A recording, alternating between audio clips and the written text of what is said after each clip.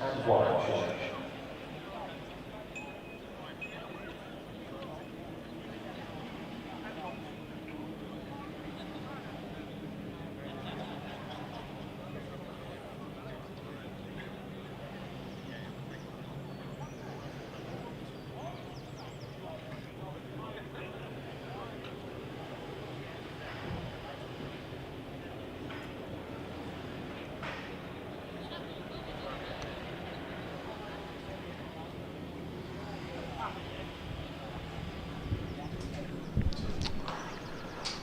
Well, a very good morning and welcome to Hove for day 2 of this county championship match between Sussex and Warwickshire. We need to do a little sound test around the ground just to make sure that the commentary is going out, and I can't see anybody waving in the stands, which is always slightly worrying. So we'll just have a little peep at our producers next door, and we seem to be going out.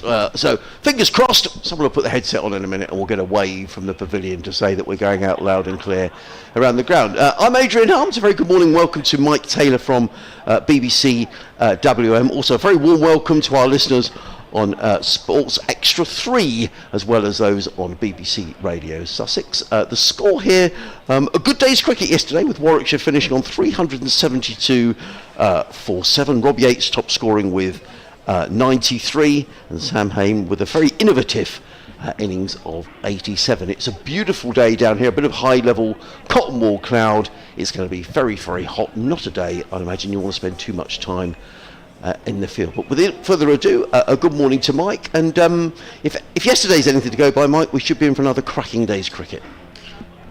Yes, I thought it was a very good day. On a good pitch, I think that's worth saying first of all, and I had a few words with Rob Yates last evening. You might have picked that up on BBC Sound if you're a Warwickshire listener. And he said that their conversation in the changing room was that they thought it was a good pitch in the sense that we were talking about yesterday. Not, I always think the traditional language is it a good pitch means can we score lots of runs on it? But if we say good pitch in the, good cricket pitch, in that there is something in it for the batters, you can score runs on it if you play well, and there's something the bowlers can get out of it. And we observed yesterday that there seemed to be some pace and carry. Rob was saying that they felt they could play shots on it, as many of them did.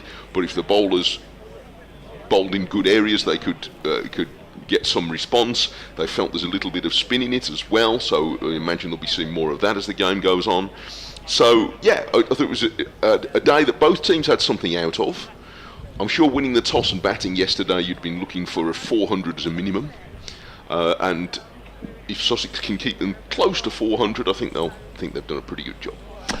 We said yesterday how important we thought the new ball would be, Mike, because before the new ball was taken, Warwickshire had only lost 4 wickets, and Ed Barnard and Sam Hain, who eventually put on 157. It was a very fine partnership between the two. The new ball was crucial, and I thought in that last hour or so, the last 16 overs, I thought Sussex bowled back, really did bowl very well, and in particular Ollie Robinson, who sometimes gets a little bit of stick for not coming back and bowling well later on in the day, but I thought he bent his back, and Sussex got themselves back into the game because it was starting to run away from them. It did. The 3 quicks, Robinson, Sandhu and Crocombe, I thought all emerged some credit.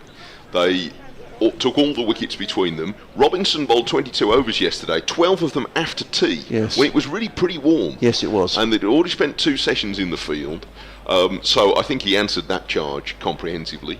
Sandhu is clearly a very skilled bowler and bowled without much luck in the morning session, but did find some lift from the pitch. And Crocombe brought the energy that they needed at the most difficult moment yesterday for Sussex, when Warwickshire were 170 for 1 in mid-afternoon, and there was a route to 500 plus at that point, and Crocombe bowled a really lively spell, got a couple of wickets, and for a while put Sussex on top. So he bowled very competitively, and now I'm sure those 3 will try and finish the job.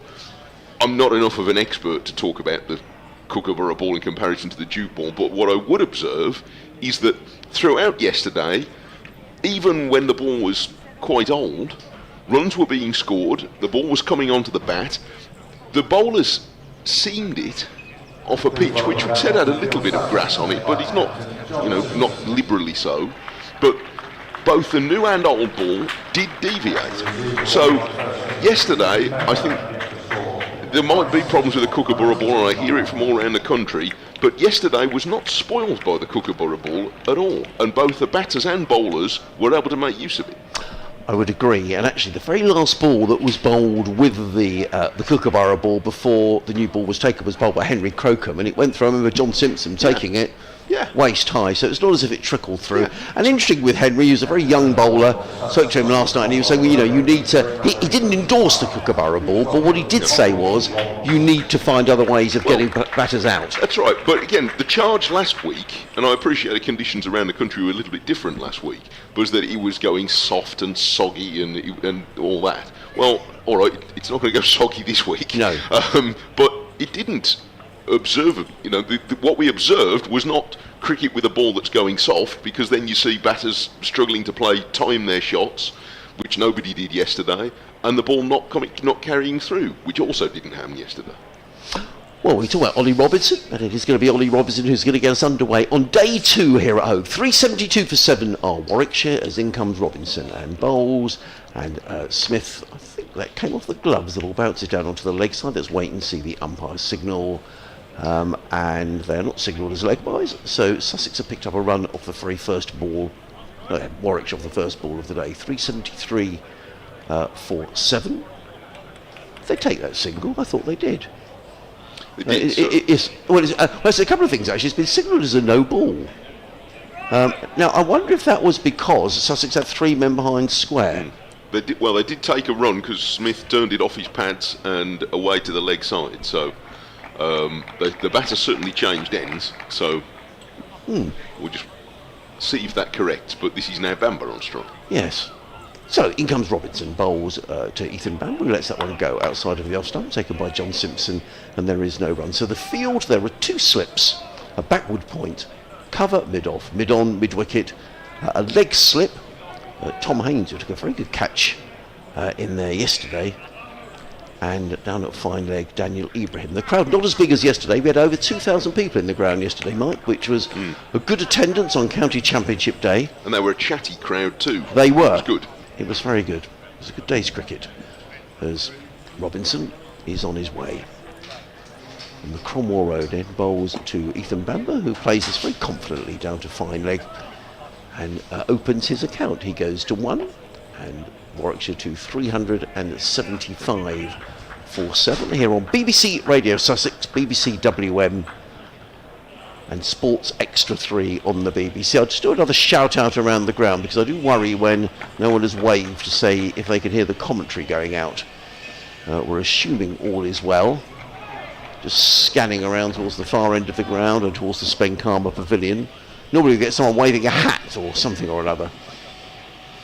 As Robinson is in, bowls, and stretching forward is Smith. Lets that one go outside of the off stump, taken by John Simpson, and there is no run. Glorious day here. There's a bit of cotton wool cloud drifting around, but the forecast is good, and as we've been hearing over the last couple of days, today is going to be a very warm day, as indeed is tomorrow, although I do think here on the coast you just get the benefit of that sea breeze, so maybe not quite as hot here as it is in other parts of the country, maybe up in the West Midlands, where I know it's very warm today.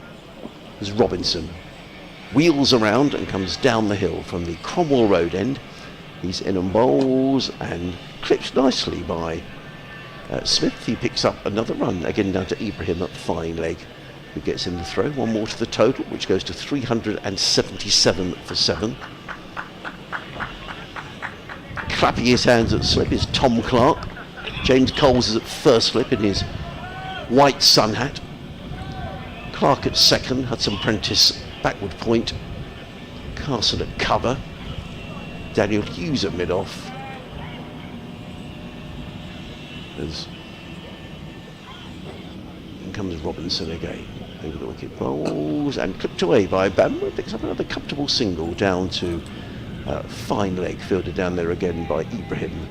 And again there is a single taken, 378 for 7. Ollie Robinson in his 23rd over of the innings, figures of 2 for 76.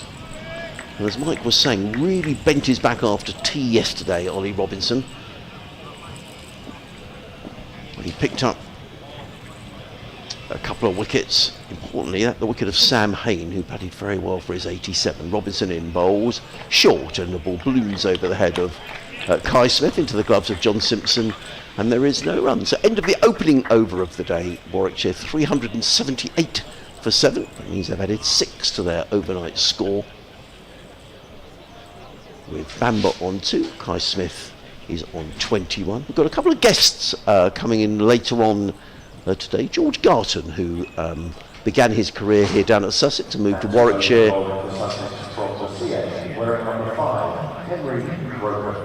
is here with the Warwickshire side, and he's going to come and have a little natter to us after 2 o'clock. And Mark Robinson, who was head coach at Warwickshire when they won the county championship 3 years ago. I spoke to Mark this morning, and he's got a new role down here at Sussex, so we'll get Mark in to have a chat to us probably after tea. Yes. So a couple of guests during the day. Yeah, it'd be good to hear from him. There are not too many championship winning coaches in Warwickshire's history, and he's one of them, and has achieved things pretty much everywhere he's been, hasn't yes, he? He has. Robinson, so he's got a formidable record. Here's Henry Crocombe, who bowled with such spirit yesterday, and he's going to bowl the first over coming up from the sea end this morning, and Ethan Bamber is pushing this away into the covers, and it's particularly in Ethan Bamber's own interests today to be hanging around for as long as he can. Not only because it's good for the team, but because it reduces the amount of time that he and the other bowlers will bowl in the on what seems as though it's going to be the hottest day of the match today. Yes. So the longer he can hang around, the happier he'll probably be. But he's beaten here by Crocombe for the first time this morning, pushing firmly forward outside the line of off stump, and beaten on the outside edge. I mean, certainly the weather is set fair for today and tomorrow. It looks a little more uncertain on Wednesday when this cooler weather is spreading down from the north, and a suggestion of some showers. So we'll just have to keep an eye on that. But certainly the next 2 days, beautiful weather. Crocombe passes the umpire and beats Bamber again. Bamber slightly overbalancing as he pushed forward at that one. He just pushed pretty firmly at the ball, and again making no contact. I was very interested in your comment yesterday, Mike, because you were talking about the Warwickshire players were saying that this is a good pitch, and it's giving a bit of help to everybody. And you mentioned that it is a skillful Warwickshire bowling attack, because when Sussex played at Edgbaston, I'll come back to that in a moment. Off goes Crocombe, passes umpire Milnes, and just drifts onto middle and leg. And Bamber's turned this very efficiently with a roll of the wrists through square leg for 4 runs. His first boundary, and not a lot of margin for error going leg side there from Crocombe, and Bamber picks him off for 4 runs. Nice shot, wasn't it? Just clipped away. Yes, the game at Edgbaston that was drawn on was a pretty flat pitch, the first game of the season. But Warwickshire were, in terms of the bowling department, there was no Rushworth, there was no Hannon Dolby. No, they were both injured at that point. Yes, they were. But they certainly, obviously, Warwickshire don't have the pace of the Sussex attack in this game. Crocombe bowls, and this is turned a little more in the air through square leg, but the fielder is pretty deep out there, so there's a comfortable single for Bamber. 3-8, 3 for 7. Yeah, the 2, possibly 3 quickest bowlers in the match are Sussex players. Crocombe, I think, probably would be, and then Sandhu and Robinson as well might be equivalent with Bamber, roughly. And they'd both be quicker than Rushworth and Hannon Dolby. Yes. So, but there are other methods that have made Rushworth and Hannon Dolby so successful. This is again drifting onto the leg stump, and Smith now picks off a run through mid-wicket. So a little untidy in his line towards the end of that over, Henry Crocombe, and concedes 6. So 384 for 7 after 2 overs this morning. Bamber is 7, and Smith has gone up to 22. So Hannon Dolby with 50 wickets in each of the last 2 championship seasons, and Rushworth last season was spoiled by injury, but did exceptionally well in his first season after moving down from Durham. And again, injuries have affected him this season, so that this will only be his 2nd championship appearance, but he took 7 wickets in the first one. had a slight hamstring niggle during the blast when he didn't play, but now he's back. Ollie Robinson, his second over of the morning, comes in and bowls to Smith, who's forward, right in behind that, plays it down the offside of the track. Robinson fields, and there is no run. We'd lovely to have your correspondence throughout the day. Sussex Sport at bbc.co.uk or WM Sport. WM.sport. Yes. At bbc.co.uk. Thank you, Mike. So either of those channels, if you've got something you'd like to talk about, then please get in touch. Yes, that game up at Edgbaston, which was the first game of the season, I can't believe where the season's going really, Mike. That was on the 4th of April. There's Robinson down the hill, in and bowls, and Smith is solidly behind. This plays to the offside, fielded there by Carson, who's got his sun hat on at mid-wicket, no run. The bowling was opened by Ethan Bamber, who actually bowled really well. He bowled 30 overs on a pretty dead pitch and took 4 for 105. Vishwa Fernando played in that game as well. He did. He opened the bowling, and Ed Barnard came on as first change. Michael Booth played as well. So this is a different Warwickshire attack than we saw on the opening game of the season. It is, and Booth has been most unlucky. I'll talk about him in a moment. Robinson in again, bowls to Smith, who's in behind. This plays it down the offside of the track. Again, there is no run. Booth played at the start of the season, and for people who don't know, he's quite a strongly built quick bowler. So he'd be a bit like Crocombe, actually. Yeah. Maybe he's a little bit taller than Crocombe, but similar sort of bowler. He's one they picked up from Durham University. He has Zimbabwean roots and will become England qualified next year. So he's still technically, I believe, an overseas for this year. So it might have been a little bit on the back burner. Robinson bowls, and Smith right in behind this again. Plays into the offside. Good line and length from Robinson. Played out to the offside, no run. But as you say, in the absence of both Hannon Dolby and Rushworth, and also Latham broke a finger in New Zealand before the start of the season, so he wasn't around. Yes. So Booth was in the team for the first game and bowled with quite a bit of fire, and did well in the first couple of games, and then was injured, as he was for a little while last season. So in the end, as things had worked out with the overseas players, with Webster being called up for Australia, he might have had more chances.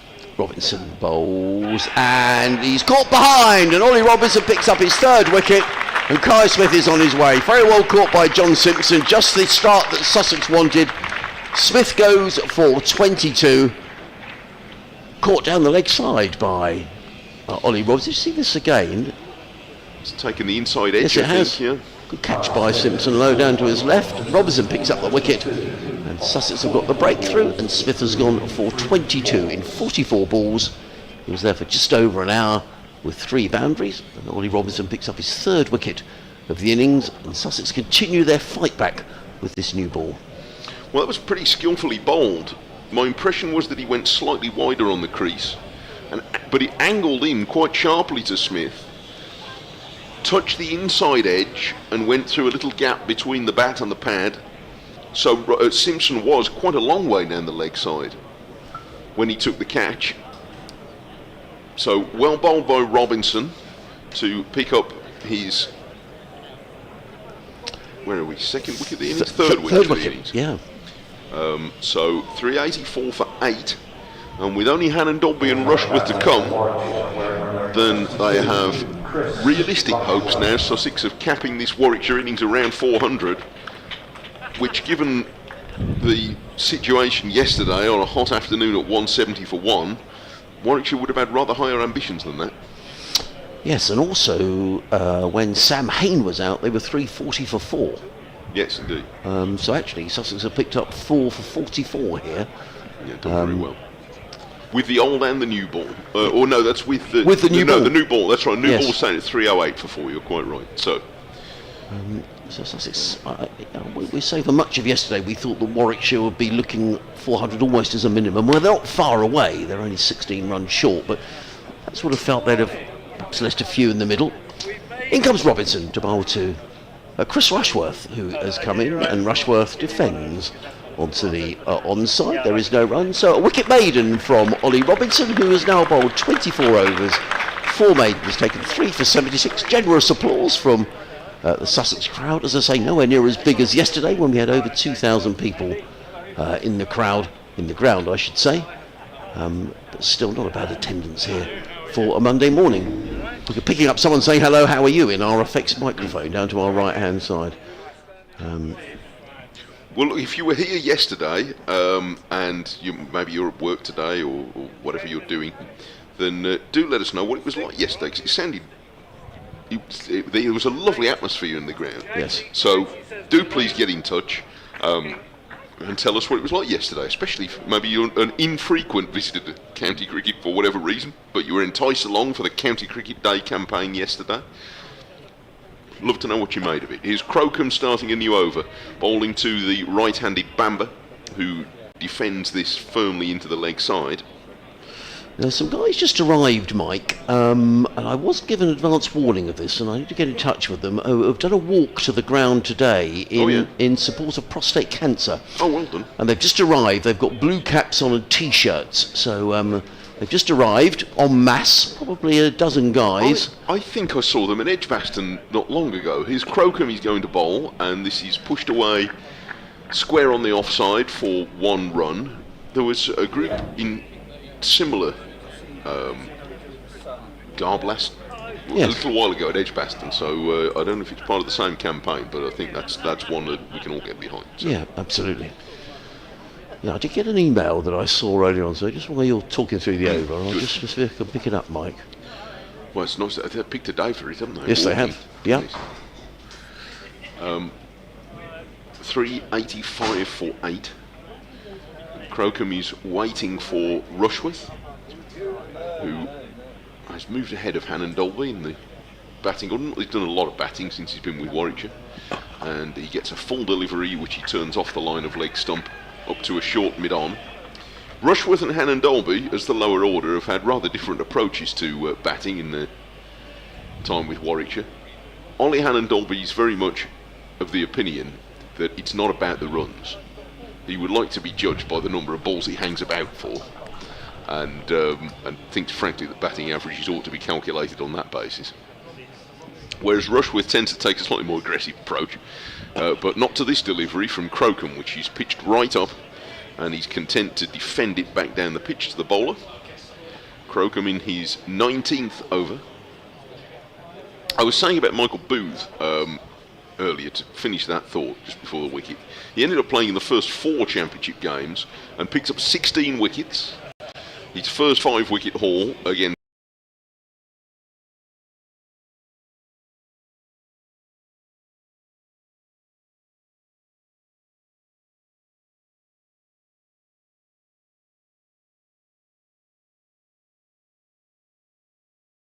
Fully fledged England qualified player, and therefore can compete on equal terms, as it were, with all the other seamers. But he certainly looked in the first 4 appearances he made at the start of this season as though he definitely made strides forward, and good for him. Now this is flicked by Rushworth in the air through square leg, and a chase out to the boundary. It's hauled in just before the rope by Coles, who I think has he come out with his jumper on again? I think that's Coles. Anyway, it's the end of the over. They've taken 2, and Rushworth is away then with 2 runs, and we've had 100 overs of Warwickshire's first innings. They're 387 for 8. So I'm just hearing that the guys who've just arrived there are from Portslade Cricket Club. They're also a member of Sussex over 60s team as well. So they've been walking this morning for prostate cancer. But I also understand there's another walk arriving here today in aid of prostate cancer, and Bob Willis's daughter is going to be amongst them. Oh, excellent. And a possibility she might come and have a natter to us after lunch, Mike. Well, that'll be good. So that'll be nice. So 387 for 8, 13 more runs needed for Warwickshire to secure a 4th batting bonus point as Robinson is in and bowls, and Bamber plays that onto the onside and picks up a single. Does Ethan Bamber, who looked very capable with the bat actually up at Edgbaston. He only made 17, but he came as a night watchman and did a good job for his county, so he certainly knows how to hold a bat. Yes, and he's made a few useful scores this season. Has attacked on a few occasions, scored some handy runs at Durham in the 10th finish there. Unbeaten 30 to help see them over the line. Robinson back to his mark. He's coming into bowl to Chris Rushworth. There's 2 not out, in and bowls, and Rushworth right in behind that, plays into the offside, and there is no run. Such a servant, Chris Rushworth, for Durham through the years. He's had 1 or 2 injury problems since he's been down at Warwickshire. Yes. He hasn't played perhaps as much as he had hoped. Would that be fair? Yes, that would be. Last season he was interrupted by injuries after a very good first season where he took 50 championship wickets. And this season so far he has been limited by injuries, so this is only his 2nd championship appearance. Robinson. In again. Bowls clipped away by Rushworth firmly to mid-wicket. There is no run, fielded there by Henry Crocombe, and there is no run. 2 slips, a 3rd man, cover mid-off, mid-on, mid-wicket, a leg gully almost, and a fine leg is the field. Wicket's already gone down this morning out of Kai Smith, who was caught by Chum Simpson going down the leg side of the bowling of Ollie Robinson, his 3rd wicket of the season. 3rd wicket of the match, I should say. 23rd of the season. Robinson in bowls, and Rushworth turns his back on that, which is not best advised, and the ball very nearly dribbles onto his stumps. Not entirely sure where that hit him. It did hit Chris Rushworth, and we'll just see where that hit him. Ooh, on the forearm. Yes. On the arm guard, I think. Yes. But he's okay. He's rather ruefully looking at his left hand as well. As I can see, Gurinder Sandhu, the tall Australian, is here with his run of 4 county championship matches for Sussex, just warming up at mid-on. Robinson is in. Bowls, and Rushworth thought a play and a miss outside of the off stump. Good bit of bowling by Robinson, luring Rushworth into the off drive. He doesn't get a nick through to Simpson, and there is no run. Yeah, but any runs they can pick up here could be quite useful if the tail could hang about and add another 50. No, totally. It'd be very annoying for Sussex as well, because they'll be eager now to get on with batting before they get too much of a sweat up again today. Robinson, final ball of his 25th over, in and bowls, and Rushworth right in behind that and plays it defensively away on the offside. There is no run, just the 1 run coming off the over. Robinson 25 overs, 4 maidens, 3 for 77. Warwickshire 388 for 8, with Ethan Bamber on 9, Chris Rushworth on 2. If you've just joined us this morning, a very good morning on Sports Extra 3 on BBC WM, BBC Radio Sussex. Adrian Harms and Mike Taylor, your commentary team today. Well, we thought that Gurinder Sandhu was warming up. He was warming up, and he's going to bowl now from the C end of the ground. For those of you who don't know Hove, there's a slope that runs from the C end here, where we're commentating from the C, about 500 yards behind the commentary box, up to the Cromwell Road end of the ground. And just one final shout out for commentary around the ground. We just like to make sure the commentary is going out with people on their headsets. If anyone is listening and they could just wave their hat in our direction, at least we would know everything is going out. I can't see anyone waving this morning, which is very unusual.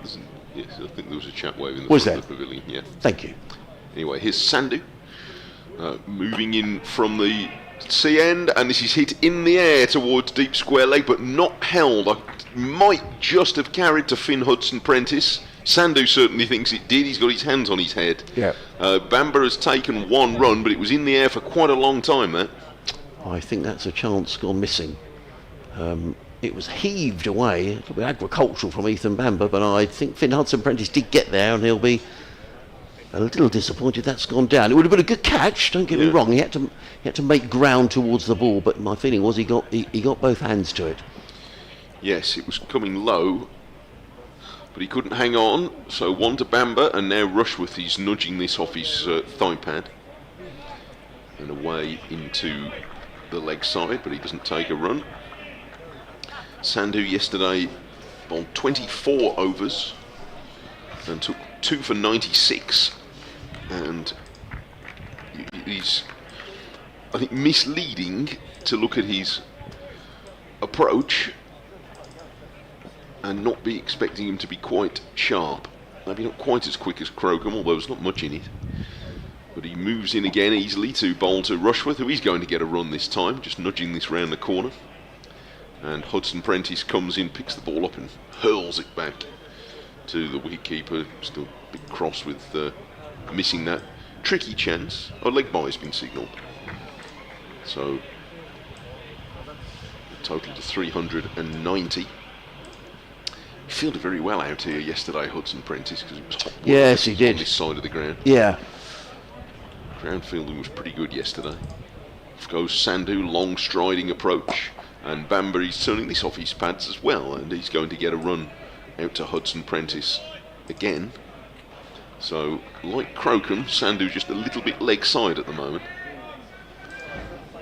A very tall man and broad with it, Sandhu. And takes a long stride. Doesn't look as though he's running especially hard, it's more of a glide up to the crease, but there's a lot of power in his action to generate the speed. And here he comes now to Rushworth, who meets him with a straight bat and plays it back past the bowler. Sandhu declines to pick it up, and it rolls up to mid-on, where Robinson is fielding under a cap and with his shades on.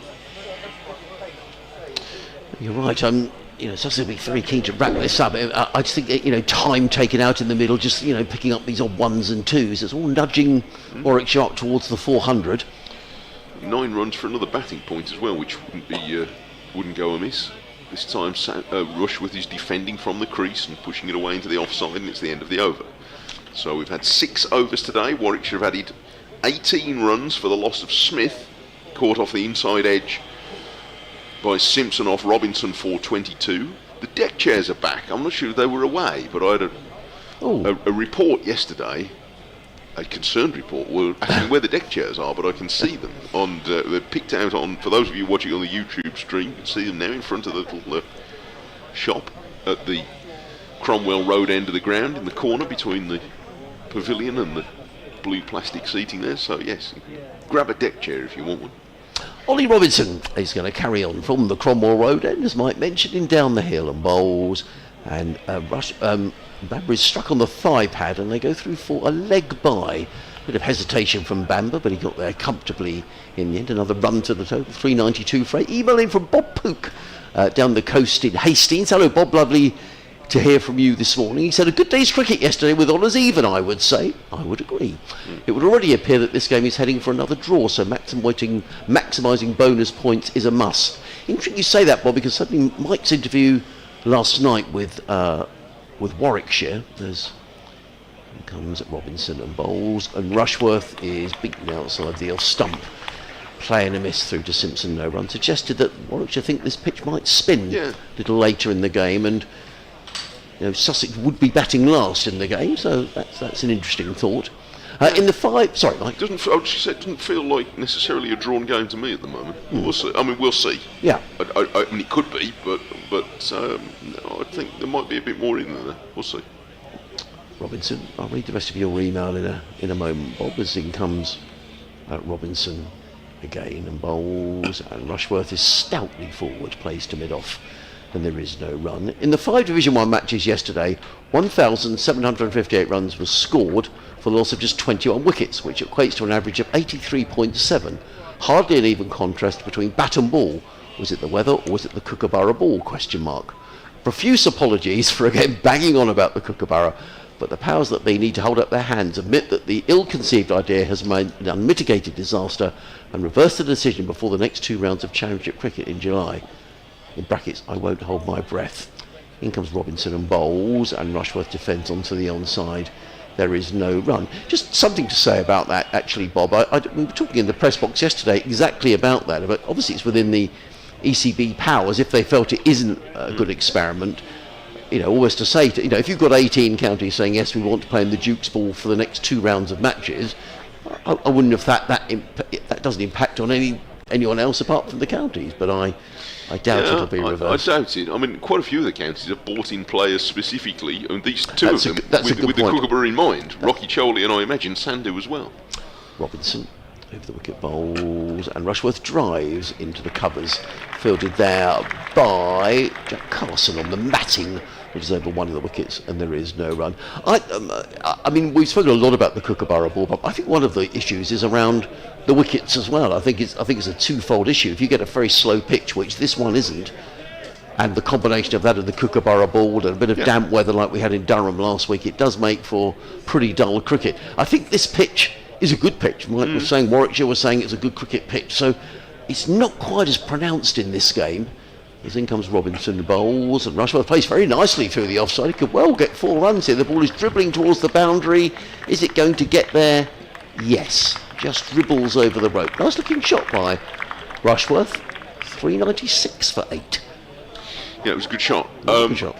Again, I mentioned this yesterday, and I completely hear what most people are saying. Not everybody is saying. I know Sam Robson today speaking up. And saying, actually, I'm not sure that this is really such a fuss. I think he got runs yesterday. Yes, so, he did. So maybe he would say that, wouldn't he? But nevertheless, there are other opinions. But I'm happy to accept the word of everybody says that it's not working. What I am interested to, and I think there should be more work into, is to why this ball that it works well in other parts of the world is not working here. I think that would be interesting to know. Sandhu bowls, and Bamber sets to pull a short ball and then pulls out of it and sways out of the way and lets it go through. So, yeah, it might be that, let's suppose we accept that it's been a failure. I think most people think so, that's fine.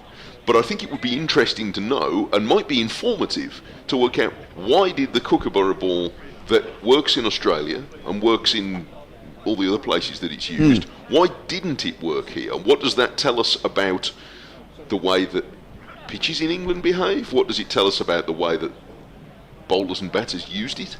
And what does it tell us about the future development making cricket balls? I think all those things would be helpful. Sandhu bowls, and this is guided down by Bamber to backward point, and he's going to get a run. Bob says sorry for the rant. It's not you don't apologise at all, Bob. And it's not a rant, and I think it's a good comment. And I think Mike has summed it up really well there. It's a conversation that needs to be had. I think it could be a useful conversation. So, what is it about conditions in England that is different to the conditions in Australia, specifically relating to the way the balls go? Again, I don't think this is a great example of the problems with the Kookaburra ball. Sandhu bowls, and this one's wide enough for the off stump for. Rush was looking rather quizzically down the pitch at that, wondering where it went. It seemed as though it went quite a long way wide of off stump. I think that seemed away from you, Mike. Let's just see this again. That was like a quick sort of leg break. Really, look at that. Yeah, and it swung a bit as well after. Miles. This is my point. You see, last week the balls went soft and soggy when it was a bit damper. This week it's dry. Arguably, it's a bit more like, let's say, Australian conditions. A bit. Sandhu would know, he's running away from us, and this time he does find the outside edge, and Rushworth is out, caught by Simpson. His second catch this morning, 397 for 9. Rushworth walks off, having nicked another ball that seamed, and while he might be disappointed to be out, I don't think he'd be all that upset to see the way that ball deviated, because it'd be him trying to do that in possibly quite a short time. That was a really good ball from Sandhu, and it did seem. So there we are. It's an interesting debate, Bob. So last week, nobody could get the ball to move off the seam. Today, Sandhu is doing that, and Sussex did it a bit yesterday, and we'll see in a little while, maybe a very short while, whether such skilled practitioners as Rushworth and Hannon Dolby, who've literally built their careers on that. Let's see how they do in this week's conditions with the Kookaburra ball, and I'm not saying that we'll all have a different opinion by the end of the day, but we might have more information. We might indeed. John Malone has been in touch from Bexhill-on-Sea, just down the coast. He says, hello Adrian and Mike, I had a lovely walk on the sand in Bexhill, tied out. Today with friends this morning. He says, I gave the gym a miss. Any news on Jofra for Tuesday and Wednesday making an appearance at Hove? For those who weren't listening yesterday, we are awaiting news from Edgbaston as to whether both Jofra Archer and Jacob Bethel will be picked for England for the Test match, because if they aren't, there is the possibility that they could return and play a part in this game. Sussex have nominated that Henry Crocombe will be replaced by Jofra Archer, and we think, or I don't think we have a specific confirmation, that Zem Malik would probably make way for Jacob Bethel. However, there's lots of if, buts and maybe in that debate. Sandhu's on his way to bowl to the left-handed Hannon Dolby, who plays an extraordinary stroke, or rather didn't play it. He sort of stood stock still, attempting, I think, to leave that, and sort of tapped it on the head involuntarily with his bat, and it went off the inside edge for 4 runs. And that's worth a bonus point, Mike. Well, it is worth a bonus point. So, well, I'm looking forward to Ollie will be going back in the dressing room telling them all about that. They didn't put a fielder there, you know, he'll be saying. Oh, look, for those of you who listen to Ollie Hannon Dolby on his podcast with my colleague Richard Wilford, you're going to be hearing all about that this week. I'm here to tell you it's 401 for 9, so it was worth a bonus point. And Sandhu's coming around the wicket to Hannon Dolby, who with, let's say, an economy of movement, defends it back up the pitch, and it's the end of the over. He's stood there almost like a mannequin to score 4 runs there, Hannon Dolby. And now he's telling Ethan Bamber all about how he did it. He certainly is. 401 for 9. So Bamber on 13, Hannon Dolby is on 4. That bonus points safely secured for Warwickshire, so 4 bonus points in the bag. So the situation we'll wait here is it's whether Archer and Bethel get picked for England. They do have the opportunity to come back here and play. Whether Sussex and Warwickshire would say, yes, we embrace that. I mean, Henry Crocombe's taken 3 wickets in this match, so whether that's enforced on Sussex and Warwickshire, I have absolutely no idea. I wouldn't have thought that they could enforce that you change a side. There's another consideration, though, which we'll come to in a moment. Robinson on his way down the hill to bowl to Ethan Bamber, and Bamber plays deftly down to third man, picks up a single. He goes to 14th, the total of 402 for 9. Yes. Oh, so you don't need to protect me then, is presumably what Hannon Dolby was saying. The other part about it is that even if, let's suppose that the test team has been selected, but you'd want to keep them around until the morning of the game in case, wouldn't you? Suppose Ollie Pope wakes up with a cold on Wednesday morning and Jacob Bethel was back down here, or Jofra Archer woke up and felt a twinge in something on Wednesday morning. You'd want, you'd want them around at least until the game has started. Yes. I would have thought at Edgbaston, by which time this one will be finished nearly.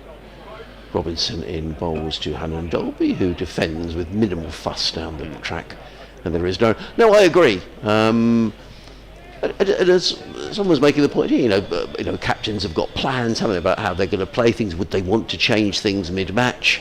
I'm sure if you get the opportunity of an exciting young bat coming into your side, or a Jofra Archer steaming in, you probably want to take that. But it does, a lot might depend on the state of the match as well, and how much benefit both those players are going to get. They've got to come from Birmingham down here, and we'll just have to see how that pans out. So the answer to your question is, Bob, I've gone all round the houses there. Yeah, we'll have to wait and see. Yeah, we'll have to wait and see. In comes Robinson down the hill and bowls. Hannon Dolby nudges that one through point and picks up a single. Now I can hear myself in my headphone. I don't know whether you can hear yourself talking, Mike. 403 for 9. Or a slight delay. With a delay, I'm not quite sure why that is. But we'll see if we can get that sorted out. Are you due an update at some point soon? Yes. Robinson wheels around. I'll speak to the studio at the end of the over. He's in on bowls, and Bamber pulls away, and that's going to go for 4 runs. I think that might have come off a bit of glove, but he's pulled the ball. It's gone almost behind Johnson, and it's another boundary. Directly over the wicketkeeper's head. In fact, he got a bit of bat on that, actually. Yeah, very high on the bat, right up by the shoulder, and it's gone more or less straight up and over the wicketkeeper. So Robinson's gone chuntering back to the top of his mark. Yes, he won't be very happy about that. He's 3-4-88 so far, Robinson, and he's got through a fair shift. He has. He's in again and bowls, and Bamber plays sort of like a sneer. He steps away to the leg side, and that was I don't wish to be disrespectful to Ethan Bamber in any way, but that was a bit agricultural, shall we say. Not a shot from the textbook. It was a very well bowled Yorker. Yeah, and he dug it out, didn't he? But he's on 18, and these are useful runs for Warwickshire, and they're just delaying Sussex here. He's broken his bat. He has. That's why there's going to be a hold-up, because he's showing it to Hannon Dolby. So, Robinson's revenge for being top-edged over the wicketkeeper for 4 has been to twang Ethan Bamber's bat. So, there's not exactly a rush on from the Warwickshire dressing room to bring him another one at the moment. But he's decided he can't carry on with that one. He's showing it to Sandhu, saying, "Do you want this for a souvenir?" Well, I think I can even see on the street. It's got a big chunk at the bottom of it. For those of you watching on this, I've got my face quite close to the screen here, but you can see there's a big groove in the corner at the end of Ethan Bamber's bat, where that happened to my son's bat in the nets at the start of the season. Oh. Cricket bats are expensive. Yeah, I know. I can confirm this. Yes, Mrs. Taylor hardly laughed at all when he bought that over. I'm sure she didn't. Big chunk taken out. I'm just going to make a quick call to the studio, Mike. Okay. I'll leave you to natter away. Natter into you, it's a living to me. Bamber's been provided with a new blade. Ollie Hannon Dolby says, "You want one of these that doesn't have a sticker on it." He's very proud of not having any stickers on his bat, Ollie Hannon Dolby. He hasn't yet told us if that's because nobody will sponsor him, having seen him bat, but anyway. Bamber's has a renewed weapon, and he's walking back to face Robinson again. He's made 18, Bamber, and Warwickshire have gone past the 4th batting point. They still have 5 more overs available. Doesn't at the moment look very likely that they're going to get another 40 odd runs to get the 5th batting point, but 4's not bad. Robinson bowls, and Bamber, he's going to get a run here, flicking this in a slightly ungainly fashion, but a very effective one, down to long leg, and it's the end of the over, so he's kept the strike, and it's 408 for 9. Bamber has gone up to 19, Hannon Dolby 5, and Warwickshire have now added 36 runs this morning in 9 overs, so they have, one way or another, managed to bowl along at quite a nice clip. And Sandhu is going to have another go. Robinson and Sandhu have shouldered a fair bit of the burden in this innings. Between them, the 3 main quick bowlers, Robinson, Sandhu and Crocombe, have bowled 72 overs in the last 24 hours and a bit, and taken all 9 of Warwickshire's wickets. Sandhu is going to dispense with the second slip. He's sending Clark back to quite a fine 3rd man. In fact, very fine. He's going to be not far off. The angle, I think, is slightly deceptive that we're sitting at, but he's not all that far away from being a long stop. And Sandhu bowls a bouncer, which Bamber ducks underneath. So they have now set a man for the top edge pull. In fact, I think Bamber, looking around the field, might be able to predict what's coming, because on the leg side there is a deep fine leg, there's a deep backward square leg, although he's not right on the rope. It's quite a long boundary on that side, so about 3/4 of the way back. There's a mid-wicket back as well, and that very fine 3rd man, and Sandhu bowls a wide down the leg side. Lost control of that one, so at the moment Bamber is winning this round without having had to play a shot. 408 for 9. Sandhu has moved back to the start of his mark to muse on that. Hannon Dolby's come to give Bamber some advice. There's also a deep point back on the boundary, or a little bit backward of square, where Davis was caught yesterday. I don't think he's going to get him much for driving in this over. Sandhu bowls him a short ball. Bamber can't resist pulling, but he doesn't make contact with it. And umpire Mills says that's 2 short balls now in the over. That one went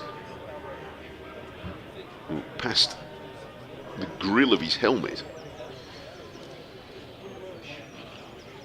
409 for 9.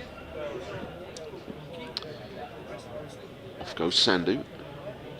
2 slips are back in. They've dispensed with the very fine third man, and Bamber is turning this off his hip for taking 1 run.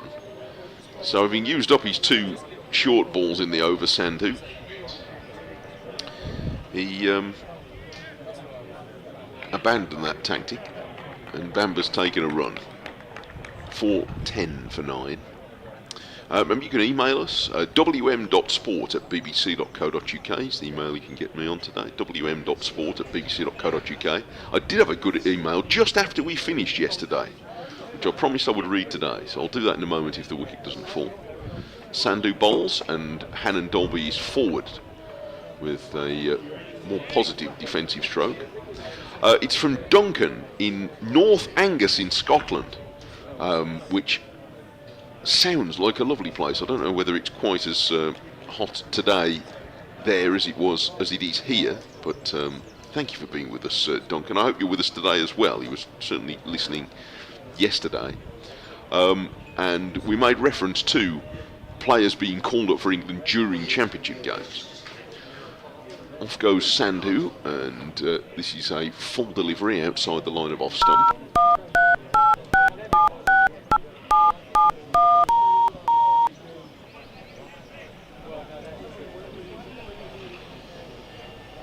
$410 for 9. Hopefully we are now back with any listeners we weren't with online for a short period of time. I think part of the line had disconnected. But so the line disconnected at your end. For those not of you happened there, but we disconnected. Now we're back on. Didn't pick up the commentary before. Hopefully you can hear us now. Here comes Sandhu, and he's running away from us, and Hannon Dolby is defending out into the offside, and it's the end of the over. 410 for 9. Bamber 20 and Hannon Dolby is 5. To Duncan then, who I was making reference to, I think Warwickshire were involved in one of the very first substitutions of games, of players during championship games, because they were called up for England. And Duncan got in touch to say, I think the first substitution did involve Warwickshire, but I believe it was David Brown who was involved. I'd mentioned Gladstone Small, and in fact they both were. It was in 1982, and David Brown was in retirement by then, but he was substituted in to a Warwickshire game against Lancashire at Southport after Gladstone Small had been called up. So thank you, Duncan, for bringing David Brown's name back into the conversation. It was a great player, mainly in the 1970s, former Warwickshire captain. Robinson starts a new over, and Bamber is defending back up the pitch on the leg side.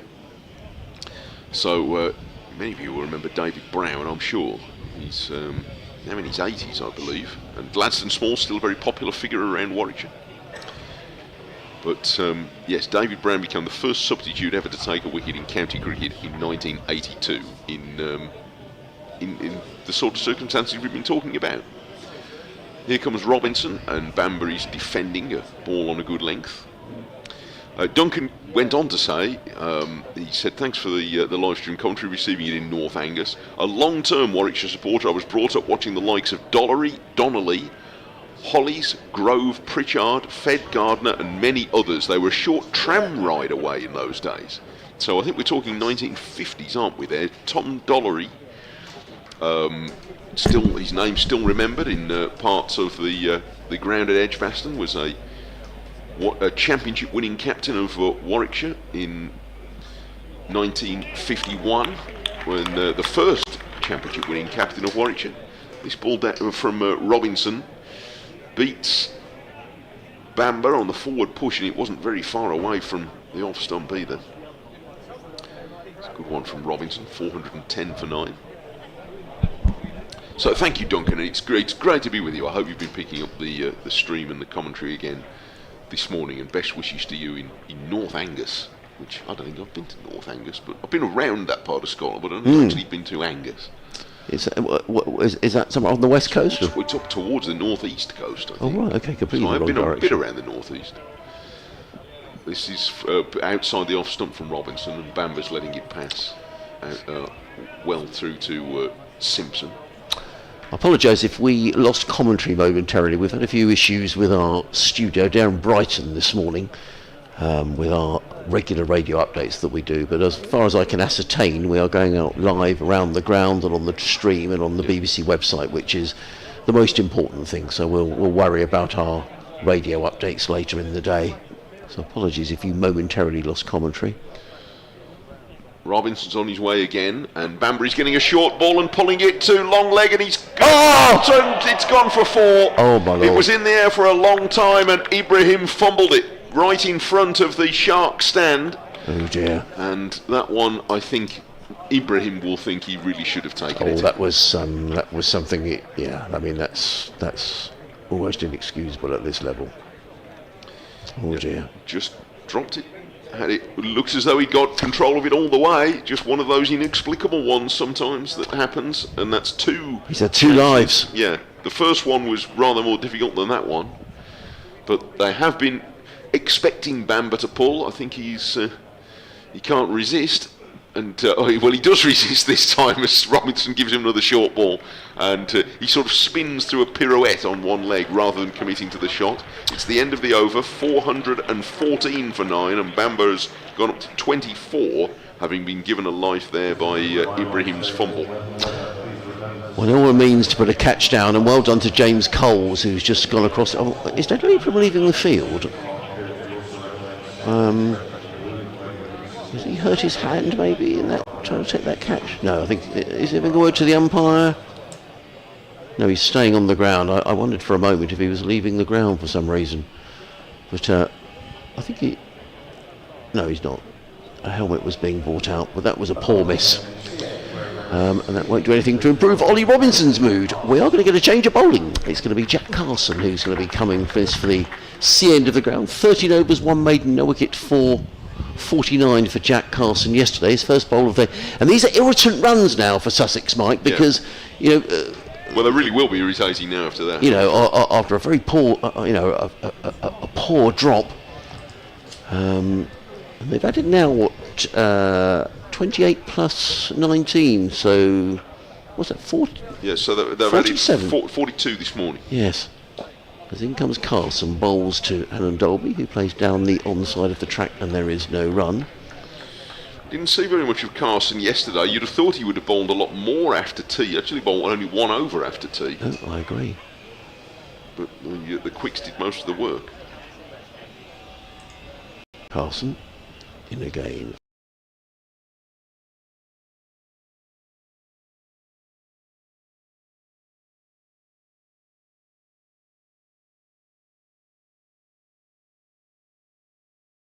And the crowd were really friendly, even bumping and chatting to a Sussex fan who travelled up from the West Country.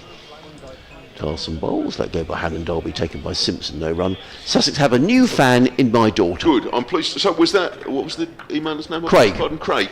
Craig, was that her first experience of live cricket at all? Because if it was, then that's exactly what County Cricket Day was all about, and I'm delighted to hear it. Carson in bowls to Hannon Dolby, who plays into the offside and picks up a single fielded by Clark. Onward Hannon Dolby, he goes to 6, the total to 415 for 9. Television coverage and online coverage and stream coverage is terrific, and there's no, Yes. it is brilliant. But the experience of watching live sport, almost any sport, is different in person, and you can argue whether it's better. I suppose there are some sports where you can see more on television, but there's something different about being there. So I wonder how many live sporting events you'd been to before. Carson bowls to Bamba, and up goes the dreaded finger, and Ethan Bamba is on his way, and Jack Carson picks up his first wicket of the innings, I should say. And Warwickshire have been bowled out here for 415. Ethan Bamba, the man, out for 24. Oliver Hannon Dolby remains unbeaten on 6. And Ibrahim owes Carson a pint of something non-alcoholic, no doubt, later on. Yes. Because it didn't cost him. Yes, cost only well, 5 runs, I suppose, including the 4 he dropped over the boundary. So, yes, it could have been worse.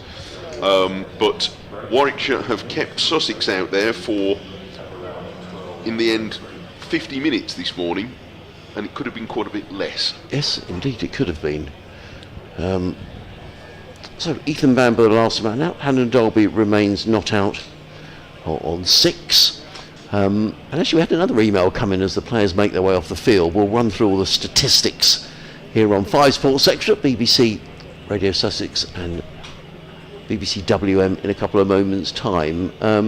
Steve Oxford had been in touch from a sunny Portslade. He said Sussex are now the only county in both divisions to have all 27 available bowling bonus points, which is a good stat. Leicestershire were the other team with maximum, but they've only taken 2 points this morning. And he says thank you for the coverage. So that's a great stat. Thank you very much, Steve, for getting in touch. The ground staff are out in the middle with their brushes and their buckets and the roller, the green roller. The stumps have been taken out and they're rolling the pitch as the players make their way up the steps of the dressing room.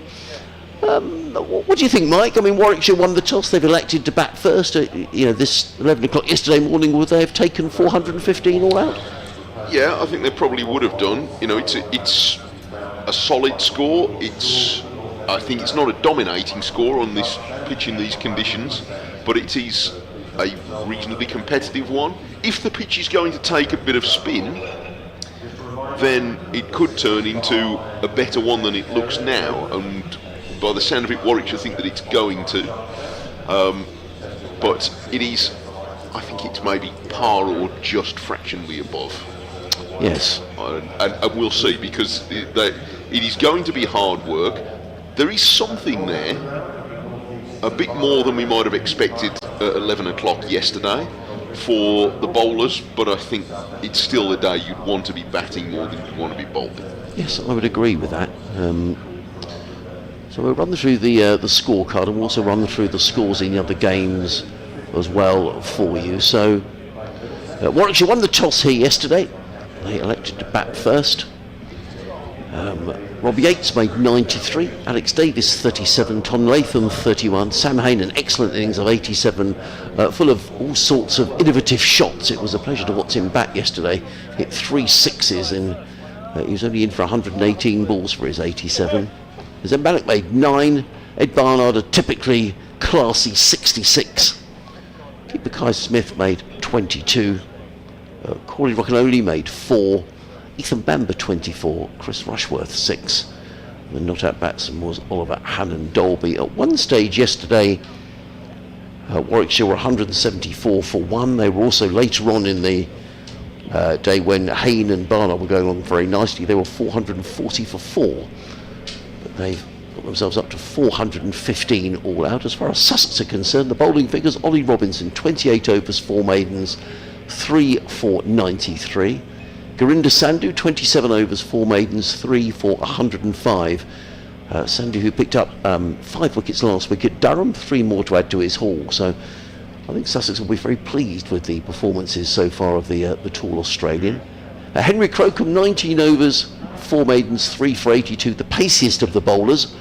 He picked up 3 of the first 4 wickets yesterday. Finn Hudson-Prentice 9 overs, 2 maidens, 0 for 32. As Mike was saying, Jack Garson didn't bowl perhaps as much as we thought he might in the innings, but nonetheless 13.5 overs, 1 maiden, 1 for 50. James Coles 9 overs, 1 maiden, 0 for 26. And Tom Clark a couple of overs, no wicket for 15. There were 7 no balls. I think 6 of those were bowled by Gurinder Sandhu. They were, yeah. 2 wides, 8 byes and 4 leg byes. Warwickshire 415 all out, and the Sussex reply will be underway shortly. So let's just rattle through some of the other scores in the county championship. Worcestershire had a very good day down at the Aegeus Bowl yesterday, and they're carrying on in similar vein today. They're 494 for 5, so they have lost a couple of wickets this morning. Nonetheless, Jake Libby is still there. He's 152 not out.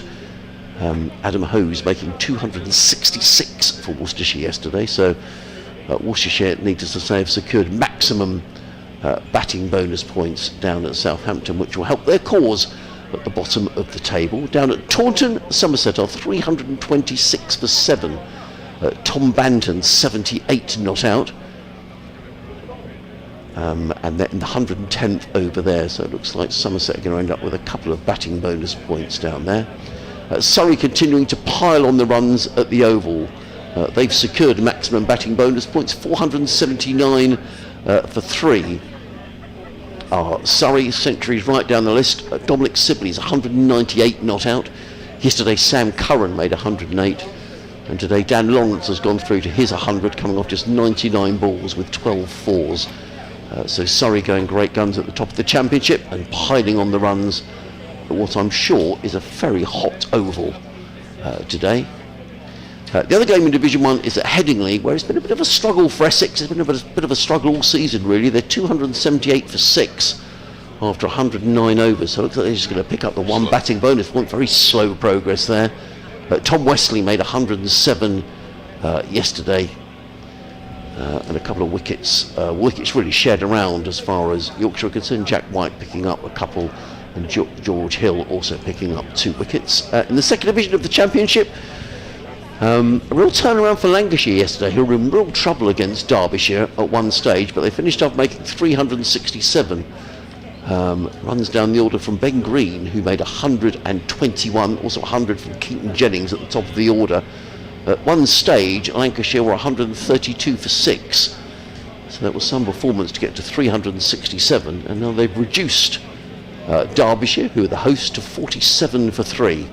Perhaps ominously though, Wayne Madsen is still there. He's 21 not out. I'm going to leave you briefly, sorry to interrupt, for an update for local radio listeners. That's fine, mate.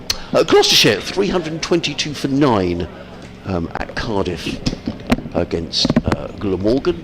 James Bracey going along very nicely. He's 95 not out.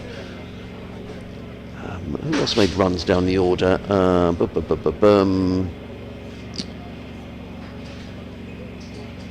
Zaman Akhtar made 58.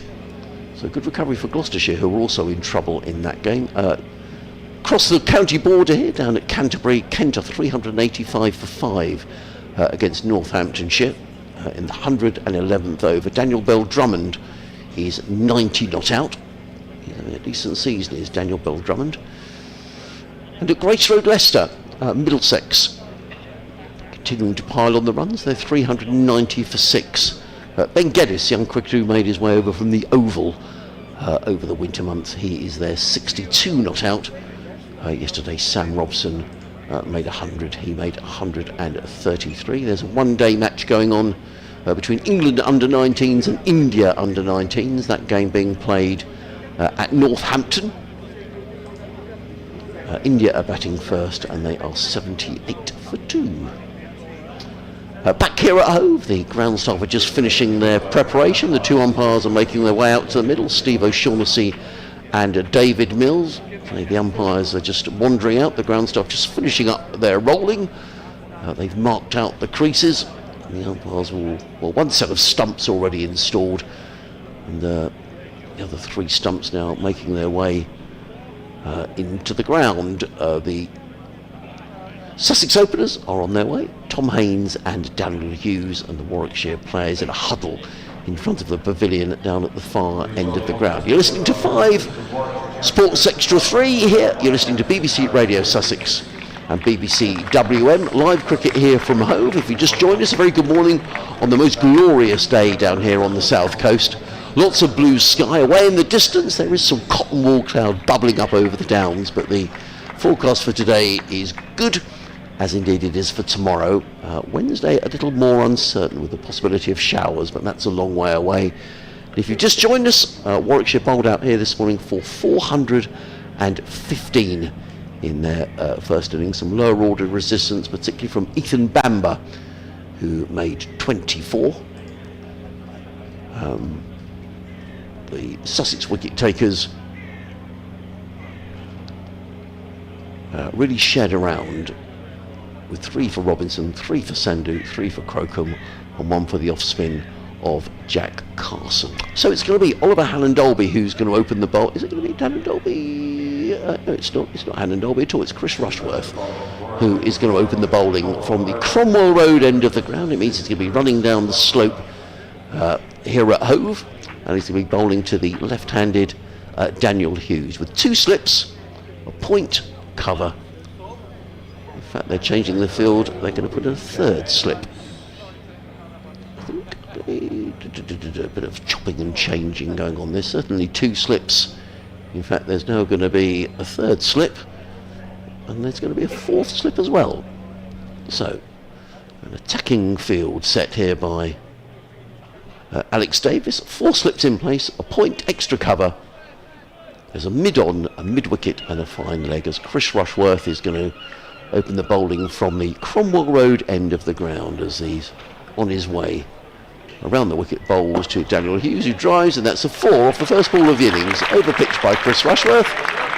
And Daniel Hughes very quickly onto that and drives the ball away. A nice juicy half volley. That's a nice ball to receive off the first ball of the innings. And he drove the ball away, threw mid off for 4 runs. So Sussex are on their way. Nice shot by Hughes. The Australian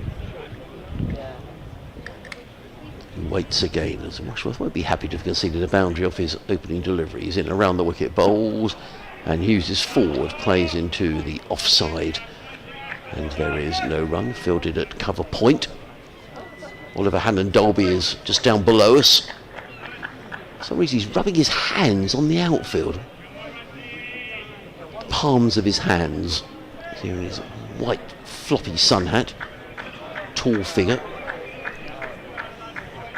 Rushworth is back to his mark at the far end of the ground and makes his way in around the wicket to bowl to Daniel Hughes, and Hughes covers up to a ball of good length and plays the ball down the onside of the track, and there is no run. Rob Yates stopped scoring in the Warwickshire innings, made 93, Sam Hain 87, Ed Barnard 66 were the main contributors for the Warwickshire, who won the toss here yesterday. As the left-handed Hughes waits. Sussex with 2 left-handed openers, the other being Tom Haynes. Rushworth is in bowls and he beats Hughes now. That's a good delivery. And throughout this game, we may be playing with the Kookaburra ball, but there's certainly been help for the seam bowlers in this game. And we were hearing earlier from Mike Taylor, our co-commentator from BBC WM, that Warwickshire was saying this is a good pitch. And a bit of help there from Rushworth. He's gone past the outside edge of Daniel Hughes into the gloves of Kai Smith, and there is no run. Rushworth turns again and is on his way from the Cromwell Road in bowls to Hughes, who drives firmly down the ground, and a good bit of fielding by Davis at mid-on. Good stop, because that looked like it could well go for a couple of runs.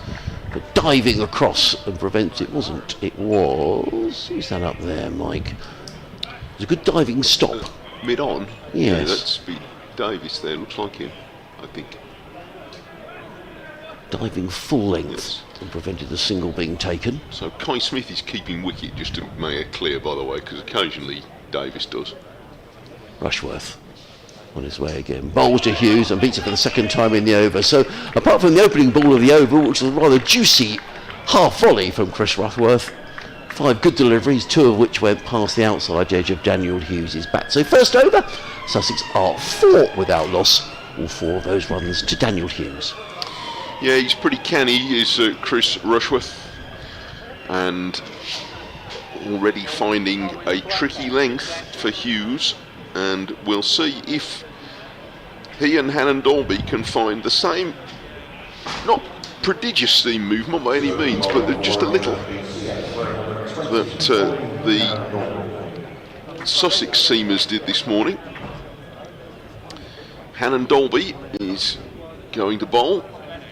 The all but shaven-headed tall figure, such a popular man around Warwickshire, and I think more widely. And he's going to bowl from the C end with 3 slips, hoping he can find the edge, but he doesn't. To the first ball for Haynes, which is pushed firmly away on the offside. 3 slips as a backward point, extra cover. Mid-off, mid-on, mid-wicket. And long leg, or deep backward square leg perhaps, in front of two parasols down in that area where I think the players' families gather. Hannon Dolby's coming round the wicket to the left-hander, and he's driven straight for 4 runs. A handsome stroke. Hannon Dolby tried to stop it in his follow-through, ended up on the ground, and that's a very confident first scoring shot from Tom Haynes. It was just a fraction too full, and it just missed the stumps on the onside of straight to bring him 4 runs. So both of these openers getting one slightly over pitch delivery to get them started.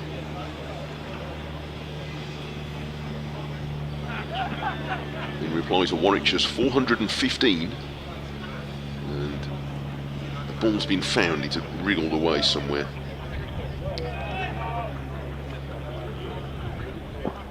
Return now to Hannon Dolby, who is just scratching the turf with his boot at the start of his run, and here he is now, getting gradually more erect as he approaches the crease, and this next one is defended from the line of middle and leg. Up to mid-on. If you were a little late on parade this morning, Warwickshire losing their last 3 wickets in a little under 12 overs today. Kai Smith caught off the inside edge by a ball that angled back in from Robinson. Catch for John Simpson for 22. Chris Rushworth edged a beautiful away seamer from Sandhu to the keeper for 6. This one Haynes turns off his pads, and he's going to get 2 runs as it's fielded just behind the square leg umpire. Rushworth gets the throw in, and they take 2, so 10 for none. And the last man out was Bamber, who'd survived 2 boundary chances. One to hand to Hudson Prentice, which was quite a tricky one. It was getting very low on him at deep square leg when he'd made 9, and then another on 20. He was dropped by Ibrahim at long leg. It's a rather more straightforward one by the standards of this level. Hannon Dolby passes the outside edge for the first time, bringing that back from around the wicket to beat Haynes on quite a firm forward push. That's the angle of delivery he's looking for, Hannon Dolby, and that one just held its line, maybe just moved away a fraction and past the outside edge. Hannon Dolby not been quite as prolific this season with the wickets as in previous ones. He's bowled steadily and economically, but only 9 championship wickets so far this year. This is driven firmly up to mid-off, Bamber fields, and it's the end of the over. Sussex are 10 without loss after 2 overs. Hughes has 4 and Haynes 6, but while they've both hit a satisfying boundary down the ground, they've both also seen that the new ball bowlers can pass the outside edge. I have a couple of more emails have trickled in the last few minutes from Riff, who says, hello Riff, says this match is a bit poignant for me. I was born and raised in Sussex and East Grinstead and emigrated to the Black Country in the 1980s. There you go. So I have memories of visiting GOS BTS, that's good old Sussex by the Sea, as a very young child. Chris Rushworth is going to carry on from the Cromwell Road end around the wicket bowls to Daniel Hughes. Let's go outside the off stump. There is no run. Riff adds, nowadays I'm a dyed-in-the-wool bear, but my claim to fame is having been gifted Fred Titmus bat after his accident since I was a very keen player. You were gifted Fred Titmus's bat? After his accident? I think we need to know more about that. Was that the accident in the Caribbean? They've gone with it, yes. He lost his toes, He lost his didn't toes, didn't he? Yeah. But anyway, how did you come by that, Riff? That's it. Well, Interesting. If it inspired you to take up the game, that's terrific. So thank you for that. Rushworth around the wicket bowls to Hughes, who's defensively forward, plays into the offside. There is no run. I also have an email which is fertile with thoughts here from John. think we might be trying to persuade John to email us again later. He says, regarding David Brown, who I mentioned a few moments ago, as being the example of the first time a substitute, as it were, was brought in because a player was called up for England duties. So slightly the reverse of what could happen in this game.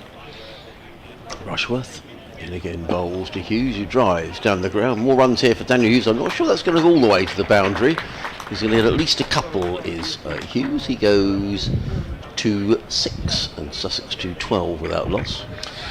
I'll let you into a secret, says John. Oh. Okay, I won't tell anybody, John. He has an unknown, or maybe not unknown, passion for jellied eels. Oh. Unusual for a bloke from the Midlands. It's something more associated with London. I won't bore you with the story of how I know. Regards, John. Rushworth. Again, bowls. Hughes took a step down the wicket then and played a curious shot. The ball ended up at third slip. You might be able to see that again. He definitely took a step down the wicket, did Daniel Hughes. And then he had to check his shot. Let's just wait again. He takes a step. It comes off the shoulder of the bat. It's the slip cordon. Now, Hayne walked down the pitch a couple of times yesterday, didn't he? Yes, he did. But and then he played one outrageous flick over the leg side for 6 off, I think, Sandu. But Haynes didn't do that. In comes Rushworth again. Hughes is forward, plays to backward point. There is no run. So interested to see if he tries to sort of affect Rushworth's length, because Rushworth can be a very dangerous player if he gets on a consistent length. But in the meantime, John, I think we want to know the story. We want to know a story about David Brown and jelly deals. Definitely. I think we do now. John, you've teased us. So yes, I think we want to be knowing that, John. If you'd be so kind, thank you. Rushworth wheels around at the Cromwell Road end. Comes in and bowls, and Hughes is forward again. So good length delivery by Chris Rushworth. That's a good over, just a couple of runs coming off the over. 12 without loss are Sussex at the end of the third over of the innings. That is a reply to the Warwickshire total early today of 415 all out. Craig has been back in touch. He spoke yesterday to say that he'd come to the cricket yesterday with his daughter. Yeah. And you raised a very good question, Mike, as to whether that was the first time she'd been to cricket, and Craig has been back in touch. Good. And he says it was her first day at the cricket since she was a 6-month-old baby 12 years ago. Okay, well that counts. Yes. She loved it and asked many questions about the game. It was fantastic. So there we are. Brilliant. That's someone who came, so there's a new cricket follower, and that's what yesterday was all about. Exactly that. That's tremendous. Hannon Dolby runs away from us, and this is clipped away into the leg side by Hughes, by Haynes, but straight to mid wicket, and there's no run. Taking children, if you can, and I appreciate that not everybody can, and in some cases it's quite an expensive thing to do, but taking children to sporting events is a special thing to do. No matter, even if it's a game going on in the local park or at your local cricket club, to be watching live sport, getting them out is a great thing. Rushworth bowls, and this is driven by Haynes up to mid-off. Didn't really time it. Not only because hopefully they might get an interest in whatever sport it is that you've taken them to. Maybe they'll even take it up. I don't know where you live, Craig, but maybe there's a cricket club near you. If there is, I'll tell you for sure they would love to see your youngsters round there watching or taking part. Wherever you are, there will be a lively cricket scene around by you. But just to enjoy live sport in person is such a special thing to take children to, and I'm sure you had a great time yesterday, as you were saying, and you will again for sure. So all to be encouraged. This is defended back down the pitch by Haynes for no run. Were you taken to any sort of live sport as a child, Adrian? Because I was. Yes, absolutely. Yeah. It's such an important thing. Yeah, it is. I mean, my football team is Chelsea, and I remember going there as a kid. The first time I went there was when I was 8, and I could just, you remember everything about it, don't you? That's exactly the point. You remember that. Hannon Dolby bowls, and it's played around the front pad to mid wicket. Just being in the crowd and the sights and the smells and just everything about it, really. Yeah, and as a parent, I find, you'd see from both sides. Totally. As a parent, it's a wonderful thing to share that with your children. So I'm sure you weren't alone yesterday, Craig, and around the country there were lots of pictures of people enjoying county cricket. But it's not always easy, and sometimes it's expensive. But whatever the level is, it's such a special thing to do. Hannon Dolby runs away from us and bowls, and this is handsomely cover-driven for 4 by Hughes. Or is it going to go? It's going to the longest corner of the ground. It's teasing Bamber, who's sprinting after it, and he fields it. A yard inside the boundary, a good chase from Ethan Bamber. They're going to have 3 runs, and that takes Sussex to 15 without loss, and that was a fine stroke from Haynes. Yeah, nicely played, but his arrow is very strong through that sort of a extra cover region, Tom Haynes. So let us know, when were you first taken to cricket, since we're talking cricket or sport? Who took you, and when did you first take your child to? Share your experiences on that if you want to. wm.sport@bbc.co.uk. But I tell you what, your child will remember. Oh, definitely. And you will remember the first time you did, I'm sure. So I'd love to hear. Here's Hannon Dolby bowls, and this is all driven off an inside edge for 4 runs. That was a false stroke. He gets 4 through square leg, but he wasn't in control of that, Daniel Hughes. The first ball he's faced from Hannon Dolby, and that was a miscue, but he's got away with it and picked up 4, and it's 19 for none, and we've had 4 overs. He has indeed, here on Sports Extra 3, BBC Radio Sussex, BBC WM, Adrian Harms, Mike Taylor, your commentary team here, a glorious sunny Hove. Warwickshire bound out for 415, Sussex 19 without loss in their reply after 4 overs. Martin Weiss has been in touch. Hello, Martin. He says it's 30 degrees here in Twickenham already. Hope you're coping with the heat. Good day to be batting for short. We're very lucky, Martin. I have to say, we've got the air conditioning hasn't been working here in the media centre so far this year, but there's been a big revamp has gone down here at Hove, and we have got the luxury of air conditioning. So we are, in fact, it got a bit chilly in here yesterday, so we turned it off for a while. Sorry. In comes Rushworth around the wicket, in and bowls to Haynes, who drives firmly to mid-off. There is no run. There's always trouble in paradise, isn't there? There is. He says, have you heard back from Paul Farbracery, Archer getting picked for the England squad? I thought he made it pretty clear in the interview last week that he didn't think Jofra should play at Edgbaston. Would you have Jofra in your England 11 if you were an England selector? Cards on the table, old chap, says Martin. Yes, I think Paul Farbrace couldn't really see the point of rushing Archer back for the Edgbaston test. In comes Rushworth, bowls, turned away by Haynes nicely through square leg. They've taken 1. Hannon Dolby's to that very quickly, and Haynes comes back equally as quickly for a second run. Good bit of running, good bit of fielding, good cricket all round. 21 without loss. Haynes goes to 11. Did he look in good order last week? Yes, he did. I mean, it was difficult to tell because it was such a slow wicket. Yeah. But when he did bend his back, there were a couple of very quick deliveries that he bowled, particularly to Emilio Gay, to give him the hurry up. So he did look in good nick, and I asked him the questions last week. Are you fit to play a test match? And he said, yes, my injuries are healed up, I'm ready to play. In comes Rushworth. Round the wicket, bowls to Haynes, who's forward, plays to mid-on, there is no run. And actually, Edgbaston test match, Holly's stand, what's not to love about that? And I would imagine he will be desperate to play. Oh, I'm sure he will. Now I'm sure he will, and that's great. Does it? On the other hand, as Paul Farbrace is making the point, England won the last Test match. Do you change your winning side, and do you take someone like Chris Wokes out the side, who plays all his cricket at Edgbaston, knows the ground like the back of his hand, or does Josh Tongue come out? That seems a bit unfair. Or Bryden Castle, who also bowled very well. In comes Rushworth, bowls to Haynes, who's forward, plays down the offside, no run. So. Who knows what England are going to do? Yeah, I mean, I think the time when if the team won a test match, the same team basically would probably play the next game, has probably gone, just because the test matches are close together now. Yeah. I mean, you've even got India saying, well, Bumrah's only going to play 3 matches in this series. Well, whatever the result is, if you were picking the best India team, it would have Bumrah in every single day. Yes. In comes Rushworth, bowls, let go outside the off stump by Haynes, and there is no run. But the Indian management saying essentially, we don't want to break him by playing 5 tests in whatever 6-7 weeks. Yeah. So when you're in that context, it doesn't protect anybody in the team because it's a winning team. They tend to look at it much more as now we're picking from, I don't know, 18 players or 16, however many it is, of which Archer will be one. Yes.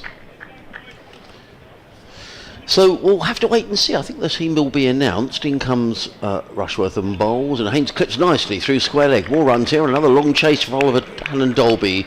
They're going to come back for 2, and I think they will settle on 2. Haynes goes to 13, Sussex to 23 without loss. It's the end of Chris Rushworth's 3rd over, 3 overs, no maidens, no wicket for 10. I think the team is announced. Well, they've got 2 days training in Birmingham, and then they'll decide, and then we may get Archer and Bethel coming. Yeah. Who knows?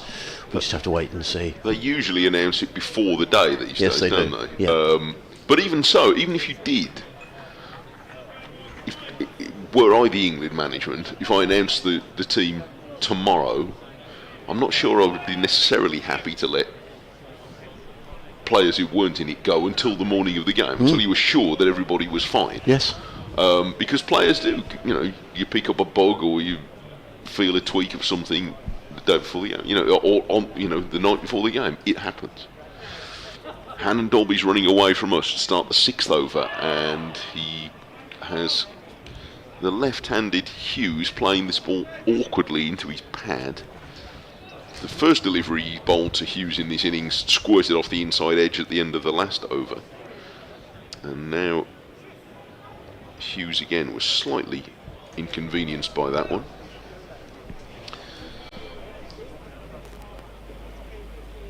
.23 without loss, replying to Warwickshire's first innings of 415. Hannon Dolby bowls, and this is glanced for 4 runs, slightly over-corrected there, looking for the leg stump. It's going to be 4 leg byes, and away down to the boundary. 27 without loss. Listeners to Sports Extra 3, I think, are now with us. So, hello to you wherever you are. Far and wide on DAB or on BBC Sounds. I hope it's as nice a day with you wherever you are as it is here in Hove. There's some fluffy cloud in the distance. Is that towards the Sussex Downs over there, Adrian? In that Yes, it is. Yes, to the north of the ground. Up. Often get clouds hanging around there. Hannon Dolby bowls, and this is again played off a thickish inside edge into the leg side, gently by Hughes, and he doesn't get a run. But if we look north from here, you can just see those tops of the clouds behind the flats. But it's otherwise a cloudless day. The sea was absolutely flat. Walking down from Brighton this morning, the only problem with it when you're walking down is you walk down the hill from the centre of Brighton, where I'm staying, and down to the steep, and you walk along the prom, and it's marvellous. And then it is quite a pronounced walk up the hill, up to the ground then. Hannon Dolby bowls, and that also comes off an inside edge, and he's going to get a run this time to square leg. Round goes Rocky Choli to field, but Hughes is finding it a little bit awkward here against Hannon Dolby. He's off strike now, but he's not started very neatly against him. Was there anyone in the sea this morning, Mike, as you made There were at 9 o'clock. Yeah. There were a few people already on the beach. Oh, yeah. Dressed for the occasion, or Not in some cases undressed for the occasion. And there were 1 or 2 in the sea. A few dog walkers out. Get the dog walk before it gets too sweaty today, I imagine. Hannon Dolby run comes round the wicket, and Haynes is pushing away on the offside. There's no run. 2 left-handers in to open the innings. We heard earlier on, Mike, from Craig, who'd brought his daughter to County Championship Day yesterday, and you were asking people when was the first time you took you were taken to a live sporting event, and David's been in touch from listening over in Marbella.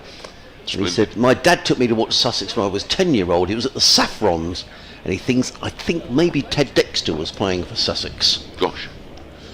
Yes, a great man here back in the 60s. This is pushed back down the pitch, and Hannon Dolby fields very neatly in his follow-through, stretching a long arm down. Wipes his brow with one of the sweatbands he always has on his wrist. And it's the end of the over. 6 overs of Sussex's reply to Warwickshire's 415 are complete. Hughes is 11, Haynes 13, and they're 25 without loss. And he goes on to say, Dave, My memory about who actually played is a bit.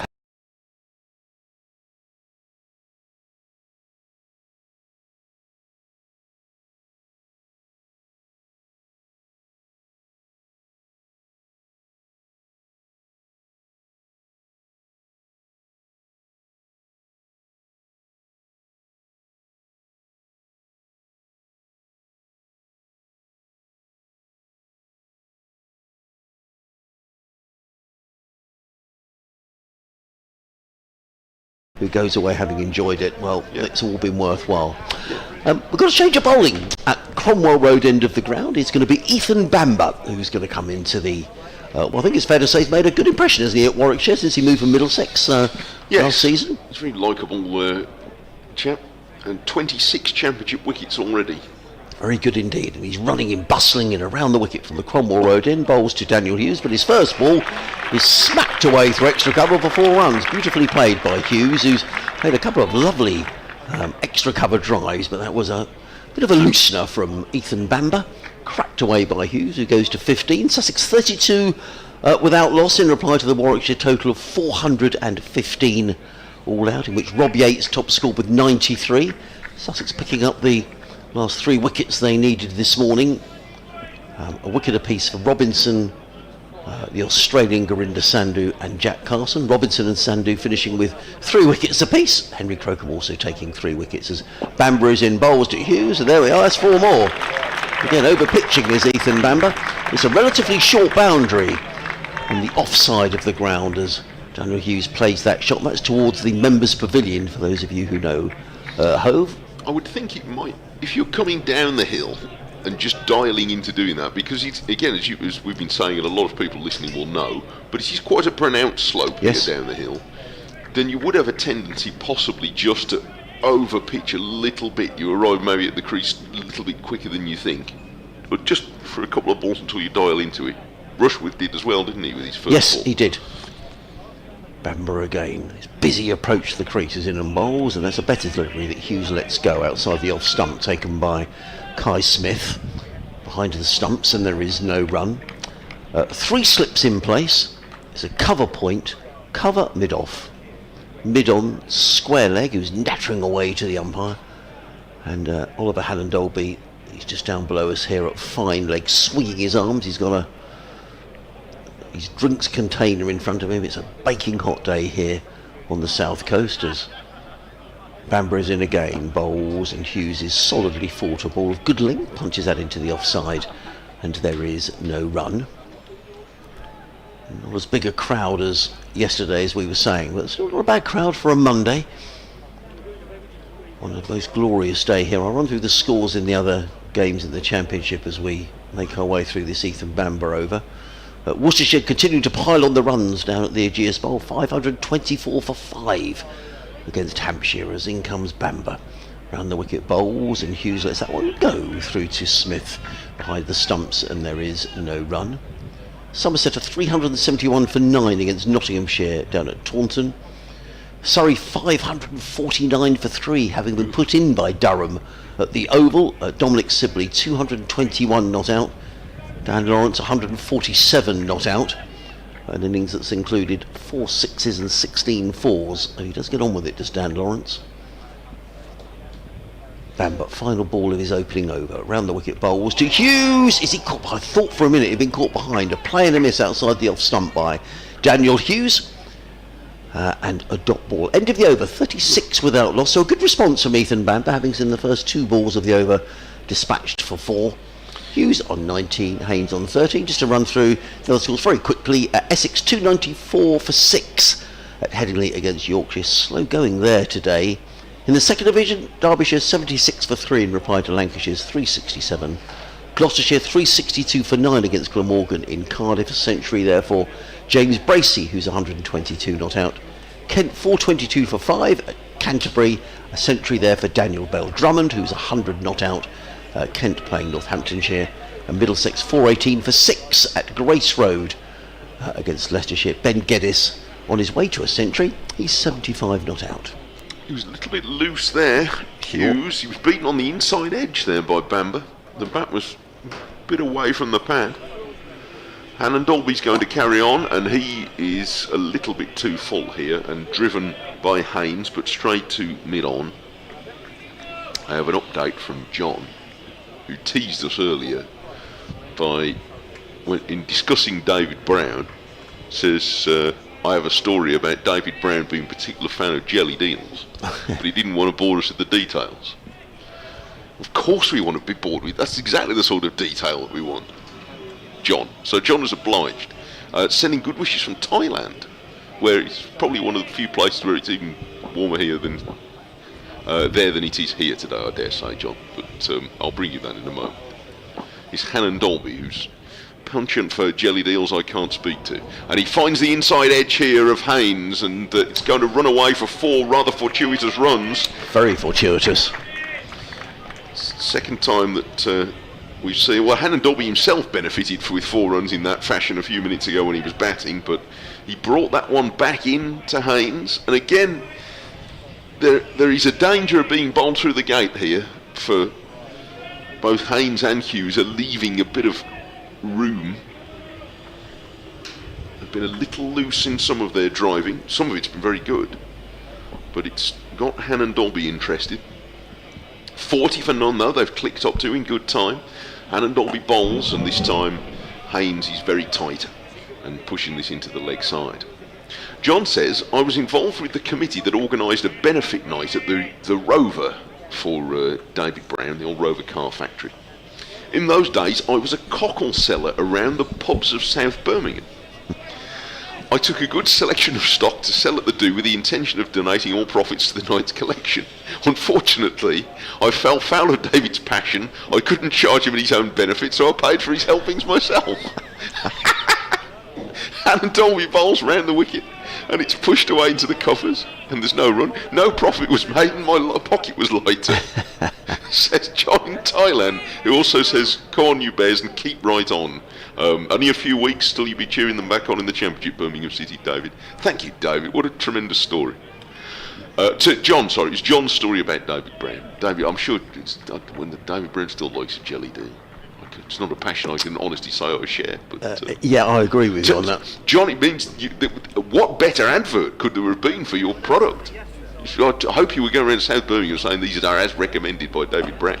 This is turned into the leg side, and there's no run. 40 for none. So that's a splendid story. Very good. I made a mistake in terms of the Yorkshire and Essex score. Oh, yes. Which I thought was at Headingley, but it's not. It's at York. Clifton Park in York. They are So York, yes. Many apologies to our listeners. Yes. A ground where Sussex played a 50-over game last year, and very enjoyable it was too. 40 for none. Hannon Dolby with just 2 slips now waiting as Haynes forward defending away on the offside, and it's the end of that. Wasn't a bad over from Hannon Dolby. It might have been his best over so far, and he certainly caused a little bit of trouble for Haynes. 40 for none in 8 overs though has given Sussex a bit of a start, even if not all of them have come out of the middle. Quite a few of them have. No, I would agree. Haynes and Hughes, the Sussex openers. We were talking earlier on about County Championship Day and people who came to the game for the first time yesterday. Martin's been in touch and talking about the first sporting event you went to as a child. Martin's been in touch. Whose first sporting memories was watching football as in comes Ethan Bamber running in from the Cromwell Road and down the hill, bowls to Hughes, who drives firmly to mid-off. There's a good tumbling save by Alex Davis at mid-off, setting the example of the skipper, and there is no run. Seeing teams with Malcolm Super Mac McDonald, Jimmy Smith and Alex Tudor, as well as many others that he recalls watching play. So thank you, Martin. What are your early sporting memories of going to a sporting event with your parents? In comes Bamber, bowls, and Hughes is forward, plays into the offside, no run. He's settled into a good line. Here is Ethan Bamber. His first 2 deliveries went for 4. It's so important, I think, seeing sport in person if you can, youngster. If only for anybody who takes up sport, and a few people go on to play professionally, but even if you just enjoy it at any level, you've got to see somebody doing it first before you can do it, and it makes so much more of an impression if you're seeing it in person. Bamber bowls, and Hughes played it onto his foot, and he's now hopping around at the crease, is the Australian. Yeah. I don't know why I'm laughing. It's always uncomfortable when that happens. He wanders away to square leg. He's okay. 3 slips in place. There's a backward point, cover mid-off. Mid-on, mid-wicket, and a fine leg. Sussex 40 without loss in reply to the Warwickshire total of 415. That one came off the inside edge as well. I wonder if wherever it caught him, missed the pad. In comes Bamber bowls, and Hughes drives into the offside. Good bit of fielding by Davis at mid-off. And again, there is no runs. There's been quite a few that have come off the inside edge now. Yes. Either they've gone away for runs, or on that occasion it went into his leg or the pad. Which maybe suggests that there is just a little bit of seam movement. Not a lot, but a little bit. Worth reiterating for those listeners who perhaps just joined us on 5 Sports Extra that Warwickshire said last night they think this is a good pitch. Yeah. As in comes Bamber bowls, and again good carry through to Kai Smith behind the stumps. So what they meant by that was it doesn't mean it's a good pitch and you can score zillions of runs, although Warwickshire have made a decent total. But the feeling was there's a little bit in this pitch for the bowlers, and it will turn a little later on. So certainly not the road that we've seen on some grounds around the country this season. A good cricket pitch. That's the A point. good cricket pitch. Yeah, thank you, Mike. In comes Bamber again, bowls, and Hughes defends down the onside of the track. There's a good maiden over from Ethan Bamber. He's settled into a good line here. 2 overs, 1 maiden, no wicket for 8. Sussex 40 without loss. Hughes on 19, Haynes on 17. More reaction to your question about seeing sport as a child. You're asking about childhood memories, says Ian Shin. I can remember, unfortunately vaguely, my father taking me to Lord's to see England with John Snow bowling and taking wickets. Fantastic. I have a clearer memory of my dad taking me to see Spurs v Leicester. Spurs won 6-2 and Jimmy Greaves got a hat-trick. Really enjoyable. I've been back to Lord's more than I went to White Hart Lane, says Ian. Marvellous. So there we are. Yeah, and there's a very good example at Edgbaston last week of this. I'll talk about that in a moment, because I think it's pertinent far beyond Edgbaston. They did very well with it. Hannon Dolby starts a new over, and he's 5th in this spell, and Haynes is defending back down the pitch. We've covered Warwickshire are one of the counties with a Tier 1 women's team. Yes. So, and they're playing, quite a few of the Tier 2 counties are as well, but we're playing a lot of double-headed games in the Blast.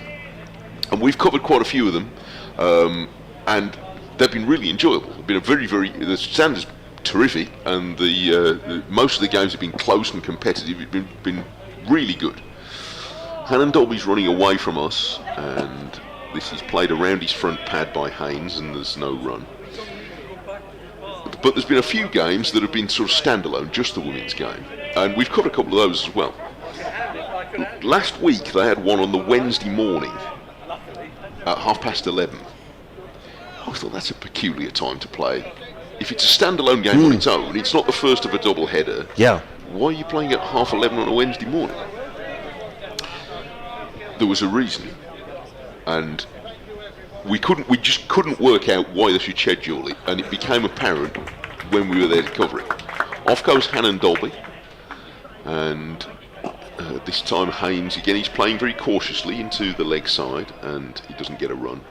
The reason was Warwickshire had got on to Essex and said would they be happy with it, and they were. They said let's play it at 11:30 in the morning so that it fits in the school day and we can arrange lots of school parties to come. And there were something of the order of 1,500 school children. Wow, yeah. I have to say I didn't count, but many of them were girls coming to watch professional women's cricket. Hannon Dolby round the wicket bowls, and Haynes defends up to mid-off. And they made a terrific atmosphere. They really bought into it. Warwickshire gave it the full blast, PA and full experience, the whole lot. And there were a few other people in the ground as well. similar as you would expect on, like today, a championship game on a midweek morning. There were a few other people in the ground, but they put all the skunkins in the holly stand, had the pitch a bit over on that side, so they had a good view from there. They made a great noise, and it was all done so they could be back home for the end of the school day, which school trips, they like to have that these days. Hannon Dolby bowls again, and once more Haynes is playing defensively away into the offside. So if only a few percent of those youngsters, and especially girls there's not been that level of professional cricket around, apart from the internationals occasionally, to go and see. It's one thing to see it on television, but you wouldn't have seen it on television probably very much, apart from the 100 in the last couple of years, if you weren't already with a family who were paying for a subscription because they're already into cricket, in which case you probably are as well. Yes. But there'll be youngsters there, maybe quite a few, who were at a live sporting event for the first time. And if only a few say, I could do that. And where is there a cricket club near me? How can I play? Get onto their teachers. How can I play cricket? Then it's repaid the experiment. So we couldn't work it out until we saw it and heard it. And that's why. And I thought it was terrific and ought to be encouraged. And Warwickshire and Essex, because they had to sort of buy into it as well. And the players were really good sports with it, and it was such a good occasion. This is turned off his pads. The last ball of Hannon Dolby's over into the leg side by Haynes. It's a maiden, 2 maidens in a row, and it's 40 without loss in 10 overs. So I hope other counties can. Indeed. That's a good example, and there may be one or two already have, and they deserve supporting if so. But I just thought that was a great thing to do. Near the end of the school year, schools want to take youngsters out, and it sounded like they enjoyed it. They made enough revenue. I'm sure they did.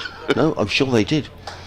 The first sporting event I went to was day 5 of the Lord's Test against India in 2011, says John Sharp. The queues to get in and buy tickets snaked around the ground and over the road. We're talking here on 5 Sports Extra, BBC Radio Sussex and BBC WM about the first time you went to a sporting event. As in comes Ethan Bamber around the wicket, bowls to Daniel Hughes, who nudges that onto the onside, and there is no run. Warwickshire have got the squeeze on here. That's 13 balls without a run, as the runs are just drying up slightly, but Sussex will be pleased with their start. 40 without loss.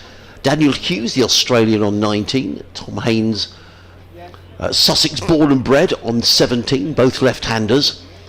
I've just seen on the screen a picture of George Garton, who you were talking about earlier. Looked very much as though he was putting his boots on, so maybe he's going out to do a bit of subfield. Oh, there we go. Here comes Bamber, bowls right on round the wicket, taken by Smith. There is no run yet. George Garton, who's going to come out of a natter to us at about 2 o'clock today. We also hope to speak to Mark Robinson, the former Warwickshire and Sussex coach, England women's coach as well, who's got a new role down here at Hove, and we're hoping to speak to Mark probably sometime after tea today to hear all about what he's up to now. To be fair, George looks as though he's now doing the crossword. Yes. Just there on the stream. There's also a possibility we hear. There's just break off for a moment as comes Ethan Bamber around the wicket, bowls, and Hughes is forward, plays into the offside. Again, there is no run. That's 15 balls without a run. There's been a couple of walks today, culminating here at Hove in aid of a wonderful cause, prostate cancer, and investigations into the dreadful disease. Some gentlemen away to our right-hand side who are dressed in blue caps and white shirts. They've made their way to the ground, and we understand there's a bigger group who are arriving here around about lunchtime. In fact, you can see a picture on the live stream of the gentleman concerned now, sitting there just down to our right-hand side. As in comes Bamber, bowls, and Hughes drives to mid-off. There is no run. It is another dot ball. And we understand that Bob Willis's daughter is going to be amongst that group. So Bob Willis, of course, who played with distinction at Warwickshire. Yes, he did, yeah. Many moons ago. Educated in Guildford. That was his hometown. At the grammar school in the town. Played, of course, for Surrey in the early part of his career. In comes Bamber, racing in, bowls, Hughes is forward. This is very good by Warwickshire. That's 17 balls on the trot without a run being scored. I would imagine that these Sussex openers, what have we got, Mike? Another 10 minutes or so to go until lunch. They won't be playing for lunch quite yet, but these two have bowled a good line and length. And we were saying earlier on with Gurinder Sandhu, the first time he'd have played cricket on this ground, it's sometimes not easy initially with the slope to get used to the contours of the ground. And Bamba's first 2 balls went for boundaries, but he's settled into a good line since then. He's in and bowls and clipped away. But just as I say that, he's clipped down the ground, and there's going to be 4 runs. Over pitching for the first time in the over, and eased down the ground by Daniel Hughes. Nice looking shot, which breaks the run of 17 balls without a run. Hughes goes to 23, and at the end of the over, Sussex are 44 without loss. Yeah, the bowlers so far have erred on the side of being full, and occasionally they've gone a bit too full, and when they have, there's proved to be very little margin for error, and it's brought some boundaries. But they're having to maybe bowl a different way just because they don't have quite the pacey threat that the Sussex attack have. So Sandhu, for example, a very tall man with a bit of pace, hit quite a hard length early on and made it awkward for Alex Davies, particularly yesterday morning. But Warwickshire's bowlers having to work in a different way to that, and have caused some threat in those few overs, found the inside edge a few times without getting some luck. But now we're going to get a change of rhythm, because for the first time Corey Rocky Choli is going to bowl his off breaks from the C end. He had quite a long practice on the outfield bowling up the hill earlier. Well, arrived at the ground playing his second championship match from Australia. Has quite a high action, tallish man, rather dainty approach to the crease. Comes in on the balls of his feet, and now bowls, beats a big drive from Haynes first up. Nothing like having a look at the bowling, no, Tom. that was nothing like having a look at the bowling, but yes, he's missed that. So early encouragement for Rocky Choli, who comes round the wicket again and just drifts onto the pads, and that might have been a technical chance to short leg. It was flicked in the air and seemed to go through the body of the short leg fielder, but one of those had to be an instinctive one that just either stuck in the hand or didn't. But a run for Haynes goes to 18. Slip and a short leg, the close field for Hughes as well, and that one's leaked down the leg side and glanced away for 4 runs. 4 byes, yes. in fact. So what if that turned a little bit? No, but it was just down the leg side. Yes. That's not a great delivery. No, just fired it down. I think he's coming from round the wicket, and yeah, that was a loose ball, and Smith didn't get across in time for that. So 4 byes, taking Sussex to 49. Rocky Choli round the wicket again. That's a better line, and it's defended off stump by Hughes. Steps away into the leg side for a few moments while he waits for Rocky Choli. Quite a busy rhythmical approach from Rocky Choli, and he draws Hughes forward in defence very cautiously, pushing the ball away into the covers. Daniel Hughes is a New South Wales player, so these two have been in contest in the Sheffield Shield a few times, you'd have thought. Rocky Choli bowls and Hughes defends from in front of his front pad. It's the end of the over. So 5 altogether from that over, including the 4 byes, and at the end of it Sussex are 49 without loss, with Hughes 23 and Haynes 18. Duncan Holding, who's in Southport, but he's a Warwickshire man, has been in touch. He says, "Good afternoon, chaps. Thank you for the coverage. My dad played cricket and encouraged me to do the same, and I tried the same thing with my own lad when he was about 7. Took him to the local cricket club a couple of times, but he didn't like it and decided on golf instead. By the time he was 16, he was playing off 2, so he made the correct choice." Well, yeah, we're still playing sport. That's the main thing. That's the thing. Yeah, it's all right. If cricket wasn't for him, that's fine. But yeah, getting involved in sport, getting them out. Yeah, absolutely. Thank you, Duncan. These days, get away from the screen. Well, quite. In comes Bamber, bowl, short delivery, balloons over the head of Haynes through to keeper Smith. There is no run. Look, for anybody who has even the slightest involvement with sport, I suppose we count as that in a rather oblique way doing this, but sport is a special thing. Yes. You know, and It does. there are far more important things in the world.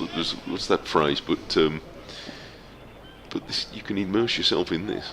Bamber in bowls, foot down the leg side. There's an appeal. Tom Haynes wanders away to square leg. It wasn't a thoroughly convincing appeal. I think Haynes is probably more annoyed he didn't clap that one away down to fine leg for runs. But yeah, Bamber liked it. I'm not sure the slips were so convinced. no.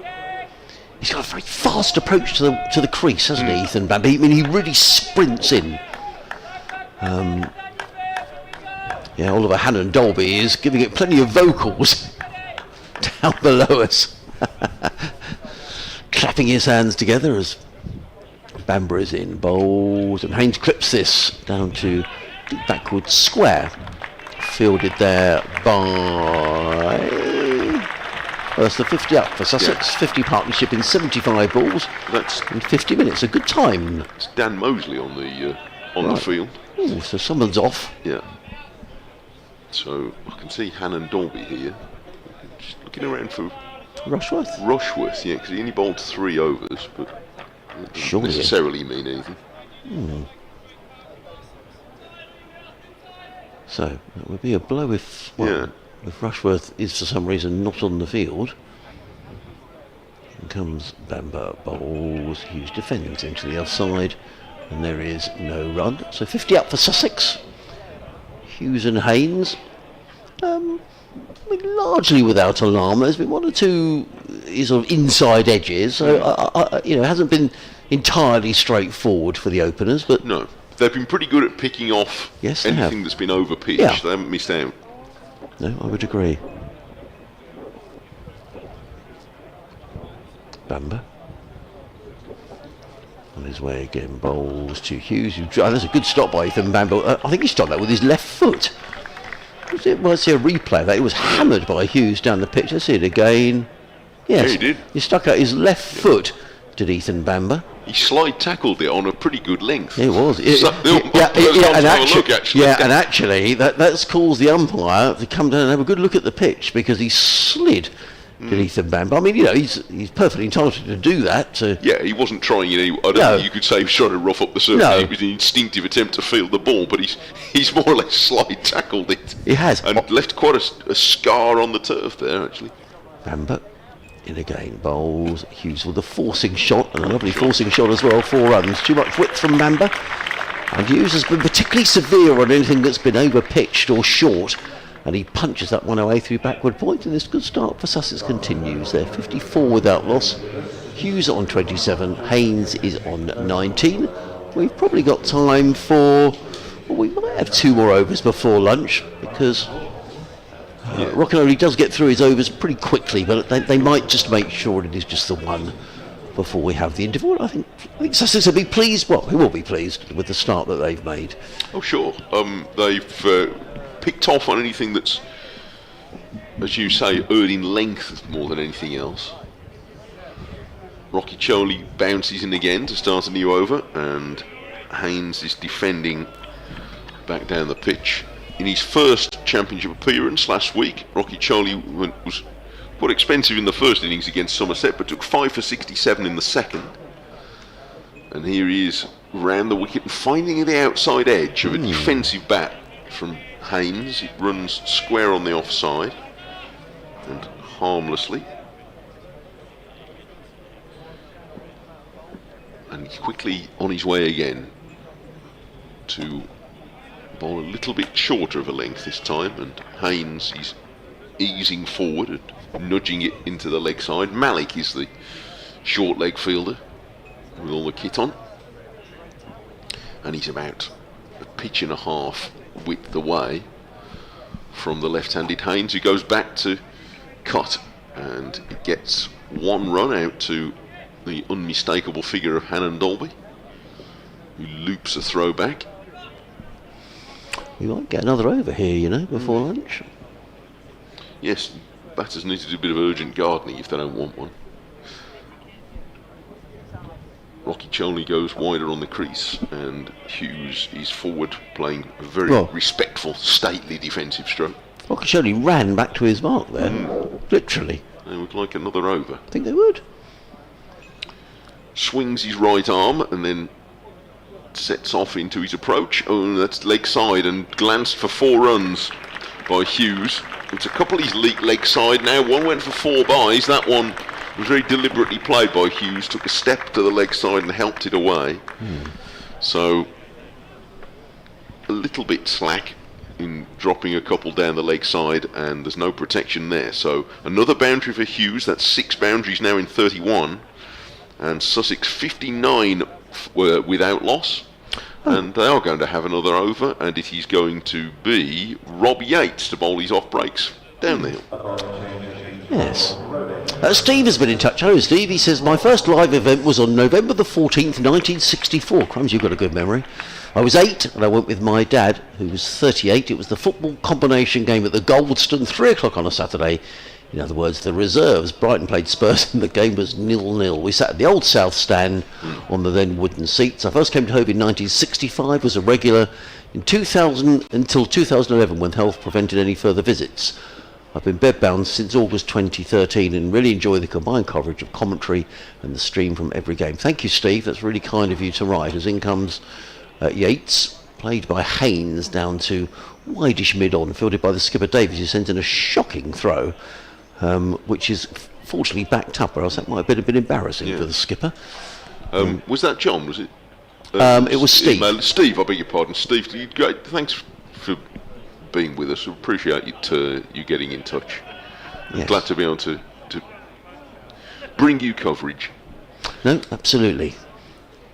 In comes Yates, and driven by Hughes to mid-off, and there is no run. Sussex 60 for loss, without loss. Haynes 21, Hughes 31. Just going to nip next door. Peter emails to say Rocky Cholney's action reminds him of Dan Lawrence, but not quite as extreme. It is a bit. Yeah. Yates in, bowls to Hughes, who plays down the track, and there is no run. A slip and a short leg are the only close fielders. And let's go off to do his update for the listeners on BBC WM. And we've actually got a delay now for some reason. I'm not entirely sure why. There's going to be a fielding change. So Davis, the skipper, is coming into a leg slip position. So there's now a slip, a leg slip, and a short leg.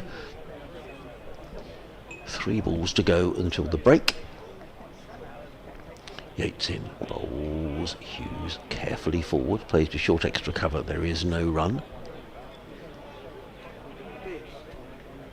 3 men saving one on the offside, there's a mid-on as well, and a deep backward square as Yates right arm around the wicket in and bowls. Hughes stretches forward, plays out into the offside, and there is no run. So 1 more ball to go until the break. Sussex 60 without loss. This would be the final ball of the 15th over. So Sussex going along at 4 and over, which they'll be very pleased if they can carry on for the rest of the day. Yates is in bowls, Hughes is forward, so Rob Yates bowls the last ball before lunch, and that is indeed the lunch break, with Sussex 60 without loss. Daniel Hughes on 21, Tom Haynes on 21. That all in reply to the Warwickshire total of 415. So thank you for listening. Thank you very much for all your emails throughout the morning. We're going to take a break and have a bit of lunch. And Mike and myself, Adrian Harms, will be back with you in about 35 minutes for the resumption of play here at Hove. Thank you for your company, and we'll speak to you shortly.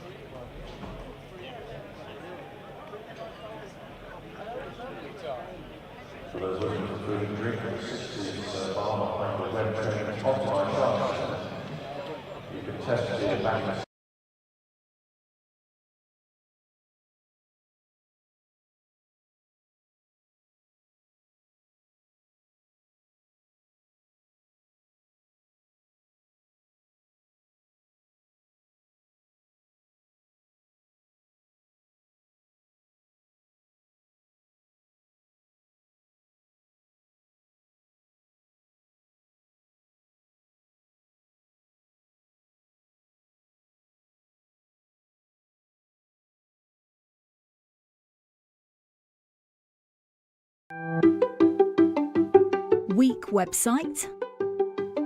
It could be a superstar. We do A/B testing, personalisation, social proof, product recommendations, baseline analysis to bring your bottom line over the line. Visit webtrends-optimise.com or call 0333 444 5502 today.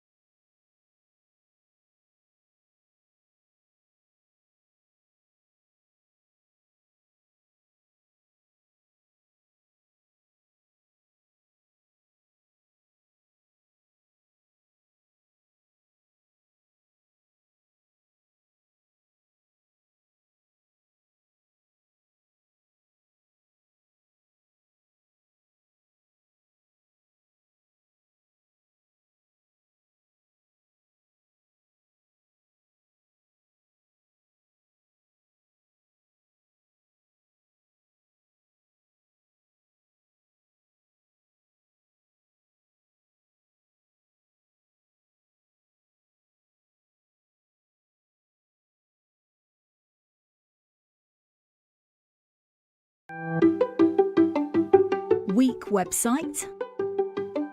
It could be a superstar. We do A/B testing, personalisation, social proof, product recommendations, baseline analysis to bring your bottom line over the line. Visit webtrends-optimise.com or call 0333 444 5502 today.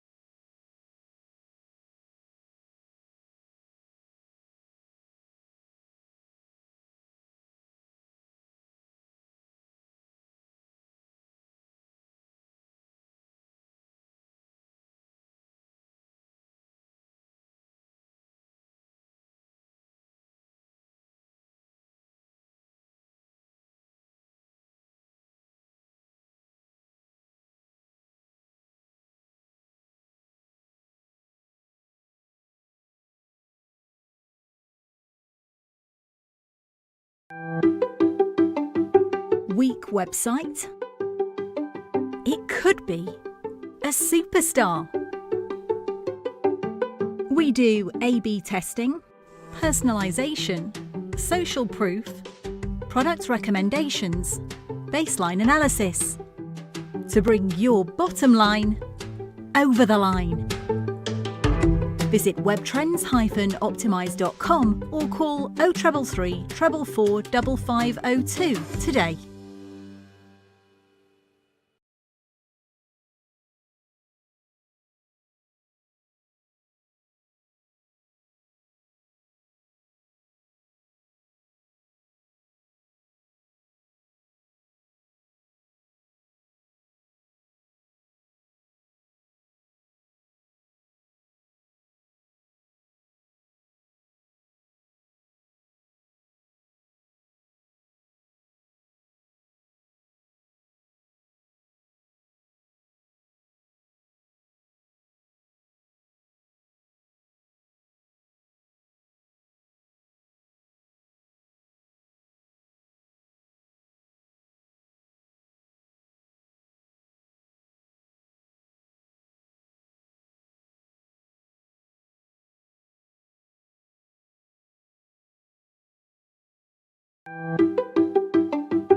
Weak website?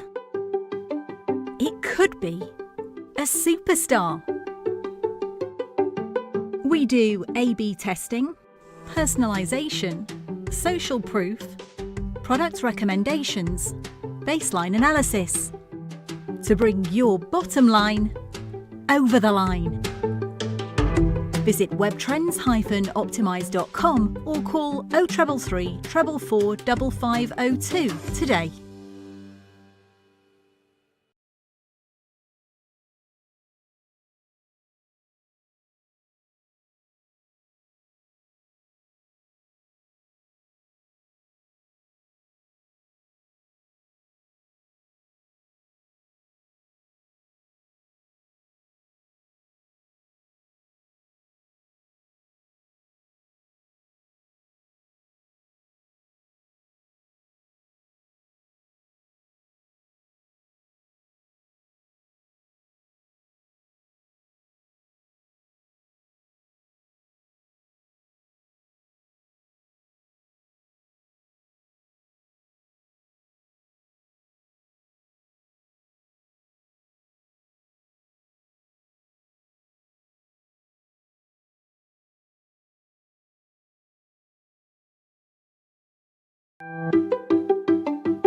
Weak website? It could be a superstar. We do A/B testing, personalisation, social proof, product recommendations, baseline analysis to bring your bottom line over the line. Visit webtrends-optimise.com or call 0333 444 5502 today.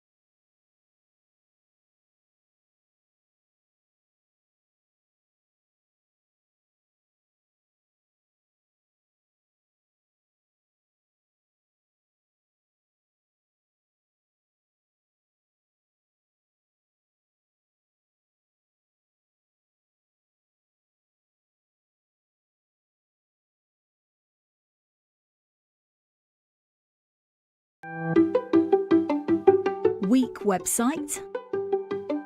It could be a superstar. We do A/B testing, personalisation, social proof, product recommendations, baseline analysis to bring your bottom line over the line.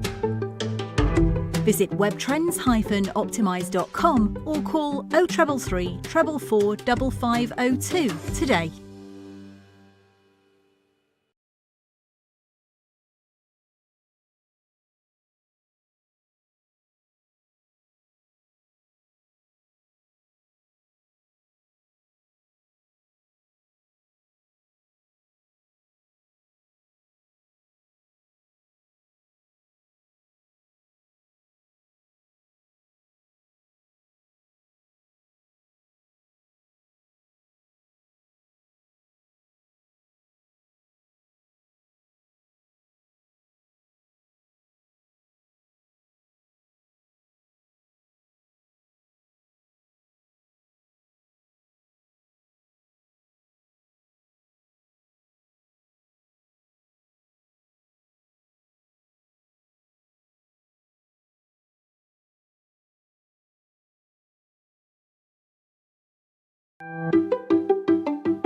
Weak website? It could be a superstar. We do A/B testing, personalisation, social proof, product recommendations, baseline analysis to bring your bottom line over the line. Visit webtrends-optimise.com or call 0333 444 5502 today.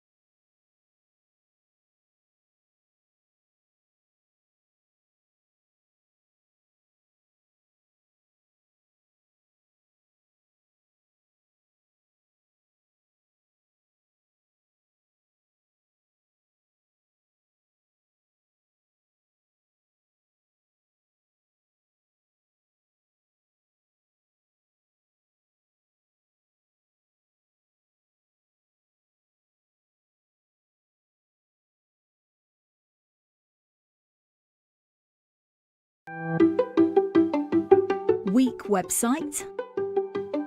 It could be a superstar.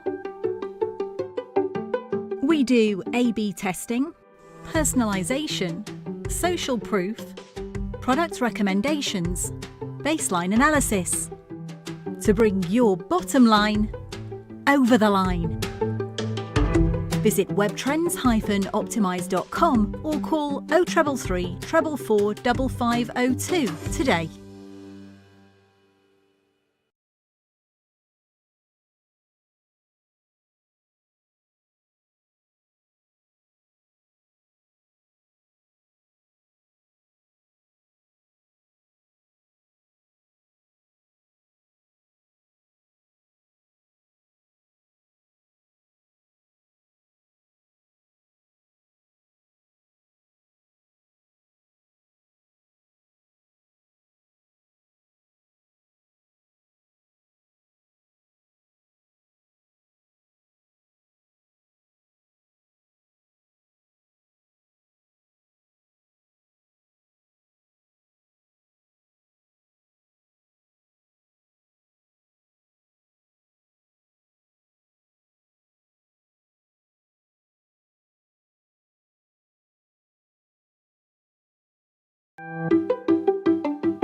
Weak website?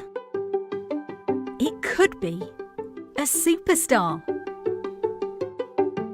We do A/B testing, personalization, social proof, product recommendations, baseline analysis to bring your bottom line over the line. Visit webtrends-optimize.com or call 0333 444 5502 today.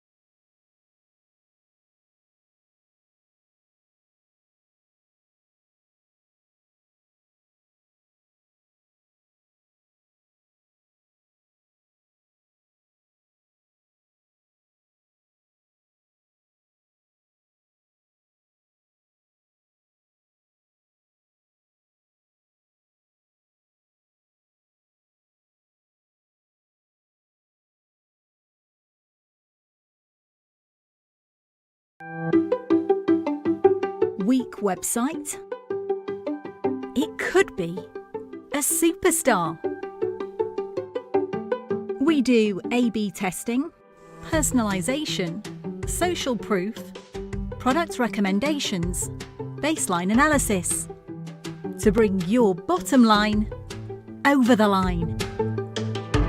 Visit webtrends-optimize.com or call 0333 444 5502 today.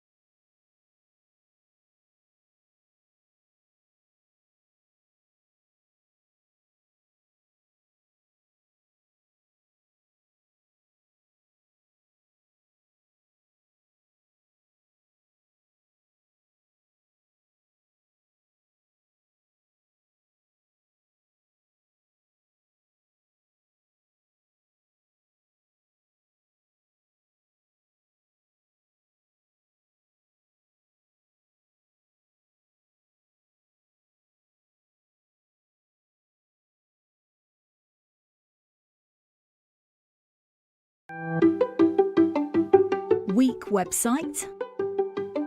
It could be a superstar. We do A/B testing, personalization, social proof, product recommendations, baseline analysis to bring your bottom line over the line. Visit webtrends-optimize.com or call 0333 444 5502 today.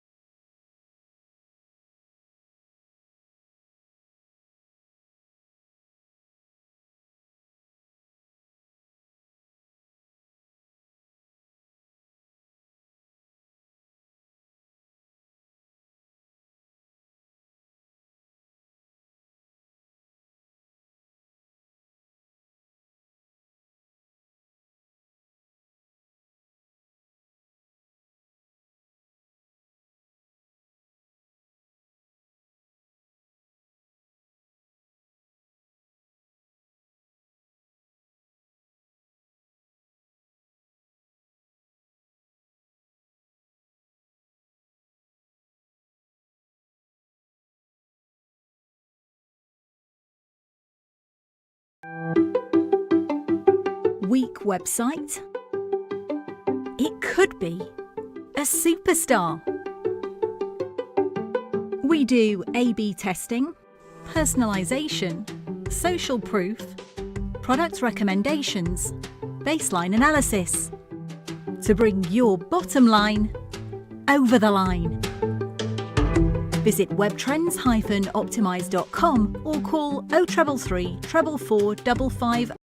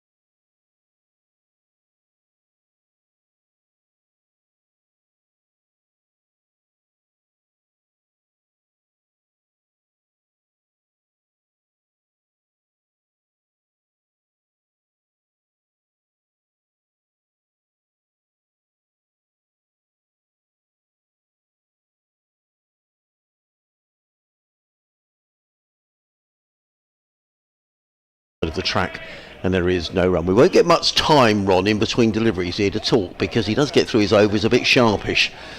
There's Rothesay, he's back to his mark already. There's a slip and a short leg as he comes in around the wicket and bowls, and Haynes defends onto the leg side, and there is no run. 60 without loss. Haynes on 21, Hughes is on 31. We're into the 16th over of the innings. Rothesay wipes the ball on his jersey and comes around the wicket. This high stepping approach bowls to Haynes, who's carefully forward and plays out into the offside, and there is no run. The rest of the field, there's a backward point sweeper on the cover boundary, cover mid-off, mid-on, mid-wicket, and a deep backward square leg right out on the boundary in front of the Spenkama Pavilion as Rothesay comes in again, bowls, and Haynes looks to clip this one on the leg side. I think that came off the thigh pad, and keeper Kai Smith needs to trot behind to pick up the ball. Indeed, it is signalled as a leg by. The total goes to 61 without loss, and that brings the Australian Daniel Hughes back onto strike. He's 31 not out. Sussex, in reply to the Warwickshire total of 415, in which Rob Yates top scored with 93. 3 wickets apiece for Robinson, Sandhu and Crocombe as Rothesay is in again, bowls, and Hughes is carefully forward, plays out into the covers, fielded by Ed Barnard, and there is no run. One more ball to go in this over, and then we can have a natter away to Ron. As Hughes waits, we will zip through the overs quickly today if it carries on at this speed. In again, bowls, forward into the offside, fielded by Barnard, there is no run. Ended the over 61 without loss. So, Ron Headley, good to meet you. You've been here today for a walk. You're with a lot of your colleagues. It's all about prostate cancer. Just tell us what you've been up to today. Well, today we've been walking with Sussex over 60s. I'm Buckinghamshire. I got diagnosed with prostate cancer 7 years ago, and I play over 60s cricket, over 70s now, and I had to find a way to deal with making sure that other men didn't go through what I've gone through. And we came up with walks. About 3 years ago, I suddenly woke up one morning and decided we ought to do a walk in every county that plays over 60s cricket. 32 counties plus Wales. At the moment we've done, I think, about 27 counties. 3 or 4 counties we've done 3 times over the last 3 years. And as of this morning, with one thing, we've raised £71,000. Wow. But more important than anything, we are every day raising awareness of prostate cancer. That's £71,000. Just break off for a moment, because it is going to be Ed Barnard who's going to bowl his first over of the day. Comes in and bowls to Hughes, who thrashes that one away as far as a sweep on the cover boundary. Picks up a single. Haynes goes to 22, Sussex to 62 without loss. £71,000, a huge amount of money. Is that going into research, Ron? Yes, that is all going into research. Yeah, that's very important. And we're part of I got introduced to Bob Willis's widow, and we're now involved with his daughter Katie, and we're very much linked to the Bob Willis Fund, because Bob died of prostate cancer. In comes Barnard with his smooth approach to the wicket, around the wicket, bowls, and driven away by Daniel Hughes. That's a beautiful shot over pitch, and Hughes belts that away for covers for 4 runs. He goes to 35, the total to 66 without loss. Yes, so take Bob Willis, for instance, who ignored the symptoms. He wasn't going to the toilet very easily, and lost his life. What we're trying to do, I was going to the toilet too much. In comes Barnard from the Cromwell Road end, in around the wicket, bowls. Hughes drives to mid-off, there is no run. But also there are no symptoms, and this is what we have to get through to people. And one of the reasons for these walks is just to get the message out there. There's 30 odd people from Sussex, about 10 from Buckinghamshire have come down to support us today. And every day we walk, we get the message to somebody who goes and gets tested, PSA test, just a blood test, and find out where they're at. Can I ask about your own diagnosis, Ron? As in comes Barnard and bowls, and Hughes drives. That's a beautiful shot. 4 more. That's beautifully played right out the middle of the bat. Drills that away through extra cover for 4 runs. Lovely shot. He goes to 39. Sussex to 70 without loss. My diagnosis, I was going to the toilet a bit too much at night. My wife was nagging me to go for a test, and I did what all men do and said, oh, it's my age. I then went on a Jeff Stelling, the football commentator walk, and discovered, as I'd had a brother with prostate cancer, I was the third more likely to get it. Barnard makes his way in and bowls, and Hughes lets one go outside of the off stump. There is no run. And I was clear. A year later, Pat said to me, I think you're going a bit more often than you were. Will you go for another test? Which I did, thinking it would be clear. And it turned out I'd got prostate cancer and bone cancer as well. So I had chemo, radiotherapy. I now have an injection every 3 months, which hopefully will keep me alive for a lot longer. Which is great news. Yes, yeah. And so that's... Barnard in again, bowls, let go by Hughes, taken by Smith, no run. And that is the motivation for what we're doing. If one person, is when we started it, one person doesn't go through what I've been through because they get tested and they find out quicker, you can be. It's a cancer that you can be treated.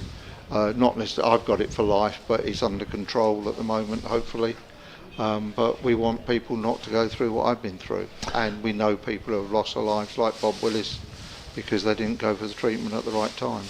You're listening to Sport Extra 3, BBC Radio Sussex and BBC WM. Adrian Harms, and with Rod Henley, who's been here with a walk that's finished here at Hove today, one of many walks taking place around the country. You heard one there talking about the amount of money they've raised for research into prostate cancer. As in comes Wakacholi, bowls to Tom Haynes, but Haynes pulls back at the last minute. I think there might have been someone moving behind the bowler's arm. We'll talk. You've got time to talk for a few more minutes, yes, Ron. It's just that Rothesay gets through his overs pretty quickly, comes in and bowls, and Haynes is forward, plays down the onside of the track, and there is no run. Fields off his own bowling. There's a slip and a short leg.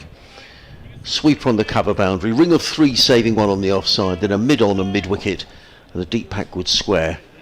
Rothesay is in again. Australian, and Haynes with a flick of the wrists plays to short leg on the bounce, and there is no run. One thing I wanted to ask you about is, I was interested in what you said there about no symptoms, because I'm in this age bracket, I'm over 60 now, and you talk to people and some people say, yeah, I've just break off for a moment. Rothesay is in again, bowls, and Haynes defends into the offside, no run. And friends say, yeah, I've got no symptoms, but I ring up the GP and say, can I have a test? And they say, well, if you haven't got any symptoms, don't come for a test. And that seems to be a real problem. It is a real problem. Yeah, we're trying to that's one of the things we're trying to sort through what we're doing. And Jody comes in again, bowls, and Haynes defends down the onside of the track, and there is no run. And a lot of people are saying, well, perhaps when you get to a certain age, maybe 50, automatically you have a test, Ron. You should, yes. We want the government to bring in a test like ladies have certain tests. Yes, of course. And we have for cervical cancer, etc. Yeah. And comes Tony bowls, Haynes defends down the offside of the track, and there is no run. Interestingly, we did a walk at Edgbaston last week, and Rothesay was bowling the first over when we got to the ground. Yeah, and he got a wicket on. Oh, did he? That day while we were there. Well, let's hope he don't get one now. He's got one. He's got one ball of the over to bowl. Comes in around the wicket, bowls, and Haynes defends out into the offside. He's going to leave a move on here as the throw comes in, but in the end they were comfortably through for the single. 71 without The one loss. thing I have to say is that we've walked at several county grounds on match days, and we're getting an amazing word out there, and we have to thank Sussex County Cricket Club and the broadcasting for making sure that we're getting a message out there, and we thank you so much, because without over 60s cricketers joining us, what I've done, everybody says you're doing a wonderful job. I can't do anything without people supporting me. I wouldn't have raised a penny, or we wouldn't have raised any awareness. And the county reps have been amazing. Just come back to this business of GPs. Can you ring up? Can you demand a test, Ron? I think you can. In comes Barnard around the wicket, bowls to Hughes, is enjoying us down. Tom Haynes, rather, he smashes that one away. That's 3 boundaries there Barnard has conceded in his first 7 balls. Lovely shot by Haynes, he goes to 27, the total to 75 without loss. Unfortunately, we have a guy here today who spent his childhood being sent from London to Sussex to watch the cricket with his granddad and wanted to be his Buckinghamshire lad.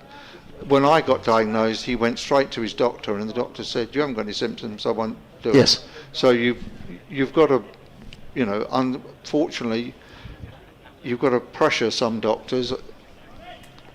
to do the test. Yes, and there is, I think, there is a charity. Isn't there a prostate charity where you can pay and get yourself a test done? Ron, as in comes Barnard Bowl, short, and Haynes sways out the way through to Keeper Smith. There is no run. We actually, I'm not sure, 100% sure on that, so I'd have to check. But Northamptonshire, Alan Lamb shakes everybody's hand who goes for a PSA test, because Alan Lamb got diagnosed with, and he supported what we've done. Luton Town Football Club, which unfortunately is my club at the moment, Mick Harford got prostate cancer, who's a legend, and they do it now. And we're doing a walk at Worcester in August, and they're going to have people there doing prostate cancer testing. In comes Barnard Bowles, Haynes drives into the offside. There is no run. But I think it is about pressurising the doctors. Yeah, I mean, I just speaking personally, I went. There was it is a prostate charity. I forget which one, and you pay £20 and you got the test done, and you know. So there are places that you can go. But it was great. I saw you were all out on the outfield. I saw Paul Farbrace was out there. It looked like John Simpson was out there as well. Yes, yeah, it was delight. And comes Barnard Bowles. Haynes thrashes that one away through the offside. Just a single this time to the sweeper on the cover boundary. And not a great throw, which Smith doesn't take cleanly. One more to Haynes. He goes to 28, 76 for no loss. I did listen to Paul Farbrace's interview on this channel, must have been one day last week, and that gave me the idea, get hold of Victoria Polly, the Essex commentator, and see if she can get you to mention what we're doing. And this is brilliant that you've invited me up here to get the message out.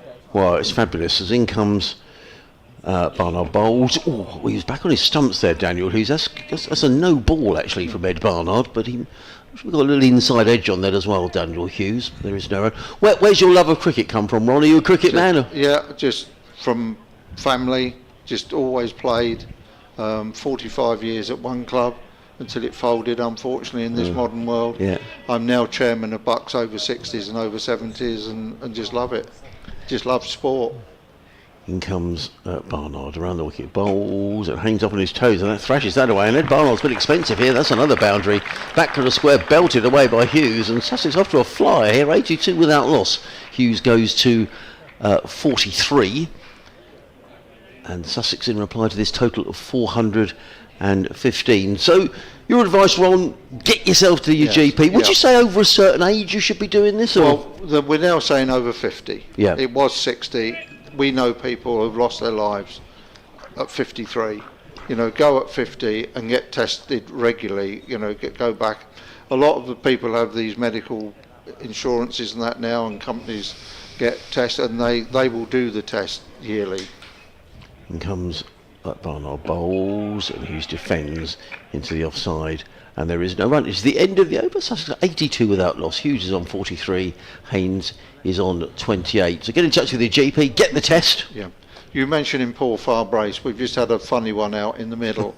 One of our guys who plays over 70s said, why can't Bucks come and play Sussex here on this ground, meaning over 70s? And Paul said, next April we'll organise a game. You open the batting and Archer will be opening from the top end. Oh, I think I meant over 70, says Peter. But Paul was so quick, it was brilliant. Yeah, no, he's a good man, and I saw him out there with John Simpson as well, and photographs and everything else. We had a couple of groundsmen with us, and they were talking, and he said, look, come and have a look, come with me, brilliant. We're so delighted. Rothesay comes in. Just stay with us during this over, and then we'll say goodbye at the end of it as Haynes clips the ball away through the offside, picks up a couple of runs. Does Tom Haynes? He goes to 30, and the Sussex total to 84 without loss. Where's the next walk? The next one is at New Road, Worcester in August. Yeah, and it's on a one-day game. Yeah, lovely. Well. One of my favourite grounds. Yes, lovely. In comes Rothesay in, bowls, and Haynes is forward, clipping that onto the onside. They think about a single, but there's a bit of yes and knowing. And in the end, they decide that no is the right answer. We actually did the first walk of this campaign at Worcester, and we had a wonderful day, and they've invited us back this year. Full house for a one-day game against Gloucestershire. So. Excellent. That should be terrific. And if there's anybody listening, and there will be people listening here on Sport Extra 3, BBC Radio Sussex and BBC WM, as in comes Rothesay bowls, and Haynes, well, they thought he'd edged that to first slip. They're all looking at the umpire. Tom Haynes isn't going anywhere. Oh, they don't like that, do they? Oh, he's given not out. The ball ended up in the hands of first slip. We're just seeing a replay of that. Did he start to walk? Let's just see this again. Comes in. We can't tell from that angle. From that angle, it looked like it hit a bit of thigh pad. Anyway, Tom Haynes has given nod out. Whether or not he get a little nick, we'll have to wait and see. Hold in again. Bowls. Haynes is forward. Plays it down the onside of the track, and there is no run. You don't have to walk, do you? And he didn't. Well, did you used to walk? I'm a walker. Oh yeah, I'm a walker as well. Spirit of cricket and all that. Yes, correct. Yeah, these professionals, I don't know. Last ball of the over. No, sorry, one more ball after this one. Continuing bowls to Haynes, who's down the wicket, and he's going to be, well, he's gone all the way for 6. In fact, the fielder didn't see that. Tom Haynes using his feet. This is like a T20 after lunch. Coming down on the wicket and hammers the ball away over and long on for 6. Does Tom Haynes. So they thought he'd been caught at slip. Now he smacks the ball over long on for 6. He goes to 36 and Sussex to 90 without loss. People listening, if they want to contribute, how do they go about doing that, Ron? If you go online, you go to Ron's March and part of the Bob Willis Fund. Just Google Ron's March Bob Willis Fund, and it tells you how you can donate. Be careful you don't get caught with the 20% added on for the site. It does allow you to say, no, I don't want to add more money on. But we'll be very grateful for any donation, because it is such an incredibly worthwhile cause. And in terms of the research that's being done, are they making progress? You hear all definitely. about research with AI and all sorts of things. Is it all helping? Yeah, it is, definitely. And that we are close, I think, to a test that will possibly be a scan and things like that. The PSA test has false positives and negatives. Yes. It's not ideal. I might have had it when I had my first one. Who knows? We'll never know. And, there's nothing we can do about that. But we are getting closer, and the money makes so much difference. But more than anything, if you listen to anybody, the word awareness is what everybody's about. Yeah. Making sure that people will go and get tested. We've had, in fact, I've been talking to the England over 60s manager who's not been very well, and he's been on our walks, he's been on radio praising me, and I said to him, have you had a PSA test? No, he said, and I couldn't believe it, because he's come on walks, he's supported us, just incredible. The round of applause. You haven't missed a ball, by the way, if you're expecting to be listening to cricket, because Tom Haynes hit a 6, and I think the ball's been damaged, and so the umpires have gone over to see Brenda Tuppin, who's Sussex's oldest member, well, not oldest member, but most loyal supporter, always looks after the box of balls here at Hove, and she brought out the balls, and they've changed the ball, I presume, for something resembling something which is, 20 overs old. So that's the delays. You haven't missed any cricket, as I've been nattering away to Ron. One more ball to go in this over. Sussex 90 without loss in reply to Warwickshire's 415. Controlling in again, bowls to Haynes, who hits that one firmly away through backward point. More runs are coming aplenty here. Fielded out of the deep third man boundary. Throw comes in. Haynes goes to 36, 92 without loss at the end of the over. Ron, it's been an absolute pleasure. Can I just say the very best of luck to you as well? And you look great, and it looks like your treatment's going well. Yeah. Thank you so It's much. been wonderful. We'll have to take a photograph before you go, so we can put it on. Let's do a little picture there of us. Brilliant. And thank you very much. Good luck to you, and good luck to the campaign. Thank you. Lovely to meet you. And God you. bless. Thanks very much indeed. That's Ron Headley. What a wonderful charity that is. £71,000 raised by Rod Headley and the people who... Are you going to stay and watch the rest of the day, Ron? Most of it, yeah. We'll probably leave a bit early because of the traffic. Yeah, lovely. Well, it's great to see you. Thank you for coming and saying hello to us. So there we are. You heard Ron give the details there about the charity and how you can contribute. And as Ron was saying, if you're over 50 years of old and you're a male, ring the GP, go and get yourself a check, because you never know. Back at the cricket, it's Ed Barnard who's running in again. Bowls to Daniel Hughes, who plays back down the track, fielded by Barnard off his own bowling, and there is no run. 92 without loss. Hughes is on 43. Haynes is on 38. Sussex have got a real move on here since lunch. They went to lunch on 60 without loss. So they've added 30 runs in the 5 overs since lunch. And the ball has been disappearing to all parts. So well done, Sussex, for organising that. As in comes Barnard around the wicket, bowls, and Hughes is forward defensively onto the onside, and there is no run. 92 without loss. Hughes 43, Haynes 38. I'll run through the scores in the other matches in a few moments' time here on BBC Radio Sussex, BBC WM,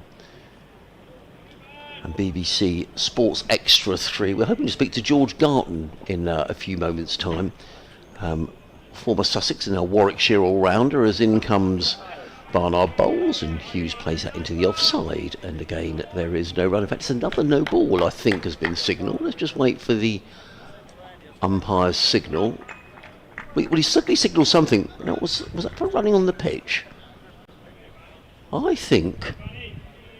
Well, the umpires are talking into their. I wonder whether Barnard has been issued with some sort of a warning. It wasn't signalled as a no ball, but certainly something was said to Ed Barnard there, who's marched back to his mark. I don't know whether that was picked up on the stream or by anybody watching, but in comes Barnard, round the wicket, bowls and turned onto the leg side by Daniel Hughes, who picks up a single. He goes to 44, and Sussex to 95 without loss.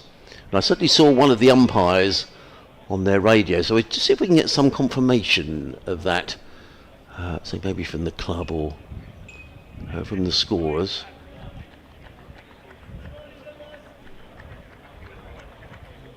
Barnard is back to his mark at the Cromwell Road end of the ground, and he makes his way in around the wicket, bowls, and Haynes clips firmly to mid-on, and there is no run.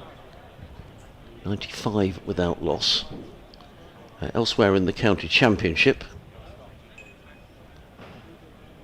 Worcestershire 564 for 5 down at Southampton, so a run fest there.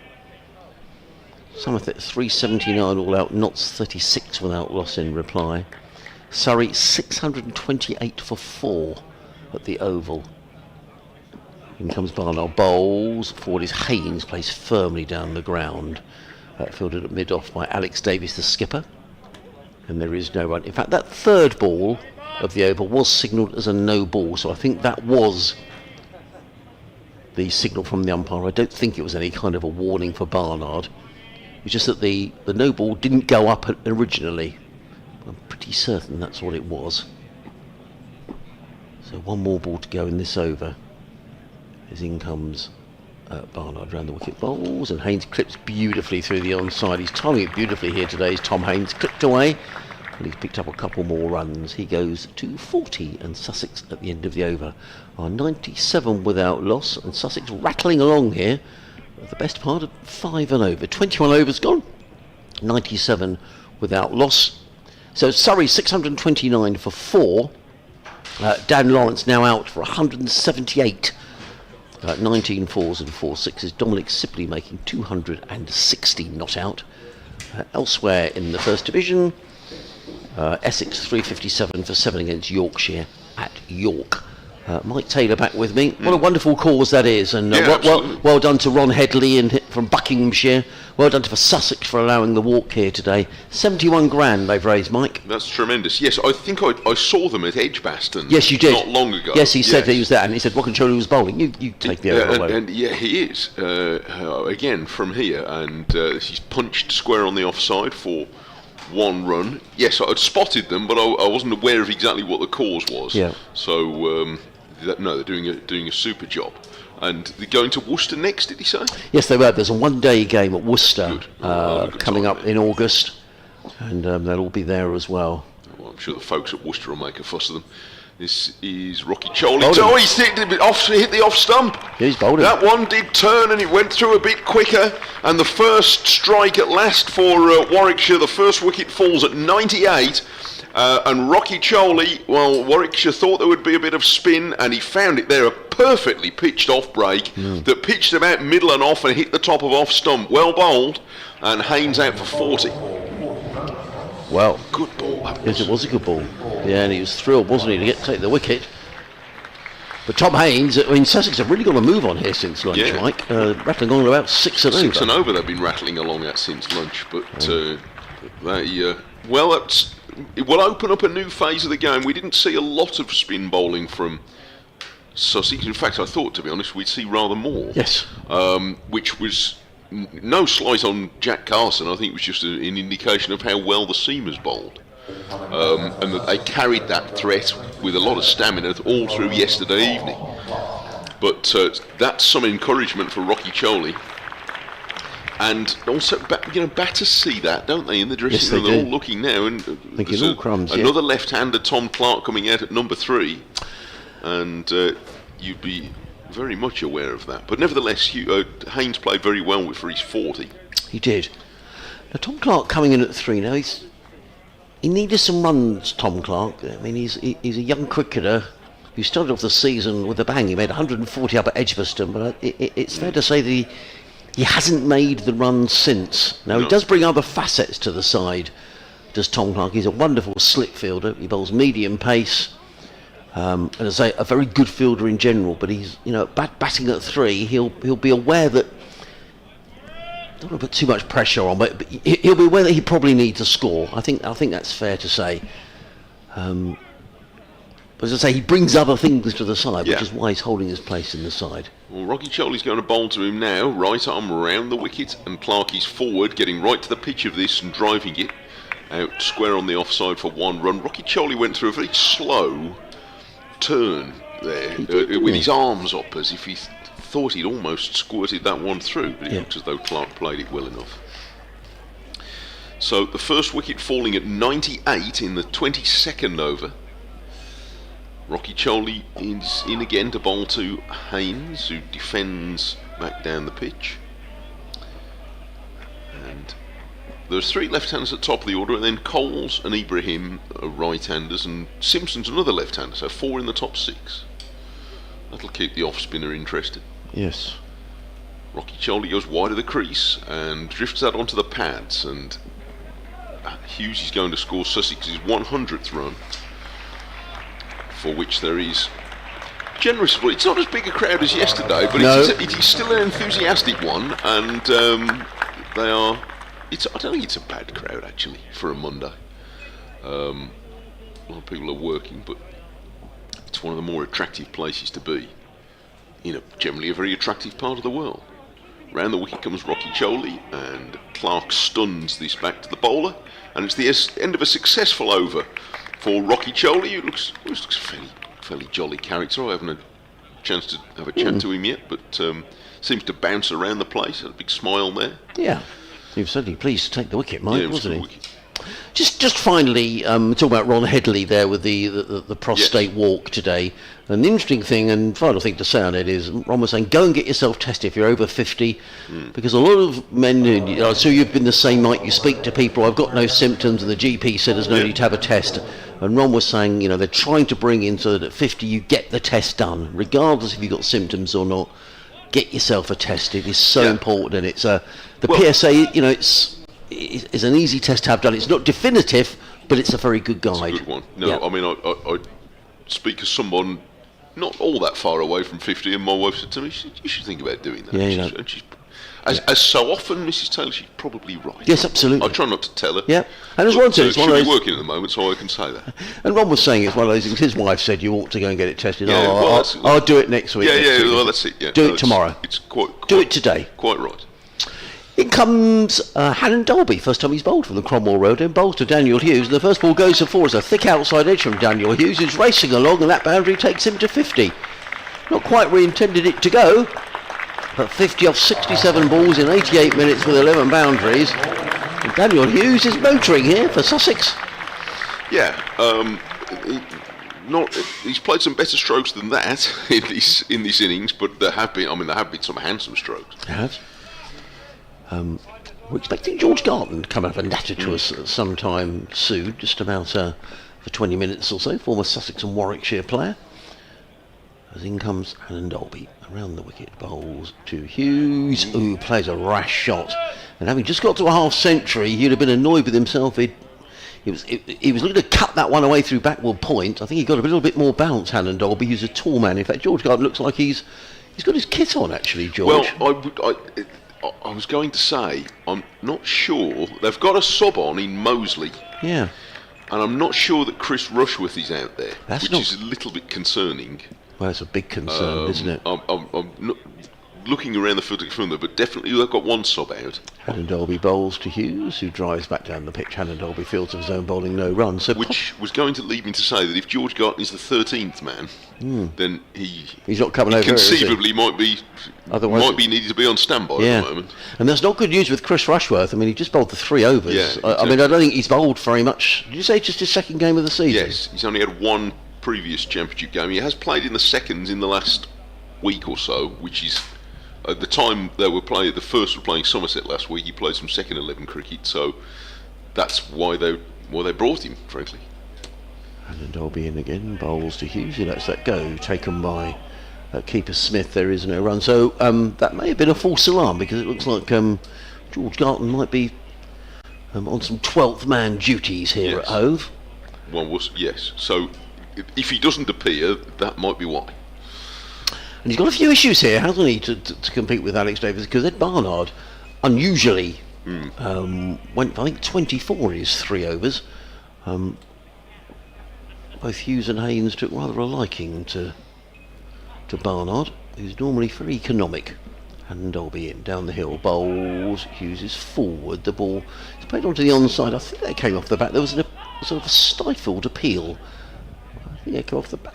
Yes, it did. It went an awful long way if it came off the pad.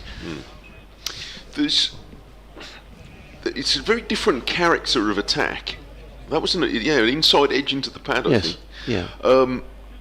In that the 3 bowlers, we were saying this before lunch, and Bamber might be sort of roughly upsides with Robinson, but otherwise it's the Sussex attack is quicker than the Warwickshire attack, which doesn't necessarily make them better or worse, it's just different. And having to attack in slightly different ways. In comes Hannon Dolby, bowls, and forward comes Clark, placed to mid-off, and there is no run. Now, so far, I think they have moved it a little bit off the seam. It was surprising in the context of what everybody's been saying about the Kookaburra ball. I don't really said enough about that this morning, but Sussex were able to find some seam movement, and I think Warwickshire have a little bit as well. The evidence being that we've had quite a few inside edges that have squirted away for runs. Hannon Dolby probably getting as many as getting most of them. And he also does produce some bounce. So there's something there for Hannon Dolby to work at. We'll see how he gets on in this spell. In the meantime, here's Rocky Choli to start a new over from the C end. And the first ball is turned around his pads by Hughes, out to Hannon Dolby for 1 run. So I'm just looking around the field to see if we can confirm Rushworth is not on. But certainly Dan Moseley is out there as a substitute. So Davis and Bamber are at mid-on and mid-off. Barnard is at short extra cover. Moseley is a good outfielder. He's out on the cover boundary. Round the wicket comes Rocky Choli, and back goes Clark. And stylishly hits this off the back foot to backward point, where the fielder is Hayne. As Malik is under the helmet. Here's Hannon Dolby, and forward comes Clark and defends. So I think, yes, Hannon Dolby's over at the backward square leg, just in front of the pavilion, taking a drink.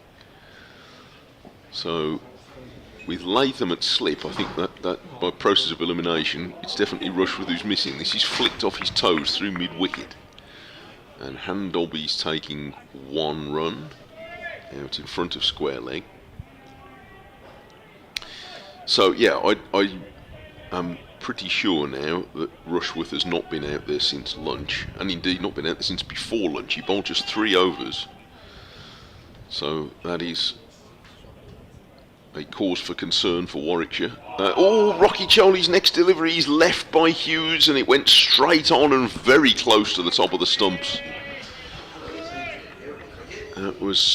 was playing for the turn that didn't happen, and he all but bowled him. My goodness, seeing that on the replay, the hands on heads behind the stumps. Malik has gone from short leg to leg slip, and that was so close. Rocky Choli bowls again, and Hughes is making sure he plays at this one and pushes it away on the offside, and it's the end of the over. Hughes, this has been a very interesting innings from Hughes. He's played with some fluency. He's hit 10 boundaries in 52, but at 107 for one, he's also been troubled a bit by Rocky Choli, who has in his 7 overs has taken 1 for 21 and has looked a challenging bowler. And in comes Hannon Dolby to start a new over, and it's miscued onto his pad, trying to pull, and round goes Smith to try and throw the ball at the non-striker's end, see if he can run out Clark, but they are safely through for a leg bye. So 108 for one. And Hannon Dolby now starting to find a good length, I think, to these left-handers. Found the outside edge from Hughes in the last over, and now Hughes is dabbing carefully forward and nudging this round the corner away to the backward square leg where Mosley is coming into field. So he's the substitute on for Rushworth, and the longer he stays off, the more likely you would think it is that Rushworth won't be returning. He last bowled at 25 past 12, so I didn't spot him go off the field at the time, but presumably he was off fairly soon after that. Hannon Dolby comes round the wicket and bowls, and there is a run here, just angling the bat through mid-wicket for Tom Clark. So he goes to 3.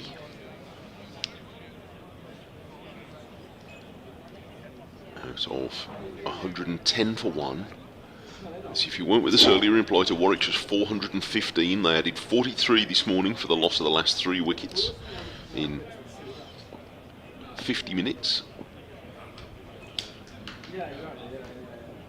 Hannon Dolby round the wicket, and Hughes is carefully forward, bat and pad together, and pushes this into the offside. The wicket shed around largely by the seamers. Robinson 3 for 93, Sandhu 3 for 105, and Crocombe 3 for 82. Carson finished things off with the last wicket to fall of Bamber in his first over today, 1 for 50. And now Hannon Dolby, with the benefit of the slope, bowling from the Cromwell Road end, and it's 4 off the outside edge again by Hughes, although if you can have a controlled edge, that was a little more like it from Hughes in that he just placed the bat roughly in the line of the ball, and it came very low off the bat and away down to third man for 4 runs. I know you can't have fielders everywhere, but it is quite a short boundary down here to third man, and that's the second time that Daniel Hughes has got a boundary, and I think now they're going to plug that gap. I think Alex Davies has seen enough, and they are going to have a third man. That makes sense, really. Conceding a lot of runs down. Yeah, they are. They've conceded a lot of runs in that region. So they brought up the deep cover to what would be inside the circle. Rocky Choli's being moved a bit squarer at third man, and Hannon Dolby bowling very straight here to Hughes, who defends, and it's the end of Hannon Dolby's over. He's now through 7 overs and taken 1 for 29, but he's looked a little more threatening in these 2 overs from the Cromwell Road end, even though he has conceded a few runs. finding some rhythm there. Yeah, I mean, Haynes and Hughes, when they get going, are an excellent opening partnership because they're both like-minded. They like to get after the bowling. So that was an important wicket for Warwickshire to take, if nothing else, Mike, but to stem the flow of runs, which were coming very quickly for Sussex. Rothesay is in, bowls to Clark, who plays quietly into the offside, and there is no run. 114 for one, literally not a cloud in the sky now. Earlier on there was some clouds over the North Downs, so the South Downs, but they've gone now. Burnt away as Rothesay's in, bowls to Clark, who uses his feet, plays out into the offside. He wanted a single, but it wasn't there. And Clark remains on 3. The man up, Tom Haynes for 40.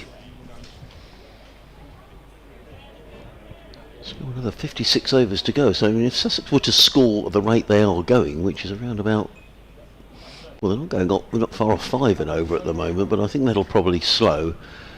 If they were to score at 4 and over from here on in, you know, they could be around the 300 mark by the close of play. But there's a long way to go. You only need a couple of wickets to go down, and these county championship games can change at the drop of a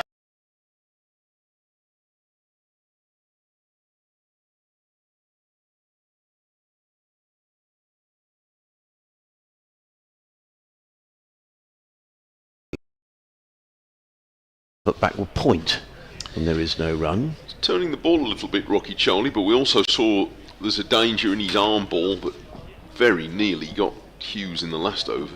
Again, in and bowls, and Clark cuts firmly. That's a nice looking shot by Tom Clark. He's going to take a single to the fielder sweeping on the cover boundary, who's Dan Molesley, who gets in the throw to Kai Smith. Walter Clark, he goes to 4, 115 for 1. It's a little unlucky not to be in the team, Dan Molesley, I think. Zen Malik got the nod ahead of him. Who's proved himself to be a promising player. But Molesley lost his place when he went away with the England Lions.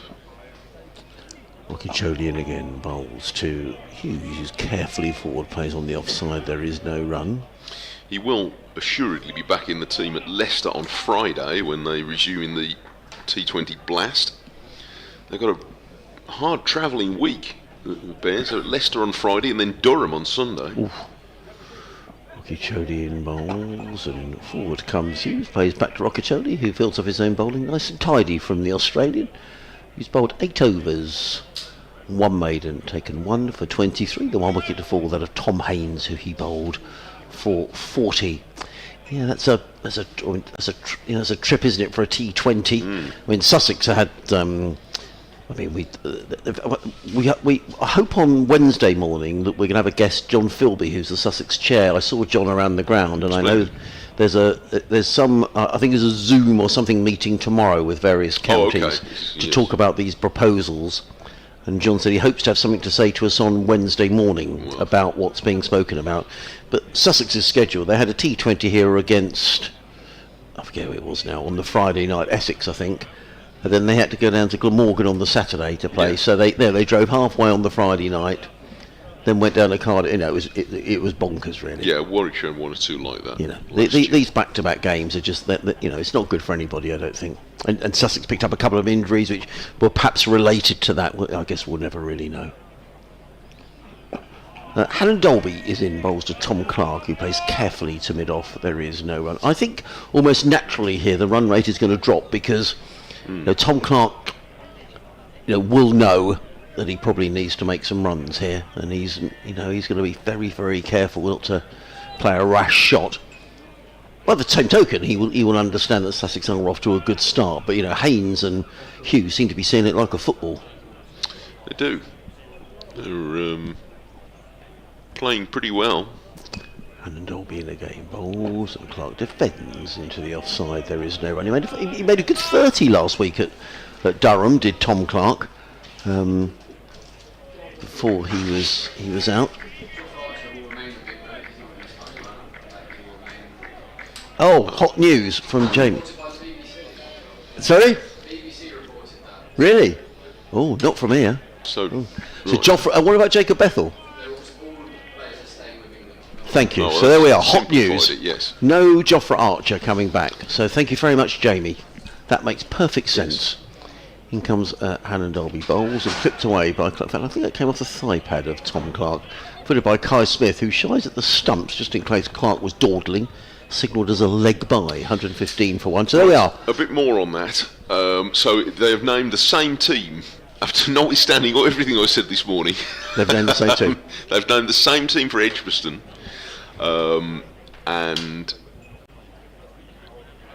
they will therefore carry on. But all the players who were named in the squad, so that's Archer, Bethel, Sam Cook and Jamie Overton, will stay with the squad during the test match, apparently.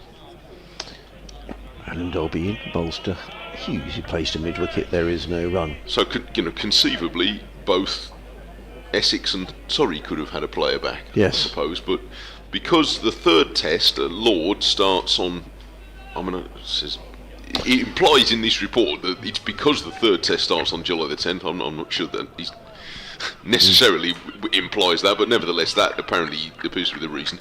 Joffer Archer apparently is not with the squad today because of a family emergency, but will be back with them in Birmingham tomorrow in time for the test match, not that he's going to play in it. Oh dear, that doesn't so there you right. are. So it's the BBC reporting that's that. BBC's reporting that, yeah. Hannon Derby in bowls to Hughes, who defends down the offside of the track, and there is no run. So look, what do you think, folks? What's the merits of this? So there are 4 players with the England team who are unavailable for the rest of this round of games, and obviously the whatever's coming next, the Blast games, whatever, and might not play. Maybe they won't play in the third test either. Now, the merits of that, as opposed to letting them come back and play some more red ball cricket, particularly those who haven't had a lot of red ball cricket this year, which is Archer and Bethel too. Hannon Derby bowls. Hughes strokes beautifully through the offside. That's a lovely, graceful shot by Daniel Hughes. The ball whizzes away through point for 4 runs. Nice shot. He goes to 61 and Sussex to 120 for 1. So, you can let us know. wm.sport@bbc.co.uk. Or Sussex Sport at BBC. Yeah. So, whatever you think the relative merits of that are. Well, at least it removes that uncertainty. And it was interesting speaking to Paul Weaver, who was from the ECB Reporters Network, asked Henry Crocombe that question last night and said, you might not be in the side if. And Henry said, well, I'm expecting to play all 4 days. Well, fine. And good for him. Yeah, good for him. Yeah, absolutely. So at least we know now. And it does seem to make sense, doesn't it? It does. Rocky Choli comes in. Oh, sorry, is it me or is it you, Mike? I'm sorry. No, carry on. It's all right. I do apologise. Yes, I've done too much talking already. Goes to Clark, who defends down the onside of the track. There is no run. A second slipper's gone in place for Tom Clark, so just putting the pressure on the young left-hander. There's 2 slips and a short leg. Rockacholi is in bowls. Clark defends, bat and pad close together. Plays down the offside of the track, and there is no run. The rest of the field, a sweeper on the cover boundary, a ring of 3 saving 1. On the leg side is a deep square leg and a long on sort of halfway to the boundary as in comes Rockacholi. Gave that a bit more oomph, if that's a cricketing phrase. The throw comes in. That's a very good bit of fielding, actually, by the short leg fielder, who was back very quickly, threw the ball in. Kai Smith whipped off the boundaries, whipped off the bails rather, and they take a single.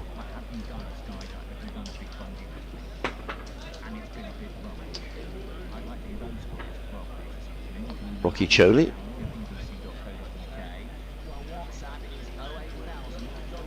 Now he's just thinking of changing his field, but then stays with what he's got as he comes and bowls, and Hughes lets that go outside of the off stump. Taken by Kai Smith, there is no run.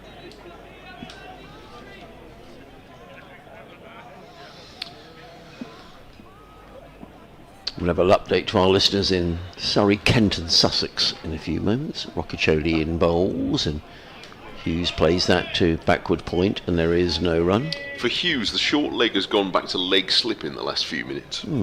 Interesting. Because There have been a few, not many since lunch actually. Rocky Choli's leaked down the leg side and Hughes has looked to glance very fine. But now he can't do that now.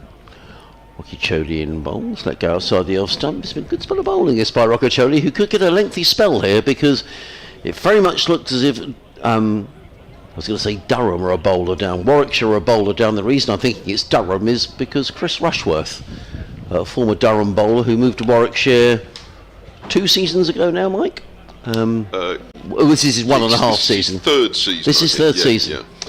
Yeah. Appears not to be on the field, bowled 3 overs. He's had a lot of injury problems since he's been down in the West Midlands, and well, we assume it's an injury. We hope he's not ill in some way. That could always be a possibility, but he doesn't appear to be on the field, and the longer he's off, the longer he won't be able to bowl.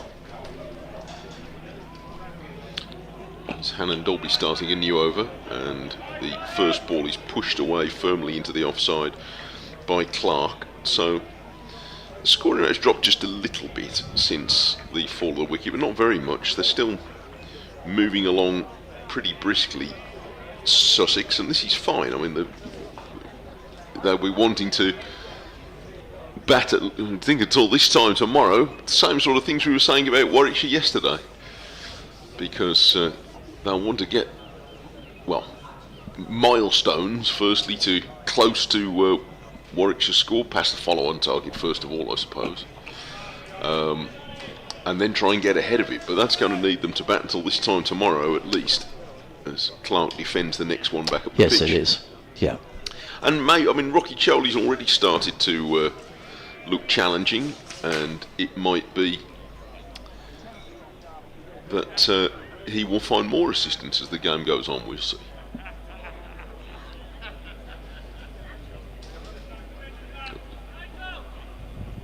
Local radio sports update coming for Adrian shortly. You keep going for a minute, Mike. You're okay. Yeah. In the meantime, Hannon Dolby is going to bowl round the wicket and takes Clark on the pad, and they take a leg by. Smithy's scooting round to pick it up. Just looks a bit frustrated here, Tom Clark, doesn't he? I noticed then he was looking to turn that one away down to fine leg. It came off the thigh pad. He just looks frustrated, as if he's just rehearsing his shot. He just needs to battle through here. He needs to guts this out because he's got plenty of time. It's a good pitch. It's a beautiful sunny day. He can just sort of tick the scoreboard along. But he just looks a little frustrated having played that shot.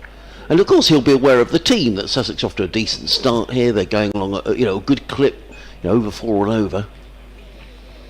Round the wicket comes Hannon Dolby. And that edge between first and second slip for 4. It went very low, and it's sneaked through between Latham and Yates, but it went very, very low.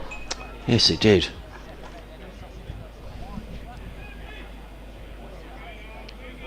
Yes, not a cloud in the sky here, Adam, and Sussex going along very nicely. They're 126 for 1 in their first innings. Daniel Hughes is on 65, the man out, Tom Haynes, who was out for 40. All of that in reply to the Warwickshire total of 415. Surrey are piling on the runs at the Oval. They're 682 for 4. Dominic Sibley is 284 not out, a century as well for Dan Lawrence. And also Kent piling on the runs at Canterbury against Northamptonshire. They're 517 for 5. Daniel Bell Drummond is on 142, and Harry Finch, formerly of Sussex, is still there on 103. One other cricket line for you, Adam. It's been announced that Jofra Archer will not be playing in the second test match against India at Edgbaston starting this week. He won't be returning to Sussex either. So that's hot news. No Archer in the second test for England against India coming up later this week at Edgbaston. So 126 for 1. That chance, we the angle we're at for this game, we can't judge how far apart the slips are. What the replay shows us is that there are big gaps between the 2 slips, and he went right through the middle of one. Hannon Dolby bowls, and this is turned away for a run to backward square leg. So 127 for 1 at the end of the over, and Yes, they sort of almost had the two slips, Latham and Yates. It was as if they'd missed one out between them, so it was like having the wicketkeeper a second slip and a fourth slip, and that chance looked as though it went to third slip. But it would have been a pretty low catch even to a third slip. But yes, that's always the way, isn't it? And it actually moved the third man to elsewhere in the field, so a lot of runs conceded down in that area. But there's been a lot of talk about pitches and Kookaburra balls. What I would say with this pitch that you don't feel that the bowlers are out of this game. No, Mike. I don't think so. You know, it's not like last week at Durham where it just looked like it was a slog. You know, it looks as if the bowlers can take wickets here. But Warwickshire clearly a bowler down with no Chris Rushworth in their attack. It's Rocky Choli who's going to come in from the C end of the ground here on Sports Extra 3, WM and BBC Radio Sussex. Bowls to Clark, who again doesn't time that. Looking to in fact, it's Daniel Hughes. So I do Tom Tark a disservice. Looking to play the ball on the onside, and there is no run. Hughes is on 66, 127 for 1 in the 30th over. So Sussex cantering along here, up 4.5 over as in comes Rocky Choli. Bowls to Hughes, plays out in the offside. There is no run. Rocky Choli wanders back to his mark. Comes Rocky Choli, bowls, and forward comes Hughes, plays out into the offside. We've got official confirmation that George Garton is sort of on duty for Warwickshire this afternoon. Yes. I think yes, he must. So he unfortunately won't be able to join us in the commentary box today. In comes Rocky Choli in the bowls. Forward comes Hughes, plays onto the onside, no run. So a call out to Mark Robinson now. I don't know whether Mark is on the ground. I saw him this morning in the car park and said he might come in for a natter. So if you want to come in for a natter, Mark, it'd be great to hear about your new role here at Sussex. Comes Rocky Choli, bowls. Hughes is forward, plays into the offside. He wanted a single there, did Daniel Hughes, but Tom Clark was rightly having none of it. It was played.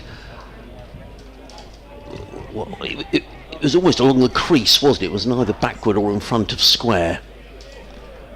And Rocky Choli has just got the squeeze on a little bit here. He's in his 10th over, figures of 1 for 24. He's in again and bowls, and Hughes is forward, and again the ball is played to backward points. A maiden over from Rocky Choli, who's bowled. 10 overs, 2 maidens taken, 1 for 24. Hughes on 66, Clark on 5. Just one thing, when you have got a batter who is slightly out of touch, we're not saying Tom Hughes, Tom Clark's not is having a bad season. He just needs some runs. Yeah. But he's understandably playing a little cautiously, and at the same time, Daniel Hughes is then perhaps thinking, maybe I'd take the lead here. So it's just a little bit of an intervening period here for Sussex, and the run rate has slowed accordingly. But that's fine, because they've got plenty of time. They have, absolutely. The weather seems to be largely set fair. Hannon Dolby round the wicket bowls and a swish down the leg side, but the slips went up, but Kai Smith didn't and the bowler didn't. So whatever they heard, it was something else. Hannon Dolby's into his 10th over, he's 5th in this spell from the Cromwell Road end, and I suppose you know, don't you, as a bot, when one of your mates is off, you're going to be in for some bit of a slog. Here comes Hannon Dolby jogging down the hill, and it takes Clark on. I think that's edged into the pad, and he looped up just for a moment. Yeah, it did. And I would say, looking at Hannon Dolby's figures, Mike, he's in his 10th over, figures of 0 for 38. Yeah. But actually, I think we've counted at least 12 runs that have gone down to third man. So he has bowled better than those figures suggest. Yeah, I think he has. And there were a couple of inside. There was an inside edge right before lunch that went square on the offside, on the leg side, went through square leg for 4. But he certainly defeated Hughes with that delivery. In comes Hannon Dolby. And Clark's forward, and again that one nearly squirted through between the bat and the pad. It rolled just behind the stumps. He's got Clark's attention here. He's playing very cautiously. He is. And he's playing as a man who is not in great touch and feels that he needs a score. Yeah, it's a proper test, this. It is, and he's against good bowling as well. And, you know, Warwickshire will know. Yeah, of course. Of course they will. Coles, Ibrahim and Simpson due next. Here's Hannon Dolby round the wicket and Clark, and again that one he plays very gently and just nudges away on the offside. I think it is good, you know, particularly with young cricketers, that he's had a real vote of confidence as Tom Clark from Paul Farbrace. You know, it's very easy when a young player isn't making runs just to say, well, you know, chip him out the side. But he's kept faith, and you know, it's a little bit like that with England at the moment, isn't it? When Crawley's going through a bad patch in Championship cricket, he's still getting selected. So I'm sure that must give players confidence that you're not going to be jettisoned if you make a couple of low scores. 334 Championship runs this season at 23. Yeah, including that century in the first game. Now he cuts, but there's a man out on the deep backward point boundary. That's Rocky Choli, and they get one. Well, if you take out the 140 that he made at Edgbaston, Mike, he's down to what, about 180 runs in the Championship from 13 other innings. Yeah, so you're averaging about 15. Yeah. So. Yeah, needs a score, but just as Rob Yates has succeeded against Sussex, maybe Clark is going to do the same against Warwickshire. We'll see. He is currently 6, but he's at the non-striker's end for the final ball of this over, and Hannon Dolby is adjusting the field. He's beckoning to Mosley. And it took a while for the message to get through that. He asked Mosley to step in 10 yards from the boundary at deep fine leg. And Hughes, and that squirted off the outside edge for another 4. They'd taken the third man out, put him squarer, and again that's played very softly by Hughes, but it ran. It did go quite square, but not as far as the man who's moved round to backward point. So another 4 for Daniel Hughes. He's now 70, but quite a few, especially off Hannon Dolby, have come in that area, and not always off the middle of the bat. Well, I reckon that's at least 16 runs we've counted, Mike, that have gone down to the third man region. So yeah, 10 overs, 1 maiden, no wicket for 43 Hannon Dolby, but no, doesn't do a lot of justice. No, I would agree.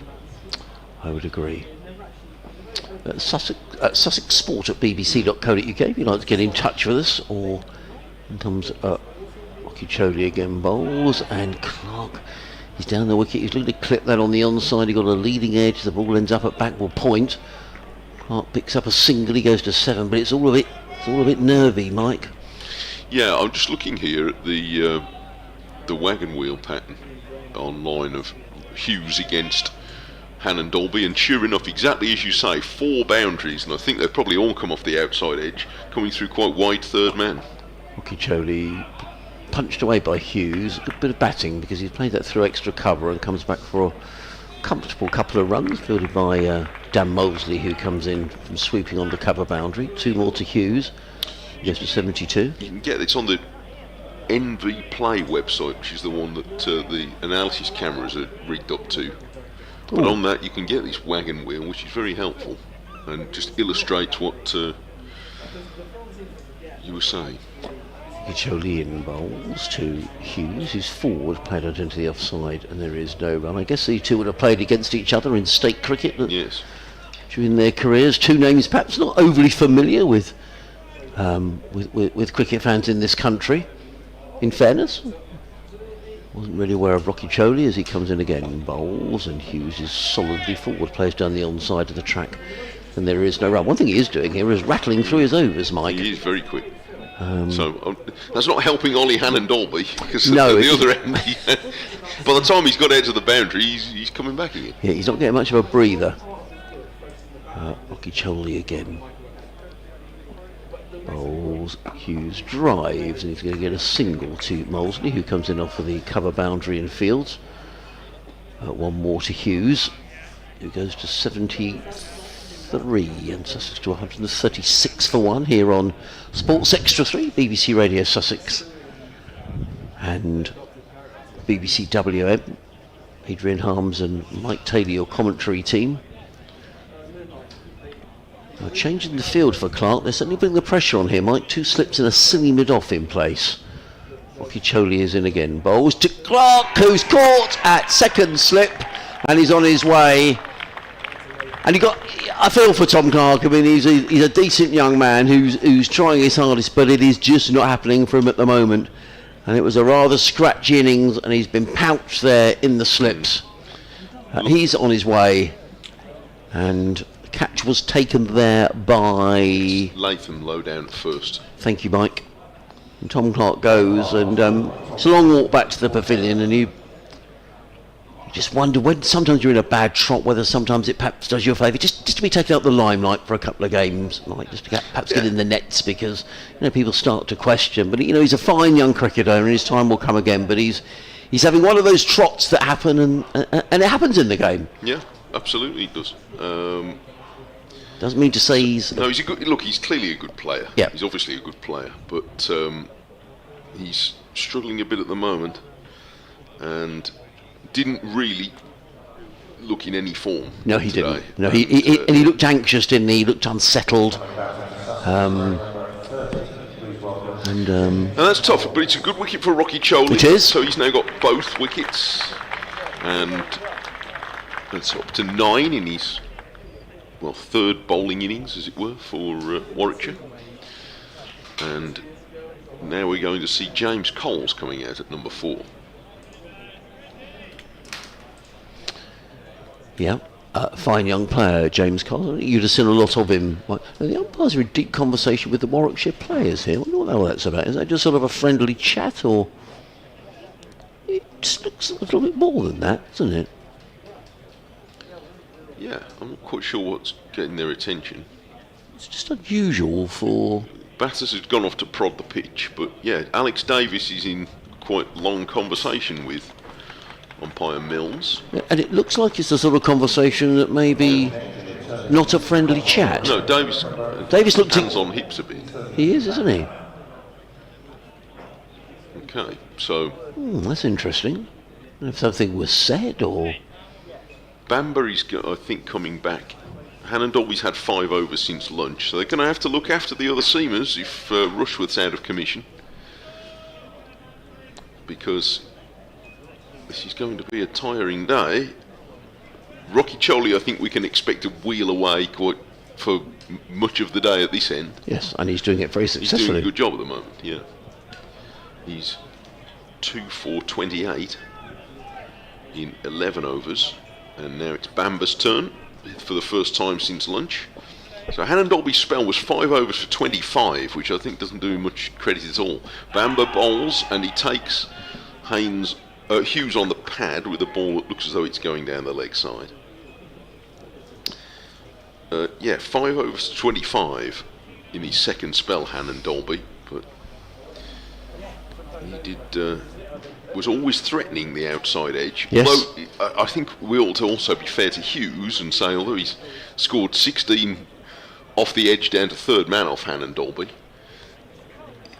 not all of them were like flying through the slips. He guided it off the controlled edge. This is cover driven for 4. Again, Bamber, as he did a couple of times this morning, just over pitched a fraction, and Hughes leaning into the stroke just forced it away through the covers. Good shot.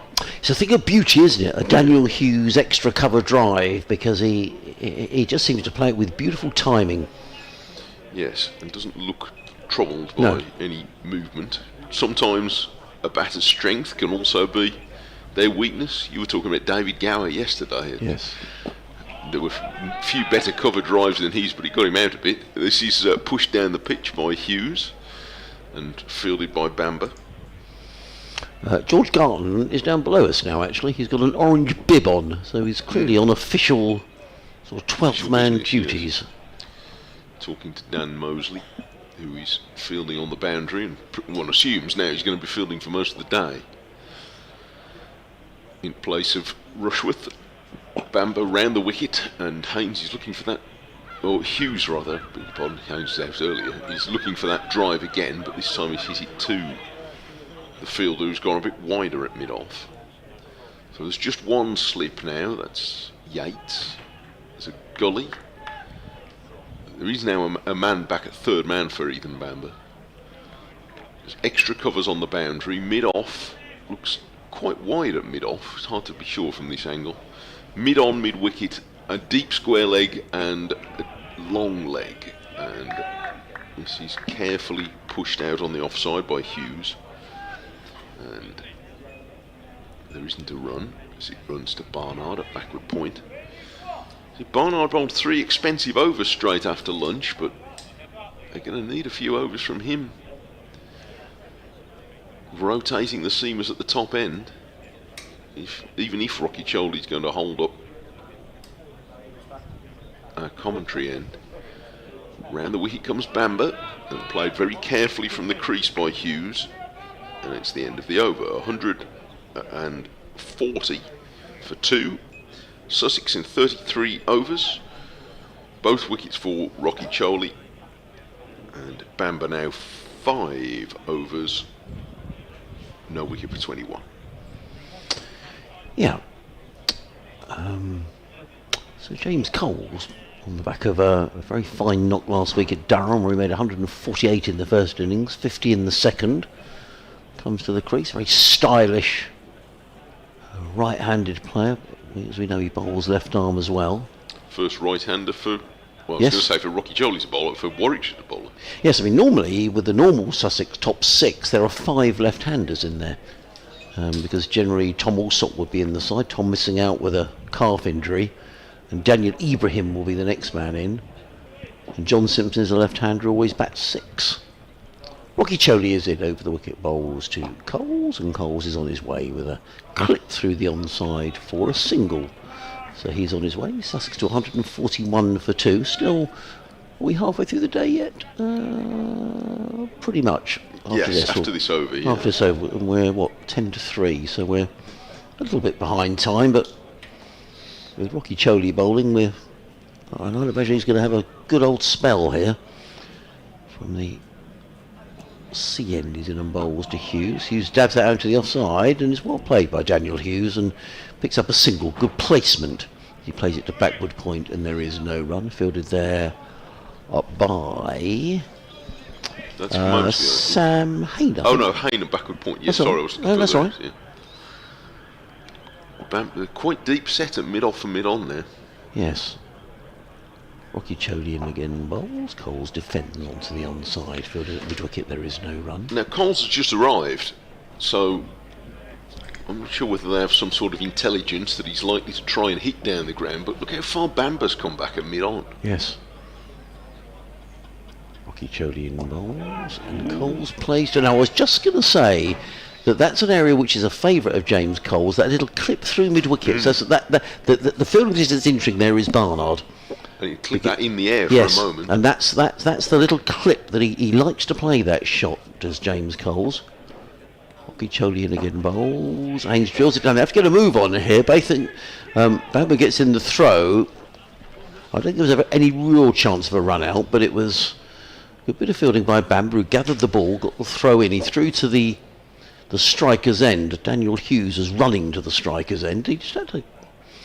He was a little bit slow getting started. He was, yes, he wasn't quite on his toes. No. Hughes to 78, 143 for 2. Rocky Choldy in again, bowls to Hughes, and Hughes is forward, plays onto the onside and picks up another single, does Hughes. It is the end of another Rocky Choldy over, in which Sussex picked up 4 runs, 4 singles, 144 for 2. Hughes 79, Coles on 2, exactly halfway through the day's play, 48 overs to go. So we were speculating if Sussex were to score 4 and over from here on in for the rest of the day, they'd be around about the 300 mark, but you lose a couple of wickets, and that can all change. Daniel Hughes yet to get 100 this year for Sussex. He's got to 50 from 4 occasions, top score of 91. averaging 43 before this innings, which is, pretty acceptable for a First Division opener. Bamber is coming in with strong chest-on approach, and his first ball over-pitched a little bit again. He's driven straight by Hughes for 4 runs. He does enjoy driving anything that's slightly too full. Mostly he's gone to extra cover, but this was a bit straighter, and he's hit it. He's hit it straighter, just to the onside of the stumps. So Hughes to 83. There were 3 players who probably thought they could have gone and got 100 yesterday. Rob Yates certainly did, and Hayne seemed to be gliding towards his when he was out for 87.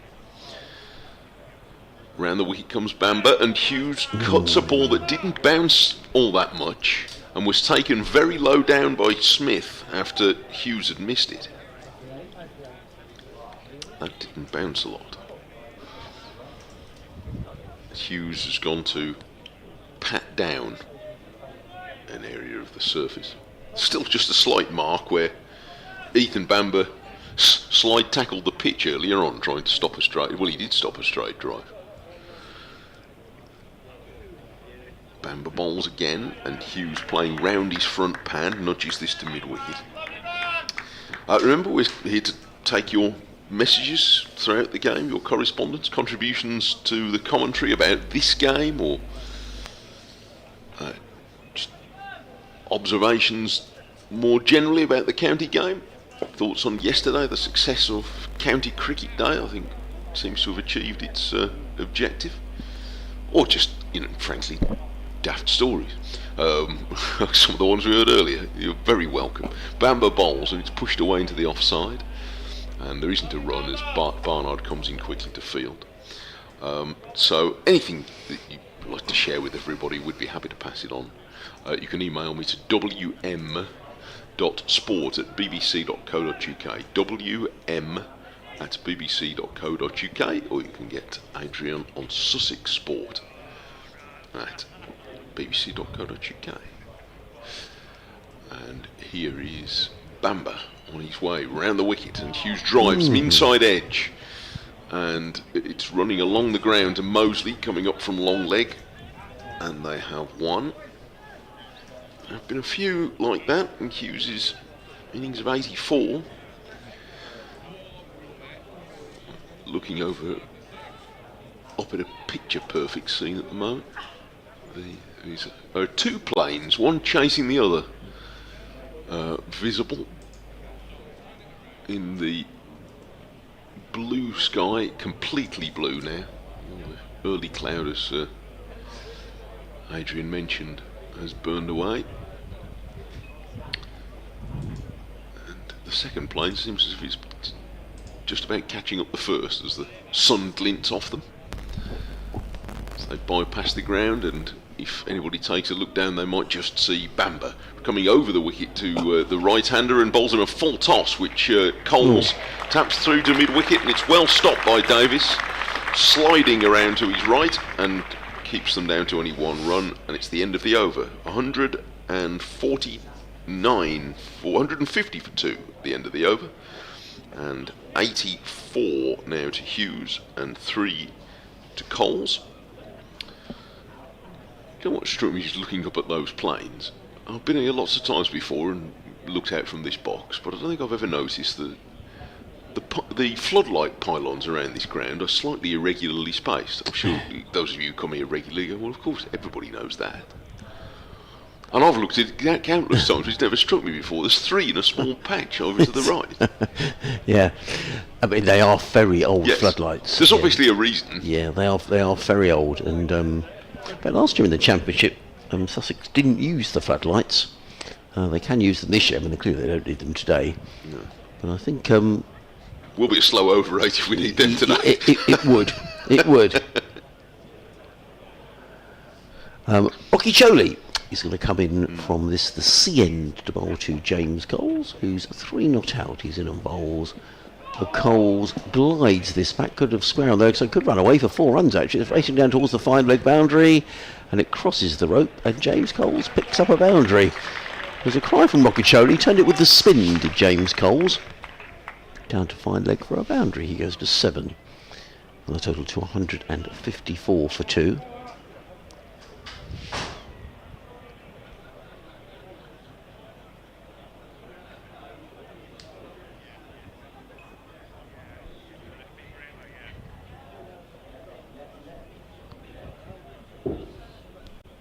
Rothesay waits. James Coles is just surveying that leg side field. And is in again. Bowls and Coles plays to backward point. And there is no run. 154 for 2. Alex Davis takes the opportunity to give a quick word to Corey Rothesay. And they're going to change the field. So what's going to happen here? Yeah, they're going to try and cut off that shot, so the short fine leg or backward square leg is going a little deeper, about halfway to the boundary. But there is a leg slip in place and an orthodox slip as in comes Rothesay. Bowls to Coles, who's beaten outside the off stump, and as Smith takes the ball, doesn't whip off the bails, but makes it clear from his actions that he's keeping an eye on James Coles' back foot. There's a fairly short mid-wicket in there, which is Ed Barnard, who waits Rothesay in, and a switch hit from James Coles. All ends up at slip. That was a bit of an un-Coles-like shot, to be honest. He's normally very orthodox in the way that he plays. But Rothesay just asking one or two questions. On his way in again. Coles, and Coles again reverse sweeps. He's going to get 4 runs. Well, he threatened to do that with the last delivery, and he's executed it perfectly on this occasion. So a boundary to Coles. He goes to 11, and the total to 158 for 2. We're in the 36th over of the innings. And just think a replay of that shot, beautifully executed by Coles.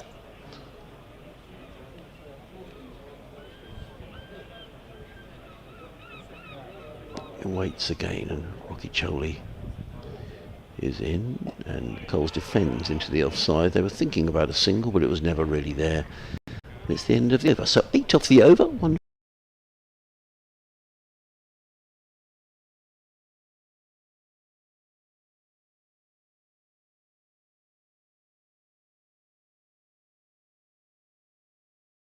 $415, and it's time for a drinks break, which I'm sure is very welcome for all the players on what's a very warm afternoon here.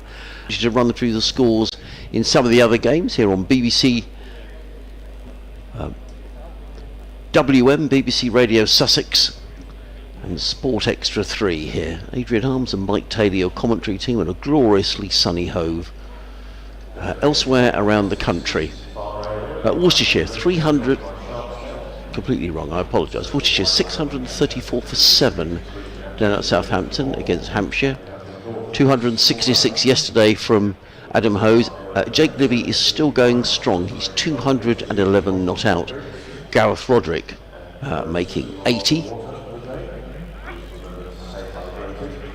At Somerset, Nottinghamshire are 96 for 1. Ben Slater 55 not out in reply to the Somerset total of 379. Surrey are piling up a massive score at the Oval. They're 729 for 4, having been put into back. Dominic Sibley 299 not out.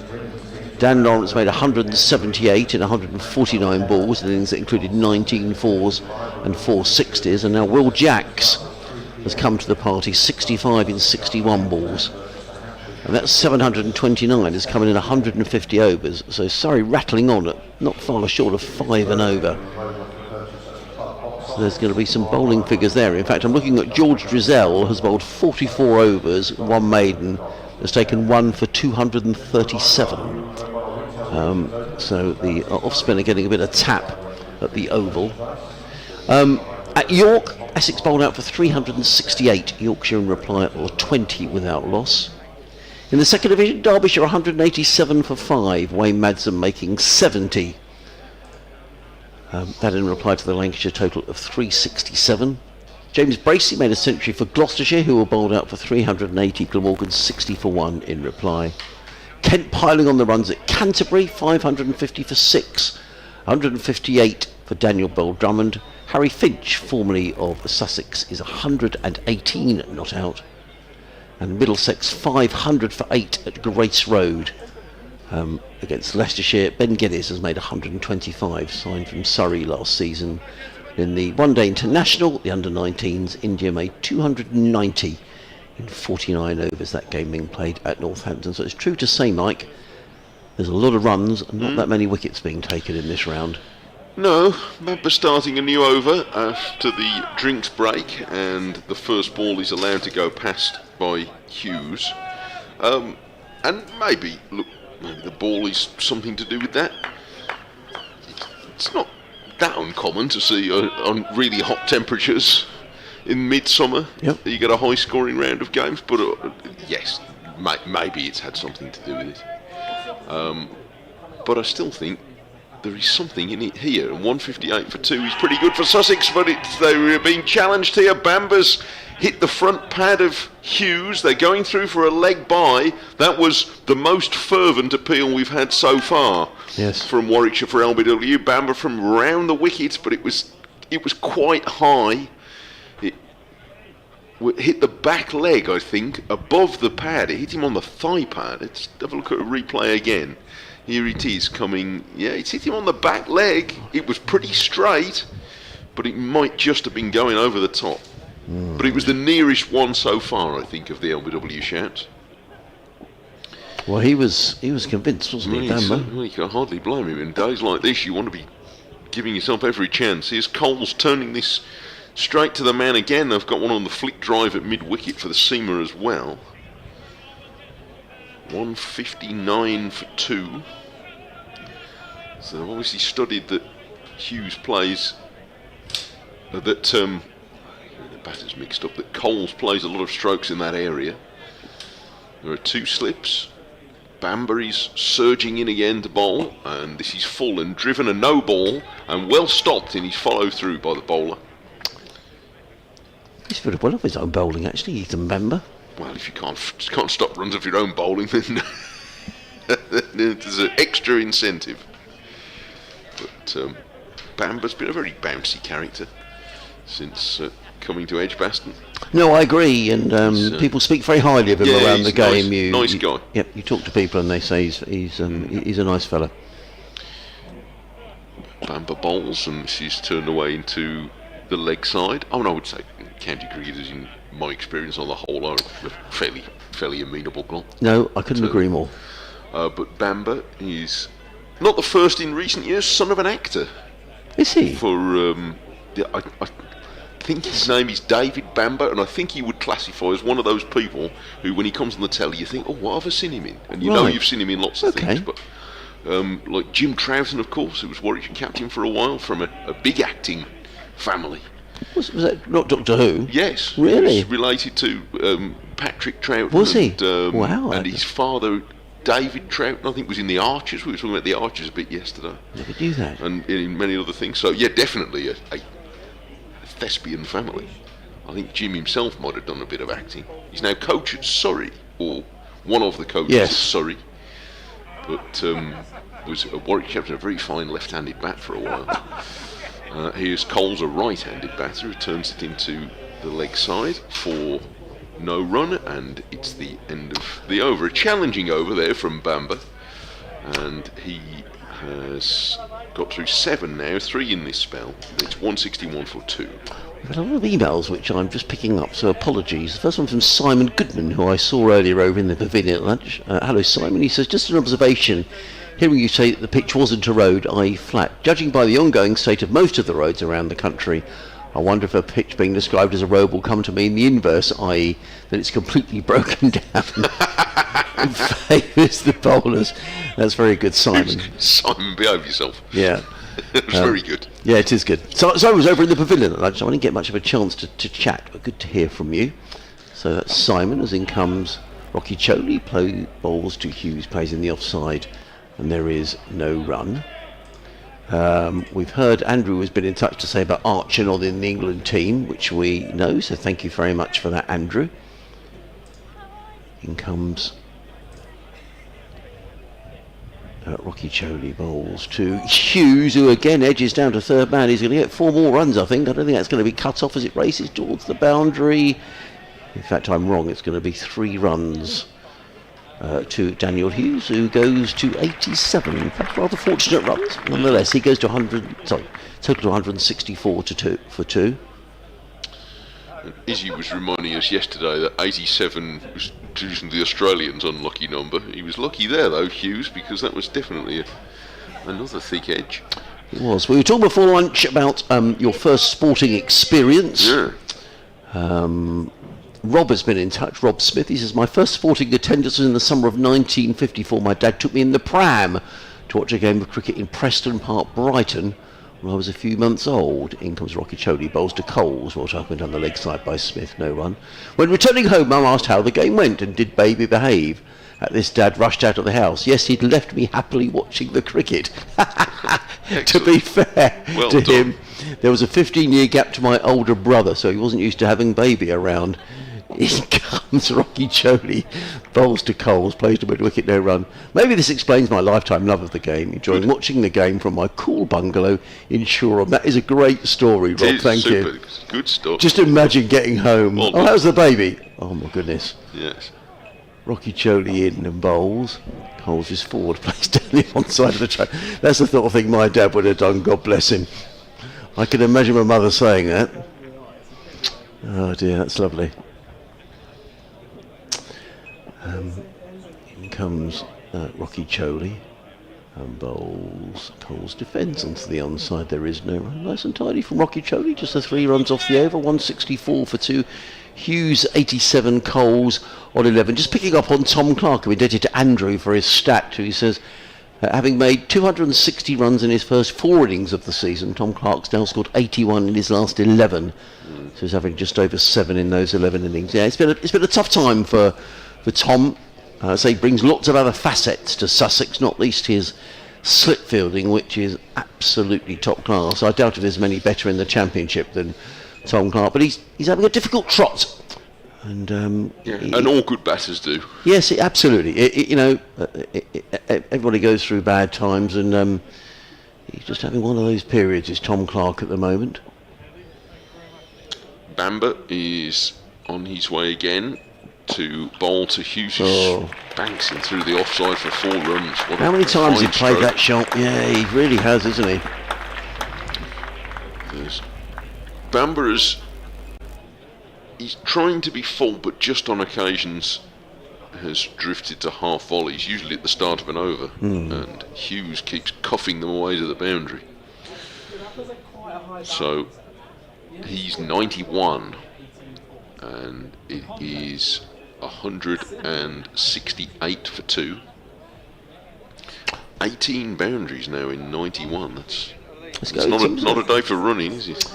No, now 91 equals his best score of the season so far for Daniel Hughes. He'll be very keen to score his first ton of the season. Well, there's plenty of runs out there for him if you can keep his form.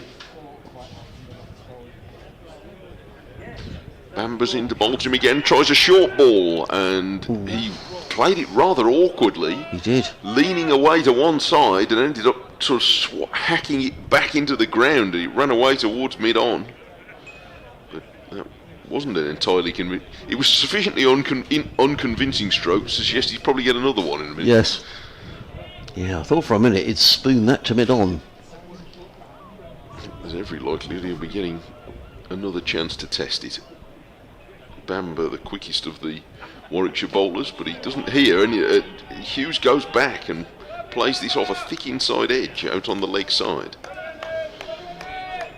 So he is now being examined a little bit by the hard-working Bamber, who is into his 4th over in this spell. He's not wasting any time, he's on his way. And Hughes is chopping this down on the bounce to Barnard, who has not been used since his 3 expensive overs just after lunch. Martin is listening at a sweltering high wicket when he says, my first live sporting event on my own without a guardian was when I was 10 and I was allowed to go to see Fulham with a mate. My granddad had painted a new rattle in black and white 2 days earlier. Excellent. Unfortunately, it was a hot day. Some of the paint in the rattle came off. Finish that in a moment. Bamber comes round the wicket, gives him another bouncer, and Hughes, it's a no ball. A wide, in fact, it's a wide. Yeah. And there was no problem for Hughes to duck under it, obviously. Unfortunately, as it was a hot day, some of the paint in the rattle had become wet, and on my first proper go with the rattle, I managed to cover a few around me with black and white paint, and we lost. That was very trusting of your mum and dad at 10 to go to Fulham. Oh. I don't want to suggest David's age, but if you were allowed into a ground with a rattle, then it was probably a little while away. There used to be a lady sat near the press box at Anfield with a very, very loud rattle. I don't know how she was allowed still in the ground. Hughes guides this to backward point on the boundary and gets 1. Because I'm not sure that a big heavy object like an old football rattle he's quite allowed through the turnstiles at football grounds these days. I'm not sure. But there used to be a lady sat directly in front of the press box when it was much lower down at Anfield than it now is, and you could hear it over the crowd. So this lady whang, this rattle round and round. God, if you sat next to her, well, firstly you'd be taking cover every time she moves, an enormous great thing, and secondly you'd stand next to a road digger. But she was tremendously enthusiastic. There's 2 close catches now in at mid-wicket for Bamber to bowl to Coles, who pushes away on the offside. And it's the end of the over. 170 for 2 in 39 overs. A triple 100 for Dom Sibley, who was out just a few moments ago for 305. And Surrey are still going on. That's, as decisions go, putting Surrey in at the Oval yesterday is not currently looking like one of the best. It did seem an odd decision when and it's easy to say with hindsight, but I think when we saw it, we both went, well, it's hot weather. It's bold. Yeah, hot weather. Yes. Oval, Surrey. I'm not sure about that. Anyway, Rocky Choli is going to bowl the next over from the CN. He's going to bowl to Daniel Hughes, who's 92 not out. With a slip and a leg slip, comes in and bowls, and Hughes plays it forcefully into the offside. Good bit of fielding by, there's Ed Barnard in there, who fielded the ball, then threw the ball sort of backhanded towards the non-striker's end, and Rocky Choli had to move swiftly to prevent an overthrow. What I would say is that yesterday here there was a little veil of cloud when we started. Rocky Choli in, bowls, and forward comes Hughes, plays the ball down the track there. Yeah, there was. So I don't know whether Alex Davis would have given any thought into having a bowl first, in the hope that if there were going to be any helpful conditions for the seamen, he might be in that first hour, but anyway, he didn't. But the Oval might have been a different decision. Anyway. Rocky Choli in, bowls, forward comes Hughes, plays to backward point, and there is no run. So a lot of work for Durham to do if they can avoid defeat there, even at this early stage. And Surrey just starting to stamp their authority over this county championship. Rocky Choli in again, bowls. Hughes let that go outside the off stump.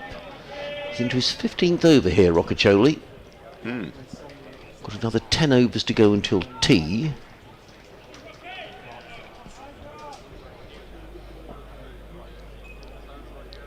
Choli in again. Bowls, Hughes is forward, plays into the offside. And again there is no run. This is the 40th over of the innings. I think Rocky Choli's going to be bowling quite a few of the next 40. Yes, I think you're quite right. Comes Choli again, bowls, Hughes defends into the offside, And there is no run, but it's a maiden over, and he's going to do a good job for his county here. 15 overs, 3 maidens. He's taken 2 for 43 as Rothesay. I'm just going to read a message here from Sussex. I think they're talking about a T20. I think they're talking about. I'll find the email in a moment. I can't quite open it. If you want to send us an email, we can open. You can get us at sussexsport@bbc.co.uk or wm.sport@bbc.co.uk. Yeah. If there's anything happening at your club, then or you feel it's worthy of a mention on the BBC, then let us know. Bamber bowls, and this is pushed away on the offside by Coles, just backward point. And there's no run. If you've got things, maybe it's in the school holidays coming up, maybe you're doing something to get the youngsters in your area down to your cricket club. But do drop us a line, let us know. Particularly, not exclusively, if your club's in Sussex or Warwickshire, but both counties with great league scenes. Do let me know. Here comes Bamber, and he hits Coles on the pad as he's on his way forward, but maybe there was an inside edge because nobody's made a fuss of it. Yeah. Well, certainly these, as I say, we're thinking about where this game might be tonight. I mean, it's still another 40 overs to go tonight, Mike, and we were saying Sussex might be around 300. In fact, if they carried on at 4 over, they're going to be a good deal more than that, actually. 330, so yeah. Hopes of being level with Warwickshire maybe by 12:30 tomorrow. Bamber bowls and Coles, he's flicking this almost between the two mid-wicket fielders. Latham dives across and stops it. So Adrian made reference right at the start of Coles' innings that's a particularly favoured scoring area for him. Yep, it is. But we saw him flick a ball in the air off Rothesay almost as soon as he'd come to the crease. So there are two men, Latham and Malik, I think that is, quite close in there as Bamber bowls to him again, and this time Cole stands up straight and defends it back down the pitch. So there's just one slip, that's Yates. Backward point. Dan Mosley's he's always chattering, talking to umpire Milnes, who's standing on the offside. He's probably telling him about how good the Villa are. It's generally what Dan Mosley's talking about. Does he? Yeah, oh God, very about the Villa. He goes when he can he? He's all over it. Him and Wokes. Are they? Chris Wokes, Villa Barmy. Villa Barmy, the lot of them. I sense there are more Villa than Birmingham City in the Warwickshire ranks at the moment. It hasn't always been that way. Bamber bowls, and she's driven firmly along the ground up to mid-off, and Hannon Dolby, who is Halifax Town as far as I know, slides across and stops it. There's an extra cover, that's Sam Hain. Mid-on, and then 2 mid-wicket catchers. And Rocky Choli's just taking a moment to lean on the advertising board at long leg as Bamber bowls again, and that one doesn't get up all that much, and Coles defends it quite low on the bat, and it's the end of the over. 2 maidens in a row, just putting a little pull on the reins for Sussex. They're 170 for 2 with Coles 11 and Hughes 92. You're listening to live cricket on Sport Extra 3, BBC Radio Sussex and BBC WM. Adrian Holmes, Mike Taylor, your commentary team, on a glorious day down at Hove. We have to mention again that Durham are a bowler down here with no Chris Rushworth. He bowled 3 overs right at the start of the innings, bowled nicely actually, and then all of a sudden we haven't seen him since, so it doesn't sound good news for Chris Rushworth as in comes Rocky Choli bowls to Daniel Hughes, who lets that one go outside his off stump, and there is no run. Just checking the records actually, Daniel Hughes I say he's made 10 first class hundreds. I thought it might be more than that. Yeah, he's been around a while, hasn't he? Yes. Just waits as Rocky Choli in again bowls, and Hughes works that to backward point. He hasn't made one this season so far, top score of 91. Slipping a short leg, keeping him company as a backward point. Two men in close on the offside, a cover and almost a point as in comes Rocky Choli bowls and played into that offside. There is no run. And they've just dried up a little bit. Warwickshire's over 8 very good. They're +2 on the scoreboard away to our right hand side. Yeah, I think Rocky Choli will keep them ahead of that.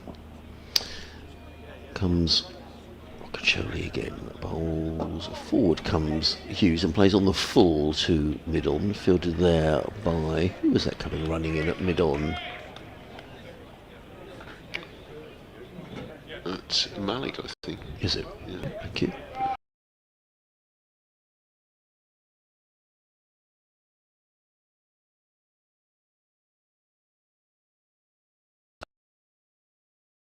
Seam bowler who's played a few championship games this season.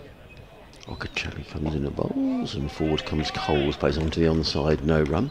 Just to mention there's a T20 double header here on being played in aid of the Sussex Cricket Foundation, wonderful cause. Coming along comes Rocky Choli bowls, and Coles defends down the onside of the track. Nice and tidy again from Rocky Choli, just the one off the over.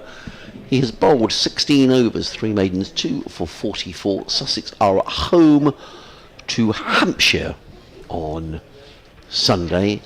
And the club will correct me if I'm wrong. I hope I'm not wrong, because I haven't looked up the fixtures, but I shall do that now. I'm pretty certain they're playing Middlesex in a women's T20 before that. So 2 games for the price of 1. Get yourself down to Hove on Saturday. Yeah, do support the women's games if there's a double header near you. The ones at Edgbaston have been smashing. They've been very, very good. And a real step forward in the structure of the women's game this season. There's Bamber on his way to start a new over. Hughes wants a quick single, and Barnard shies at the non-striker's end. And I sense he wasn't all that far away. He was well backed up. Yeah, that was thrown in hard. Dolby. And he dropped his bat, Hughes. He was running through to complete the single, but it was a tight one. It was a tight one. Yeah, had that hit, that may not have been far off, you know. I wondered if it had hit Hughes' bat, and that's what knocked it out of his hand, whether the throw hit his bat. Possibly. As he was stretching, I couldn't tell whether he just jammed it into the ground, but anyway, he's 94, and the right-handed Coles is back on strike, waiting for Bamber, who has him pushing forward and guiding it to the straighter of the 2 mid-wickets. I should have read the whole message, so please could you mention the T20 doubleheader this Saturday, the 5th of July, being played in aid of the Sussex Cricket Foundation. First, the women play Middlesex at 2 o'clock, followed by the men taking on Hampshire at 7 p.m. Good. Supporters can make donations on the website when purchasing tickets, or make donations while at the game this Saturday. Thank you. Thank you, Jamie, the Sussex media officer. This time, Coles guides it squarer of the 2 mid-wicket fielders, and they get 1 out to the mid-wicket. Just having a look around to see. I don't think Simmons has been on for very long. In fact, he might already have gone off. So I think maybe just somebody's popped off for a change of shirt or something. Barnard looks as though he's doing a bit of shoulder flexing, so maybe he's going to get another chance to bowl. Bamber is taking Hughes, I think, on the pad, although it's gone very quickly, and Mosley has made it. He's a bit unlucky with the diving stop. The ball's rolled on, and it's his off the bat. It's his 4. So it was glanced pretty fine. It went quickly, and Mosley, who covers the ground well, made his dive, but he just couldn't divert the ball away from the rope. So that's 4 to Hughes, and he's 98.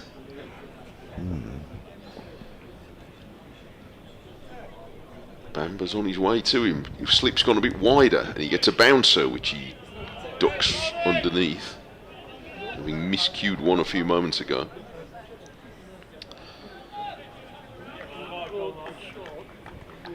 Trying to be the first to a century in this game after both Yates and Hayne fell short yesterday. Yeah. It would also be the first 100 of the season Yes, for it would. Very important. Daniel Hughes. And a good 100 it's been as well. He's played some beautiful cover drives. Been a feature of the innings. Bamber bowls to him now and he pulls, and that'll be it. Oh yes, Mosley almost cut it off on the boundary, but it's away for 4 runs. And Hughes, with a volley of boundaries, brings up a century that for the moment has Sussex moving towards a strong position, 102 not out, and reaching it with 2 boundaries in 3 balls off Bamber. 20 boundaries in 102, and there have been 1 or 2 off the edge, but there have been an awful lot to admire right out of the middle, just like that one. Yeah, super knock by Daniel Hughes. His first century of the season, the 11th of his first-class career. And he certainly put back to ball. He hit the first ball of the innings for 4, didn't he, when he drilled Chris Rushworth down the ground. It's come in quick time as well. Yes. 102 and 136. And Sussex have certainly been motoring along. Oh, we're going to have an update to do in a moment. Yes, 136 balls, 24s.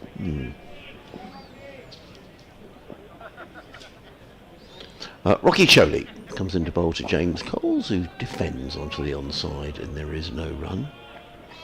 I've just seen a little replay of Dom Sibley scoring his 300th run, and it was a really bad one. He arrived right on his tummy, diving in to try and make his ground. He was lucky that the throw wasn't better, but triple for Dom Sibley today.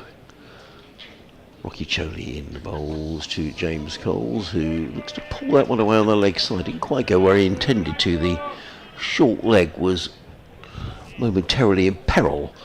It ended up at short fine leg, and there is no run. Imagine being run out for 299. That'd be wrong, wouldn't it? Yes.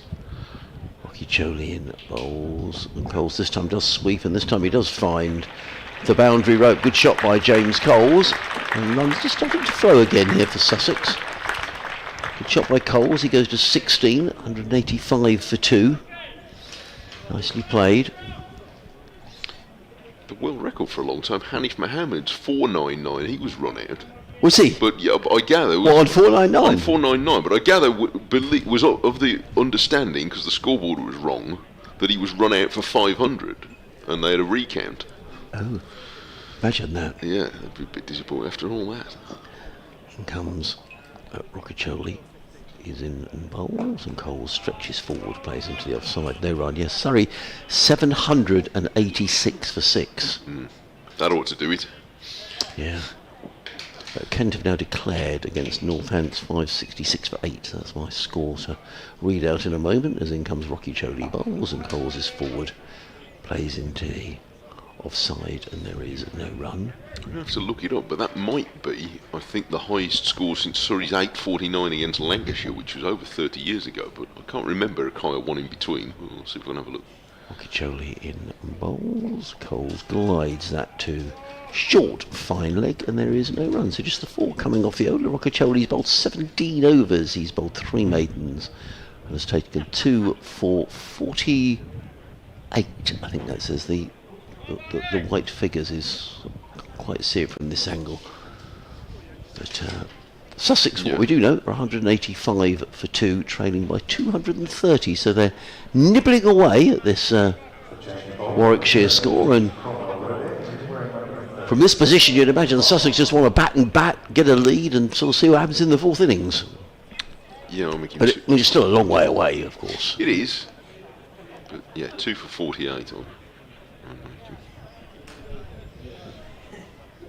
And Bamber have, after a hard trying spell, 6 overs either side of the drinks break, is going to give way to Barnard, whose 3 overs were a rather chastening experience just after lunch, costing 25, and he bowls to Hughes, who lets that pass outside the off stump. Second day then of Sussex versus Warwickshire in the county championship. Watching at home, Adrian Hove. Yes, Sussex making good progress here. Adam, they're 185 for 2. The Australian Daniel Hughes has just gone through to his century, the first of the season for him, the 11th of his first-class career, and he's batted beautifully. James Coles is 16 not out. The men out. Tom Haynes for 40, and Tom Clark continuing his poor run. He was out for just 7. Meanwhile, at the Oval, Surrey with a massive total. They're 791 for 6. A triple century there for Dominic Sibley. He was eventually out for 205, and runs aplenty for Kent as well. They've just declared down at Canterbury 566 for 8. Centuries today for Daniel Bell Drummond, who made 158, and Harry Finch, who made 118.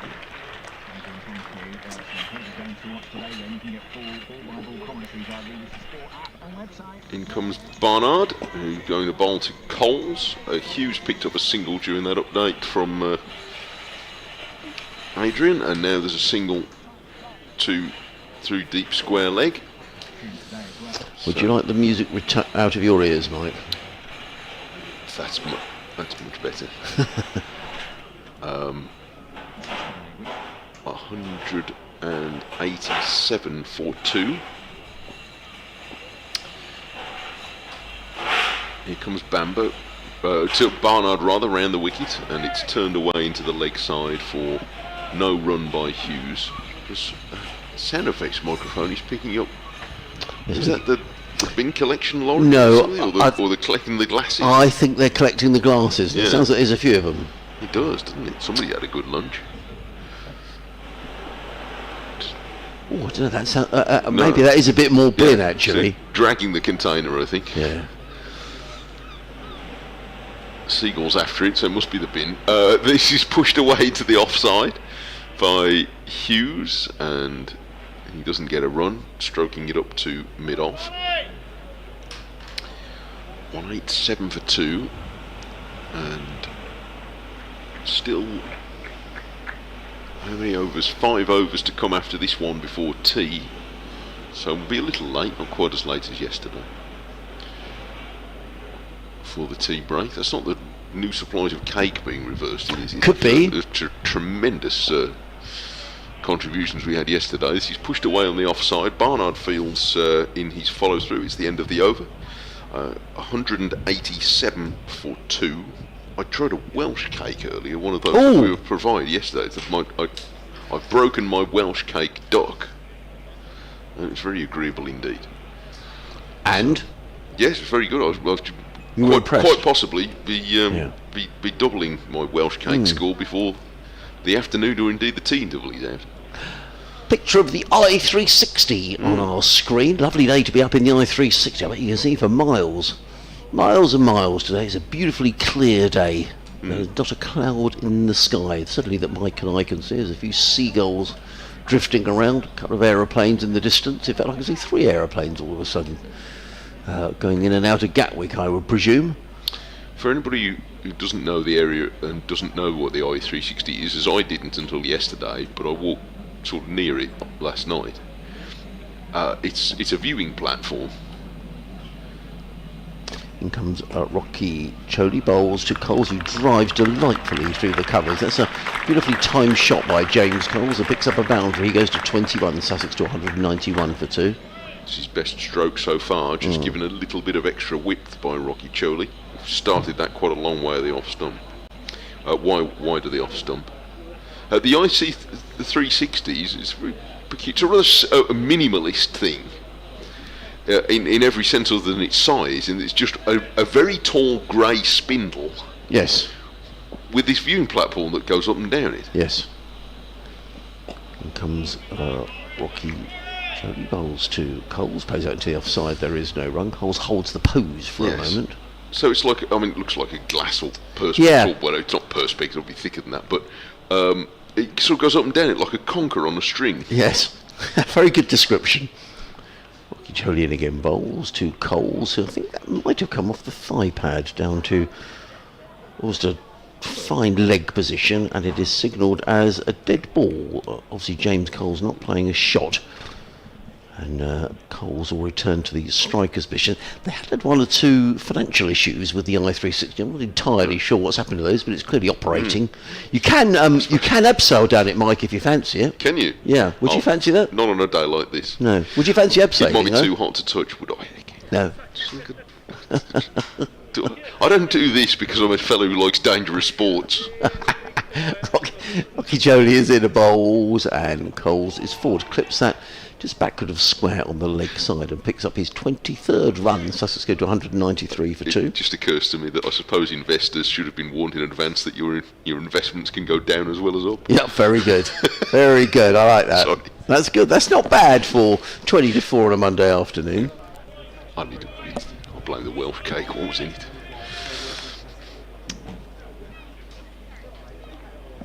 Jolie in again, bowls, Hughes is forward, plays it down there. I think he's bowled unchanged since lunch, hasn't he, Mike? I think he has. He has bowled unchanged since lunch. In fact, from this end, he bowled the 2 overs before lunch from this end as well. Mm-hmm. Well, they're good figures. You know, one more ball to go in his 18th over. Figures for 2 for 53. He's in on bowls. Hughes is forward out into the offside. And there is no run, and he's got a little bit of assistance. He's picked up the 2 wickets. And we have got how many more overs to go until tea? 4 more overs to go until tea.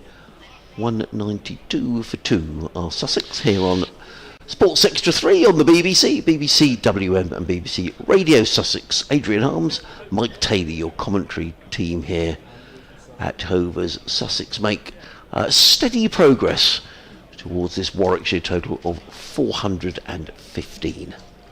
And George Gardner's on the field now as well. So the 3rd substitute we've seen in this session. I think there are only 2 on the field at the moment, and Ethan Bamber is off the field. Right, that's bad news. Perhaps he's just having a breather. Barnard is bowling, and Coles is turning this off his pads to Malik, who the 2 mid-wickets have slightly separated a bit. So Malik has gone a bit squarer. So they've got Latham and Malik both reasonably close in on the leg side. What do you reckon? 20, 25 yards away? Yeah. Something like that. But Latham is straighter, and there's quite a big gap between them now. And then there's a square leg and a long leg on the boundary. And one very wide slip. He's forced away off the back foot for no run. When I say a wide slip, I mean Rob Yates is built like a lollipop stick, but he's quite wide, positioned quite wide in about 3rd slip. Dan Mosley's a backward point, but there's nobody behind him on the 3rd man boundary again as Barnard bowls and Coles is playing very straight. Back up the pitch. So they are trying the funky fields now to see if they can work a way through. But for the time being, they are finding Sussex in pretty obstinate form. With Coles mistiming this though, as he tried to force it away through the covers off the back foot and under edges it into the ground. So he doesn't get a run, and Barnard has been a bit tighter in the early stages of this spell, which is exactly what Warwickshire need at the moment. Bowl dry, they like to say, don't they? Cricketers, slow the run rate down. In comes Barnard, and Coles is again happy to defend this straight back to him. Did you say, and I should have made a note of this, did you say Daniel Hughes hit 18 boundaries in his 100? I think it was 20. Was it? Yeah, he's 20 boundaries in a century. So, it's a good day to not be running. Yes. Coles has made 22, is waiting for Barnard and playing this away square on the offside, and that was a very disciplined over from Ed Barnard in which he kept Coles. He didn't cause Coles too much trouble, but he did keep him tied down. And at 192 for 2, there are 3 overs to go until tea, and then another 32 afterwards. Now someone else has just come back on. Is that Ethan Bamber who's... Oh, is this Rushworth who's coming back on? Let me see. I think this is No, that's... Bamber. Or is it... Yates? No, this is Bamber. I think It this is Bamber coming towards us. Yeah, Oh, that's well Ethan done. Bamber. He's Well back. done. So Garton's back in the shed to get the kettle on. I don't know whether you want the kettle on for the tea on a day like this. Okeechobee comes in, bowls to Hughes, who drives into the offside. There is no run. Yeah, I think sometimes say when it's hot, isn't it good to have a cup of tea? Yeah, I'm not really a hot drinks man. Are you not? See, no, I'm far too much fizzy stuff. Not that kind of fizzy stuff. I'm not made of money. Right, Okeechobee comes in and bowls, and Hughes plays to backward point. I think that just bounced a little more than he thought, Hughes. But nonetheless, he played the shot to backward point, and there is no run. The washing is on the line over on the balcony on the far side. I'm sure that towel was up there yesterday. You know, that orange towel. It'll snap and take it in if it's the one from yesterday. Yeah, Okeechobee in bowls to Hughes, who eases that down the ground. They take a quick swing. That's well run by Daniel Hughes. It's very much a feature of his batting that, having played the shot, he was immediately on the move, and despite the mid-on being not that far back, Alex Davis, it was a comfortable single in the end. Hughes goes to 104, total to 193 for 2. Okeechobee in again, bowls, a little paddle sweep by James Coles. He's going to get more runs here, and possibly another boundary. It's beautifully timed. He's just overhauled just inside the boundary, but Coles picks up another couple of runs. He goes to 26, and Sussex to 190. Oh, they've got up already. Hughes goes to 24. Crumbs, the scoreboard is quick today. Total goes to 194, 95 for 2. Get it right, Adrian. So Sussex going along at about 4 and over. So if they did that after tea, Okeechobee in again, bowls to Coles, who's forward, plays to mid-off, and just goes to show what you do when you put fielders under pressure, because Alex Davis took his eye off the ball, and Coles would have got through for the single anyway. Good cricket from Coles. He goes to 25, 196 for 2. He's already added 60 for this third wicket. So with 34 overs to go, if Sussex were to score a 4 over, that'd be 68, best part of 140. They could be around about 340 by close. Okeechobee in bowls to Hughes. Well, Warwickshire, I think they've got him called at leg step. It was one of those appeals that actually did lack a bit of conviction. Looped up a bit off the pad. It did loop off a pad, yeah. And there is no run. Okeechobee 19 overs, 3 maidens, 2 for 57. Sussex 196 for 2. Well, Rothesay was pretty convinced that he'd got him. It's the replay, it's hard to tell. It sort of looped a bit when it came off the pad, but Rothesay was convinced it had glanced the face of the bat. We're seeing a replay on our screen from behind the batter. I'm not sure that tells us any more, but umpire Milnes was not persuaded by Rothesay, so he's put his cap back on over his headband. He's got a John McEnroe style sweatband on. Perhaps Pat Cash would be more appropriate, I suppose. Barnard bowls, and Coles miscues a drive off a leading edge, but it stays low and goes through a gap in the covers. Sam Hain goes back to pick it up, and they take 1. And this has been a much better spell from Barnard.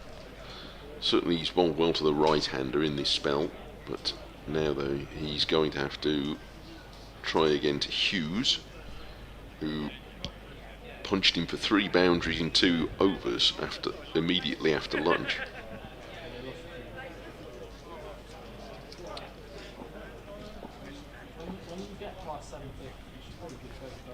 And here he is now, Barnard, round the wicket to Hughes, who dabs this into the offside, wants a quick single, and a direct hit at the non-striker's end, and the ball's ricocheting away for another run. It's a bit tough on the fielder. It was a good throw by Malik. It was. But Hughes again very quickly away for his run, and he was home by about a foot. So it was very well judged. Hughes up to 106, 199 for 2. Round the wicket comes Barnard, and she's driven back to him on the bounce by Hughes. A crowd catch from Barnard, who throws it up and, by the sound of it, convinces absolutely nobody. So there wasn't even the slightest do in the ground at that. Sorry, 803 for 8 now. That's almost a ridiculous amount of runs, isn't it? Yes, and it's rubbing it in a bit to poor old Alex Lees, who put them into bat yesterday. And we'll have to open the batting. And will, exactly, yes. And round the wicket comes Barnard and takes Hughes on the pad. But the ball was angling well away towards the leg side, so he doesn't get very excited about it.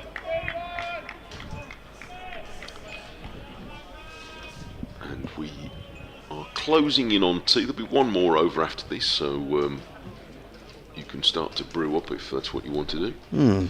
Because it won't take Rocky Choli long to bowl his over, that's for sure. Barnard on his way, and forward comes the left-handed Hughes, nudges it away into the leg side, doesn't get a run. We haven't seen any more of Yates. It's been all the seamers sharing the shifts down the hill since lunch, and Rocky Choli bowling up the hill. But I imagine we'll see some more of Yates in the third session, especially as they're a seamer down.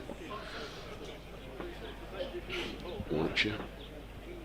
Barnard round the wicket again, and played gently out on the leg side by Hughes, who is 106 at the end of the over, and Sussex are 199 for 2, are 216 runs behind. And we've got one over to go until tea, which will be taken only a few minutes late. And it is going to be Roccaccioli who's going to bowl his... Oh, he's not going to bowl. He's going to come out the attack. Yeah, you can just give Yates. Sometimes change is as good as a rest, isn't it? Well, I'd just written my tea time report, and I said that Roccaccioli had taken up the slap bowling unchanged since lunch. Bowling almost unchanged. Yeah, well, he's actually bowled 17 overs since lunch. Yes. Yes, so after Autumn or copy. He bowled a lot of overs actually at Edgbaston in the first game of the season, Rob Yates, on a pretty flat track. Bowled 40 odd, I think, in the one innings. Yeah, he did. He bowled... Oh no, 25, he took 3 for 79 in the second innings. He did. A few weeks later against Surrey on an even flatter pitch, he bowled 47 overs. Wow. Okay. And took 3 for 124, so he was fairly tight with it. He has 10 championship wickets this season, Rob Yates. Did quite a bit of bowling last season. So, giving them a good option. So, he's going to come in to bowl the last over before the tea break. And he's coming in as Yates off half a dozen paces and bowls to James Coles, who turns the first ball to backwards square leg. And there is no run. So 199 for 2. It means that the arrears are 216 as far as Sussex are concerned. Yates in again. Coles defends down the onside of the track. And there is no run. In terms of bonus points, Warwickshire 4 batting points. They're 415. Sussex 3 bowling points. Yates in again. Coles not taking any chances. Plays it down the track. And there is no run. Yes, and we just want to get in safely here, so they could put one or two closer to the bat. I don't think he's going to take too many liberties just now. Yates bowls, Coles defends on the offside of the track. So we'll have 32 overs left in the day after we resume after tea. I'd say Sussex will be, if they could go at 4 and over, aren't going to be a million miles away at the close. Yates in bowls, Coles defends, and there is no run. If they could score 120, that would put them within, maybe 100 of Warwickshire at the close of play. But of course, if a couple of wickets go down, who knows? Warwickshire... They'd want to be in a position to be in front in the first session tomorrow. They would. And comes Yates, and Coles turns out for the 200th run of the innings, which comes on the stroke of tea. Sussex 200 for 2, Hughes 106, Coles is on at 27 as the players leave the field. So Sussex trailing here by 215. 32 overs left in the day. And as Mike was saying, Sussex will feel if they could get themselves level by around about lunchtime tomorrow, and well, who knows, wickets permitting of course, and maybe get themselves some sort of a lead going into the latter part of tomorrow. We could still be in for an exciting finish here, with the feeling being that this pitch may take a little bit of spin. But it's been a tough afternoon for Warwickshire, who have been hampered by the loss of Chris Rushworth. He's only bowled the 3 overs in the innings. And Sussex go to lunch into tea in a strong position on 242. Anything to add, Mike? No, not really, other than if they can continue making even steady progress, 3.5 and over through to the end of the day, without too much damage, then Sussex will be quite well placed. Yes. To put pressure on. If they can get up to Warwickshire's score by the middle of the morning tomorrow with wickets in hand, then they'll be well placed to put some pressure on. Yes, indeed. Mike, thank you very much. Thank you very much, everybody, for listening to us here on Sport Extra 3, BBC Radio Sussex and BBC WM. We're going to take a breather, have a cup of tea and a bit of cake. There's lots of cake that's been left here this week, so we're going to get ourselves tucked in, and we'll speak to you in about 20 minutes' time.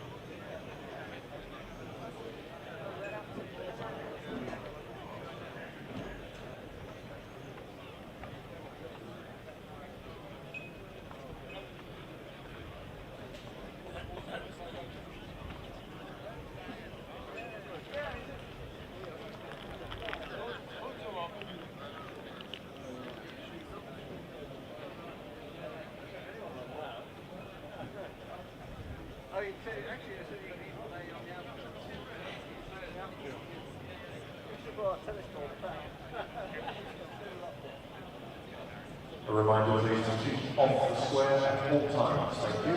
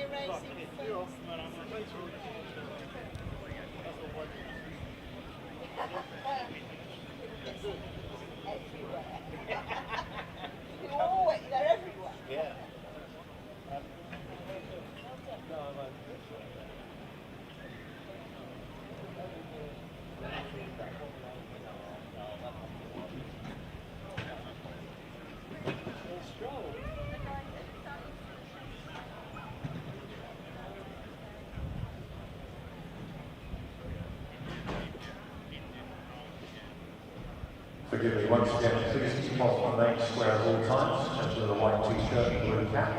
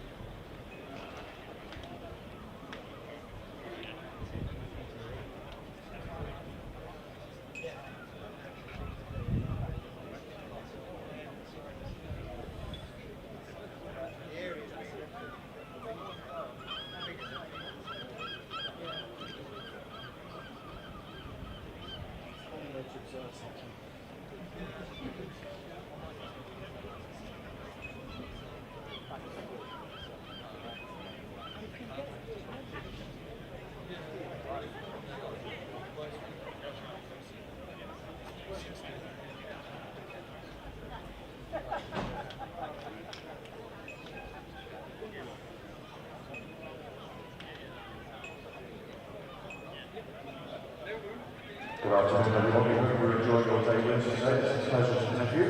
If you can now please vacate the outfield as soon as possible, take any direction from the stewards. We'd be grateful if there's an on-time start at around 4:15.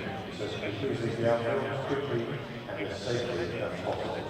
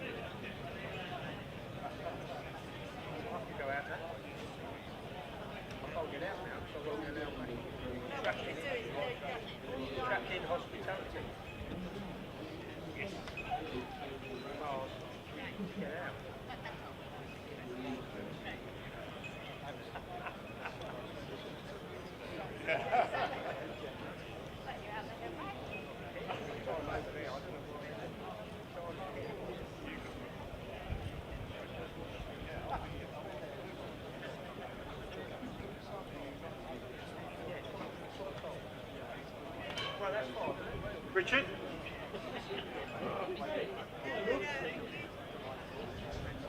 Well, thanks very much. We've been taking the outfield as quickly as we have. We really appreciate it.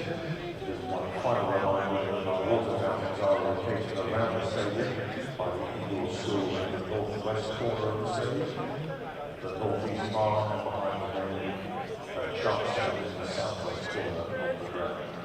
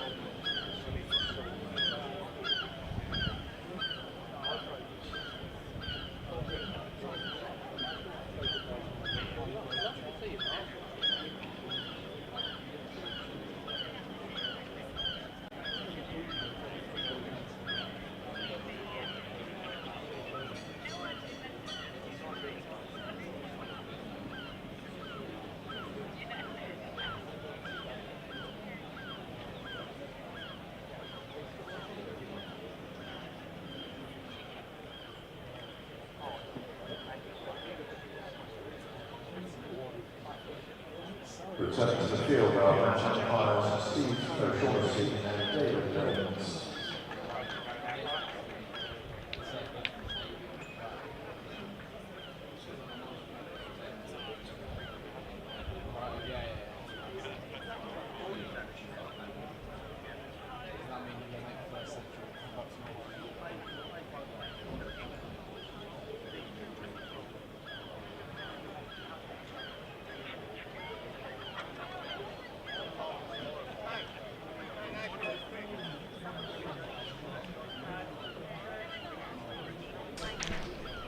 Well, very good afternoon. Welcome back to Hove for the final session on the second day of this county championship match between Sussex and Warwickshire. The two Sussex batters making their way out to the middle. Daniel Hughes on 106. James Coles is on 27. The Warwickshire players all in a huddle away in front of the pavilion. The sun is really shining brightly through our commentary box window here. It's been the most glorious day here down on the south coast. In terms of the match, Sussex 200 for 2 in their first innings, trailing by 215 after Warwickshire bowled out today for 415. 3 wickets apiece for Robinson, Crocombe and Gurinder Sandhu. And Warwickshire undoubtedly hampered by the fact that Chris Rushworth hasn't been on the field since lunch. He bowled just 3 overs before leaving the field. So for all of that, Sussex have certainly got on with it. Daniel Hughes going through to his 100, of which 80 of those came in boundaries. Mike Taylor from BBC WM is with me. I'm Adrian Arms from BBC Radio Sussex. Welcome to all of our listeners, and we'll keep you right up to date with all the scores in matches around the country as well. But it's going to be Ed Barnard who's going to get things underway. Just to say that Surrey have declared at the Oval 820 for 9. Which is their highest first-class total for Surrey, and they've been around a while. And it's the highest score made against Durham, breaking the record set by Warwickshire in the Brian Lara 501 innings. Wow. Sibley 305, Lawrence 178, Curran made, well, there are 400s in there. Yeah. Barnard bowls the first over after tea. And a bit of a change of mind between Coles and Hughes as to whether they were going to take a run. They did in the end. But Coles started and stopped and started again. And wished he hadn't. So they do get a run. At the end of the over, I'll step aside because Adrian is going to welcome a guest in at the end of the over. And you'll know all about it. Whether you're a Sussex or a Warwickshire supporter, you'll know it. So, in fact, he's stepping in now. Here's Barnard. He's coming round the wicket and bowls, and he's pulled hard for 4 runs. Good strike by Hughes. First ball after tea. There's a deep square leg and a long leg back on the boundary, and he's bisected them perfectly. Hughes is 110, and Mark Robinson is in the box. Nice to see you, Mark. Yeah, how are we doing? Good to see you. Since you were at Edgbaston, and back in what a lovely place to be back in, by the way. No, I can't imagine what drew you back to Hove. No, it's fantastic, isn't it? Especially on the weather like this, and you've got the beach up the road and everything, Yes. Pebbles and all. But it's a little bit too hot, to be honest, isn't it, at times? You're cooler in here. Yes, Adrian's worked out the air conditioning, which is much to everybody's relief. Here's Barnard coming into bowl 2, the left-hander Hughes, who dabs this away, square on the offside. And life treating you well down here? You back in? No, it is. I'm enjoying it. Different weight balance, so it's good. And obviously this is a nice game for me, isn't it? Because it's foot in both camps to a degree. Yes. Obviously, I saw all the Warwickshire players. We went out last night and we had a little drink and some food and could reminisce with them all last night, which was lovely. But equally, obviously, I've got a foot in the Sussex camp now, which is also good fun. Barnard's coming round the wicket, and this is driven down the ground by Hughes, and that's going to be 4 as well. He's beaten Hannon Dolby's dive, so 2 boundaries in the first over after tea for Daniel Hughes, getting right back into the groove. 209 for 2, and I mean the Warwickshire lads are a really good group, and Sussex here. Most county cricket cricketers are pretty good folks to be around. So there's a lot of nice people here this week. It is. Look, obviously, I did the first 2 months of the season full on with the first and the second team here at Sussex, but I spent 4 years at Warwickshire, and you get good friendships and bonds that don't break, do they? When you spend that time in each other's company. In comes Barnard, rolling down the hill to bowl to Hughes, who is checking his drive here and turns it to Latham at mid-wicket. And for people who haven't picked up on it, you are, as you mentioned, you're now back employed here at Sussex. Yep. That's right, you're now formally employed here, but you've got a different role, which is interesting. It is. It's basically trying to get kids from state schools into professional cricket, or into cricket full stop. So that's the broadness of it. There's a school at Falmer. There's a cricket academy put into a normal state school. A lovely man called Rod Aldridge, his dream is that you shouldn't have to pay money to a private school to become a professional cricketer. So he's put an academy into a state school. Under 16, you go and do your 4, 5, 6 hours of cricket around your curriculum, and if you're in the sixth form, you do cricket all afternoon. So, in that programme, there's a new indoor school going to be put on the site, which is going to be the second biggest in the world. It's connected to the university, second only biggest to New South Wales, and they're looking to run 4 different hubs at 4 different state schools as well. So that's terrific. It's morally a lot different. My mum was a teacher on a rough at the state as well, so it's sort of feel like I'm a job that goes back to my roots and my childhood, and it's been brilliant so far. Only 2 or 3 weeks in, and I do a little bit still with Sussex, as I say. I was in on Saturday morning helping with their prep, which is good as well. We're just watching Rocky Choli ready to start a new over. What a name. Isn't it? Yes. It's quite a typing error as well. So with a slip and a leg slip, and Hughes he's drawn forward here and nudges it away. He's bowled well, hasn't he, as well? And they've needed him. Obviously, Rushy, having been off the pitch for most of this innings with a tight hamstring, he's had to take the mantle, and it's a good job he's bowled as well, because it's given Warwickshire some control when they were lacking it a bit at the beginning. He's gone very steadily up the hill all afternoon, and here he is now, very high action, and Hughes is back and forcing it back down the pitch, and he fields well off his own bowling. He's an interesting pick-up, actually, Rocky Choli, for this spell of games. He's very experienced in Australia, a bit like Sandhu here is actually. But hasn't really played any cricket outside Australia. And both picks were for the Cookable ball, wasn't it? Just to try and give the team an advantage. Which a little bit caught by Bo Webster suddenly being called up to Australia. At that point, you would have had Bo or Hassan could have been playing in this match. So in Westwood's done a good job by trying to think differently and bringing a spinner in to give them a chance. And he's already picked up 8 wickets this is his 3rd innings bowling in the championship. This is pushed away on the offside. And Sussex will be hoping this wicket turns more and more. I think it's been a great wicket actually. It did quite a bit yesterday. I don't think Sussex bowled particularly great before lunch, and then came back strongly after lunch. I thought it was a fascinating day, but the moisture will have gone out of it now, and it's about whether it starts to wear for the spinners. Rocky Choli's next delivery slides on outside the off stump, and Hughes is allowing it to pass. 2-10 for 2, and Rocky Choli's back quickly. He doesn't waste time. No. He's on his way, bouncing in, coming round the wicket, and Hughes is forward, very bat and pad together, and it's the end of the over. 210 for 2.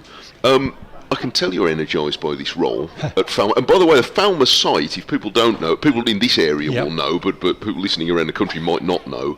The university there it's more almost on the same site as the Brighton football ground, and they work quite closely together, don't they? Yeah, look, so the site, the school, Backer it's called, have a great relationship with Sussex as a professional club and with the football club as well. So Russell Martin from Southampton, he's also set up the football side, and obviously I'm to do the cricket side to filter into Brighton and Sussex hopefully.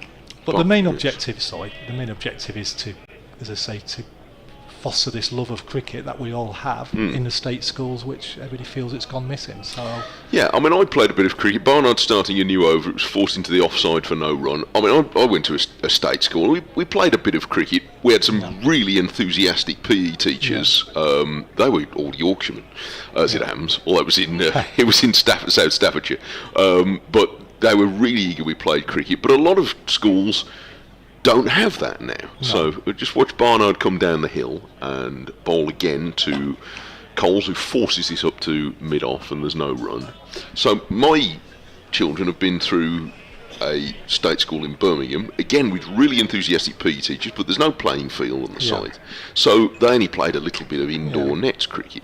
So these are the kids you're after, isn't it? Yeah, and your son would have, or daughter would have had the option of looking at the school at Backer and saying, I want to further my love of cricket and maybe my ambitions, and come there and get my education as well. Here comes Barnard, and this is down the leg side, and there's one follows the other in an appeal. It wasn't the most convincing appeal down the leg There's side. a few caught down the leg side yesterday. Yeah, wasn't there were. Yeah, Latham was caught down there. Yeah, Warwickshire might feel they heard a couple. Yes, I'm sure. Rothesay late at night as well, although that was a bit Yes. more of a short ball dug in. Yes, they're eager for anything at the moment. Well, it's difficult. You lose Rushy, one of your strike bowlers, so the other seamers are having to do that workload now. Yeah, that's tough, and only just back as well. Creasy's had a bit of a rough time. Yeah. In comes Barnard, and Coles is pushing this away into the covers, and again there's no run. Garton is in to do the fielding. Because he missed quite a lot of last season when he was with you at Warwickshire, didn't he? Disastrous, yeah. I mean, any head coach, you need your bowlers. And when your best bowlers are injured, it makes it very, very difficult. That's obviously why we signed Bambo, which was a great signing, because he bowls all day and allows it. And from a Sussex point of view, they've had a couple of unfortunate injuries. Henry and Hunty both getting injured, but Ollie Robinson has stood up mantily for them and allowed that stability to be able to give Sussex a good chance with their best quality bowler playing. Yes, and he got through a lot of work yesterday, Robinson. We were talking about that. I mean, he bowled, I think, 12 overs after tea when it was pretty hot work yesterday. Yeah, and you read the press, and he's had some criticism in the past, but in my time back here, he's been magnificent. He's carried a foot injury most of the season, but he doesn't go missing. He bowls his overs and plays with intensity as well. Certainly did yesterday. Here comes Barnard again, and it's pushed into the leg side by Coles, and it's a maiden, 210 for 2. We've had 3 overs since tea, and Sussex making steady enough progress. So the development of the site you've got at Falmer, how sort of far have you got there? Are you starting to get youngsters coming through? No, yeah, definitely. It It started 10 years ago. My goal is to take it on further, and obviously with the university coming on board as well. It's got excellent facilities that Rod Aldridge has put in there, and hopefully now with the partnership with the new indoor school going into the university site, which is a 10 minutes walk from the school, as I say, second biggest in the world, only to New South Wales. And it's now how does Sussex look to utilise that in partnership with Backer as well. So it's really exciting, and it's morally right as well what they're trying to do. So they've got some good cricketers, some kids set up at 5:45 in the morning to get to the school from the other side of the county, because they want to play cricket and they want to have a good education as well, which hopefully they can do at Backer. Well, there are these different pathways now coming into the game, because for better or worse, a lot of county cricketers have come through the private schools and that sort of background. So we've got that sort of thing going on. I know MCC have done things in various parts of the country trying to get out into state schools. Rocky Choli starting a new over with a ball that went straight on, and judging by the reaction of the fielders, wasn't all that far from Hughes' off stump as he let it go. There was one this afternoon, a bit like that. And he bowled Haynes, didn't he? We've won that arm ball against Yes, that, he did. that ran on and bowled him, just took the bails. Just testing the left-hander's judgment. Hughes is forward and defends this one away on the offside. I think with some of the schemes that can happen, they're not sustainable, and they're one-offs, and they create some interest and everything else, but they don't actually lead anywhere. Yeah. So obviously this leads to, it's got great links with the clubs, the local clubs as well, cricket clubs. So Well, that's very important. Rocky Choli bowls, and this is very full, and turned into the leg side. They don't take a run. I thought about it, but Davies is quickly in. So 11 to 18-year-olds, you can play cricket and have a programme set for you, say, around your curriculum. And now, with the link with the university, you can then, if you wanted to go do your degree, etc. So, yeah, It's different. It's a better work balance for me. It's a bit less stressful. Rocky Jolie bowls, and this is forward and defends out on the offside. Less stressful than working with county cricketers. Less stressful than thinking, my God, why is Rush's hamstring gone again? Well, what are we quite. going to do now? Or Hassan Zareen called up for Pakistan. Where's our next overseas coming from? Those type of thoughts.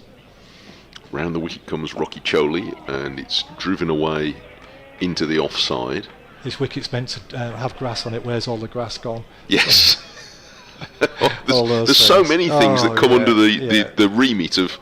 I mean, first team coach was your job title at Warwickshire, but it always felt like it was a much wider remit than that in a way. Yeah, definitely.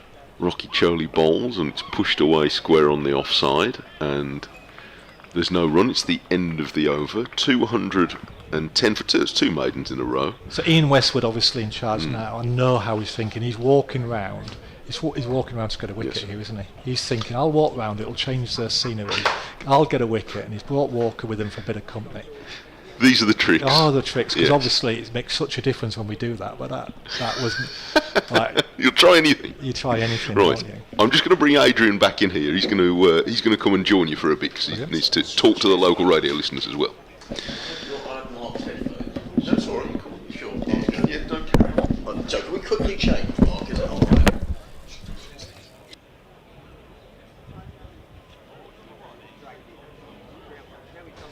Thank you, Mike. Sorry for that.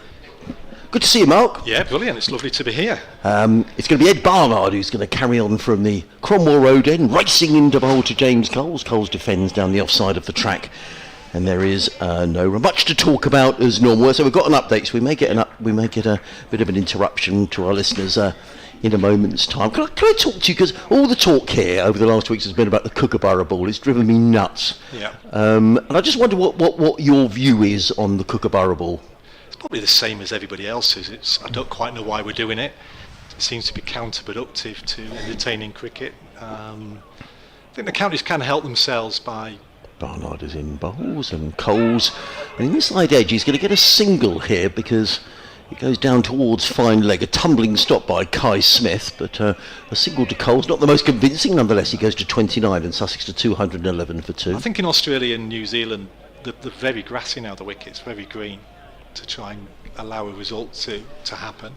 But yeah, it just seems, I don't understand it. Nobody wants it, nobody enjoys it. We played that game last year, didn't we, at Warwickshire against Durham, when one of the best bowlers in the world, Boland, the Australian, Cars, etc. Potts played, and it was 600 v 600. In comes Barnard bowls, and Hughes defends down the offside of the track, and there is no run. I think this has been a good wicket. It'd be interesting how it plays out, because the moisture will have gone, because the sun's obviously burning extreme. Yesterday it was lovely. It did enough. It beat the bat. Batters could score. It was a perfect balance between bat and ball. Sussex would have liked to have probably bowled out Warwickshire for 300 on it. Yeah. And then they would have been making hay now today when it's its best batting. But it depends how this wicket deteriorates. I'll just break off for a minute as in comes Barnard. Bowls to Hughes, who plays firmly down the ground. That's a lovely shot by Daniel Hughes. He drills the ball down the ground. This has been a class innings from Daniel Hughes. And his driving's excellent, isn't it? He's a great front foot player, and he's really hurt them on the front foot in this match. Just saying, some of those shots through extra cover have been a joy to watch. He had a good contest, didn't he, with Hannon Dolby, didn't he? He had nicked a few along the ground, third man, but he got through that, and he's a class player, and he has been, isn't he? He's what you want from an overseas player. He glues your bat in and talks to the other batter through the other end through all sticky situations, and scores his runs as well. I was quite surprised, Mark, to see, say, only in comes Barnard around the wicket, bowls to Hughes, who plays, is just surprised a bit by a bit of extra bounce, plays it into backward point, and there is no run. That was the 11th first-class 100 of his career. He just looks a better player than the... Yeah, well, even this year he's got a lot of starts, hasn't he? Yes, he has. And it's sometimes that conversion. How many did he get last year? Because he'd probably had a few of those for Sussex last year. Good question. I ought to know that. I've probably got a note of that here somewhere. 11. But you're right, 11 seems not enough for a man of for someone who's so good. Yeah. Well, sometimes players come into the pomp, don't they, right late on, like a good wine. John Simpson's another one. Yeah. In comes Barnard Bowles. I'll just listen across because they're just in the travel mark, and then they'll do this update, and then we can natter away properly about all matters cricket. End of the over. Sussex are 215 for 2. It means they trail by exactly 200. We've got 27 overs left to be bowled in the day here on 5 Sports Extra 3 on BBC Radio Sussex and BBC WM. Myself, Adrian Holmes, in conversation with the former Warwickshire and Sussex head coach Mark Robinson, as well as, of course, a successful time in charge with England's women's team as well. Now we're going to get a change of bowling. Now we're still going to get Rocky Choli, who's going to carry on bowling from the C end of the ground. He's bowled 21 overs, 5 maidens, taken 2 for 57. He's going to be coming to bowl to James Coles. There's a slip and a short leg in place. The rest of the field, there's a point sweeper on the cover boundary, mid-off, mid-on, mid-wicket. There's a deep square leg, almost a deep mid-wicket. And I don't know whether you call that a short fine leg or a backwards square leg, either way.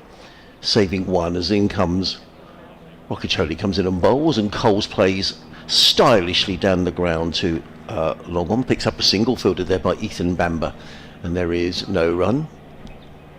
1 run, I'm sorry. Coles goes to 30.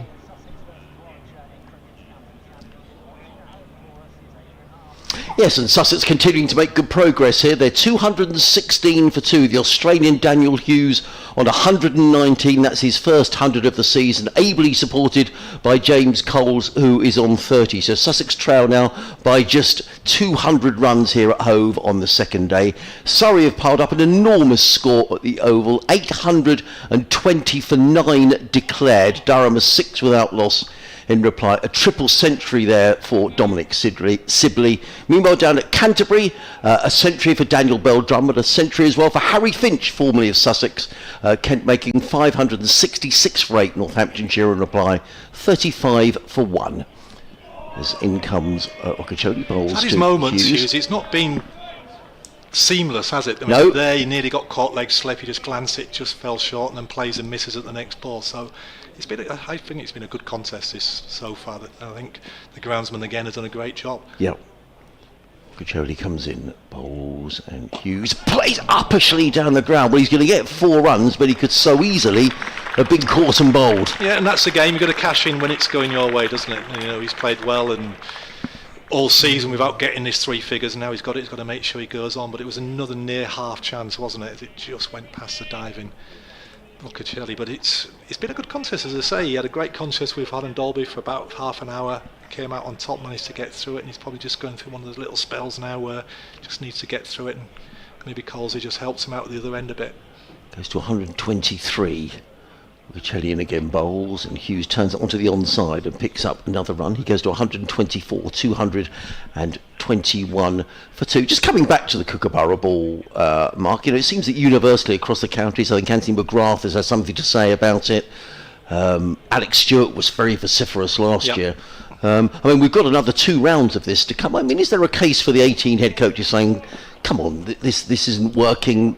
Just break off for a moment as Rockacholi comes in again, bowls, and Coles defends. The ball nearly, in fact, I think the ball did dribble onto his stumps there, and maybe the bails didn't come off. Kai Smith is looking, I'm not so sure that didn't hit the stumps.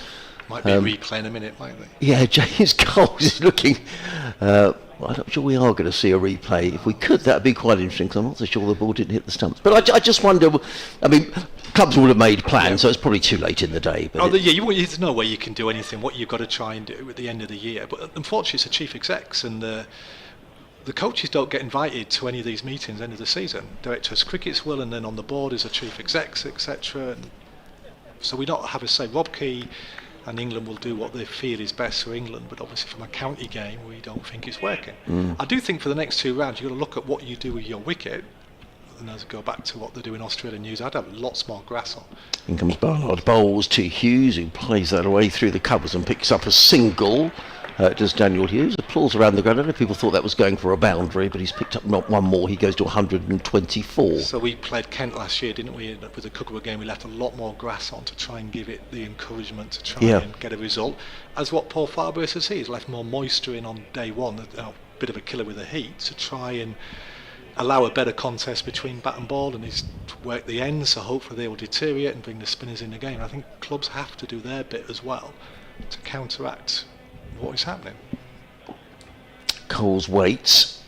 Just a gully in position now for Warwickshire. Gone very much on the defensive. He's going to be bowling cutters and the odd seamer with that leg side, those 3 leg siders. Barnard in bowls. Forward comes Coles, plays down the offside, so there is no run. He's hoping as much for a little caught mid-wicket, caught square leg, as he is bowled or LBW. So he'll probably be going 4 balls and over pace off, and then 2 balls and over where he puts full pace on. And I think that'll be his plan here, I think.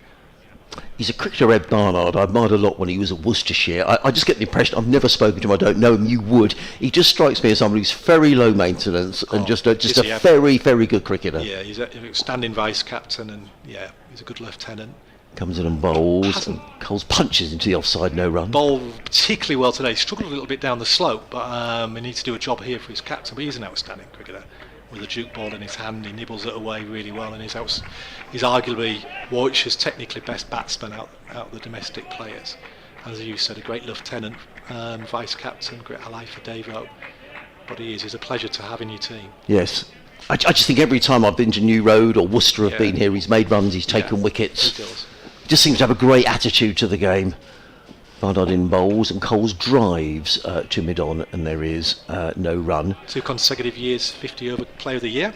Opens Right. the battings, opens the bowling, Yeah. makes the tees, takes the corners, and does everything. So, no, he's a good cricketer, and he's going to be one of those cricketers who maybe should have played for England but don't. Well, I was going to ask you that. Is he a little unlucky not to have been recognised? Well, it's a demise of the 50 over competition, which Yeah. would have been his in to do it, isn't it? Because we don't get recognition for it domestically. Barnard in bowls, and Coles defends. That looked like a slower A ball. little off cutter again, just trying to get him to play through the ball early.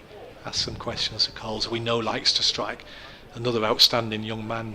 Coles is in the Dan Mosley way in the Beffel way wants to take the game on, and he's had a great season so far in both formats, hasn't he? Well, he batted beautifully at Durham last week for the 148. And in a slightly contrasting way to what he's known for, isn't it? Yes. Had to play a bit more to the conditions. Barnard is back to the end of his run. Alex Davis coming very close at that sort of short mid-on now. Yes, he's got that leg side, and comes bowls to Coles. That's a great hand. Yeah, Coles That's pulls a that great firmly. hand. Who's got a hand on that? That's Is that- Latham. He's probably took his hand with him, hasn't it? That was the pace on. He was slightly back, and Coles was onto it quick, and probably took Latham's 3 fingers, I think, with it.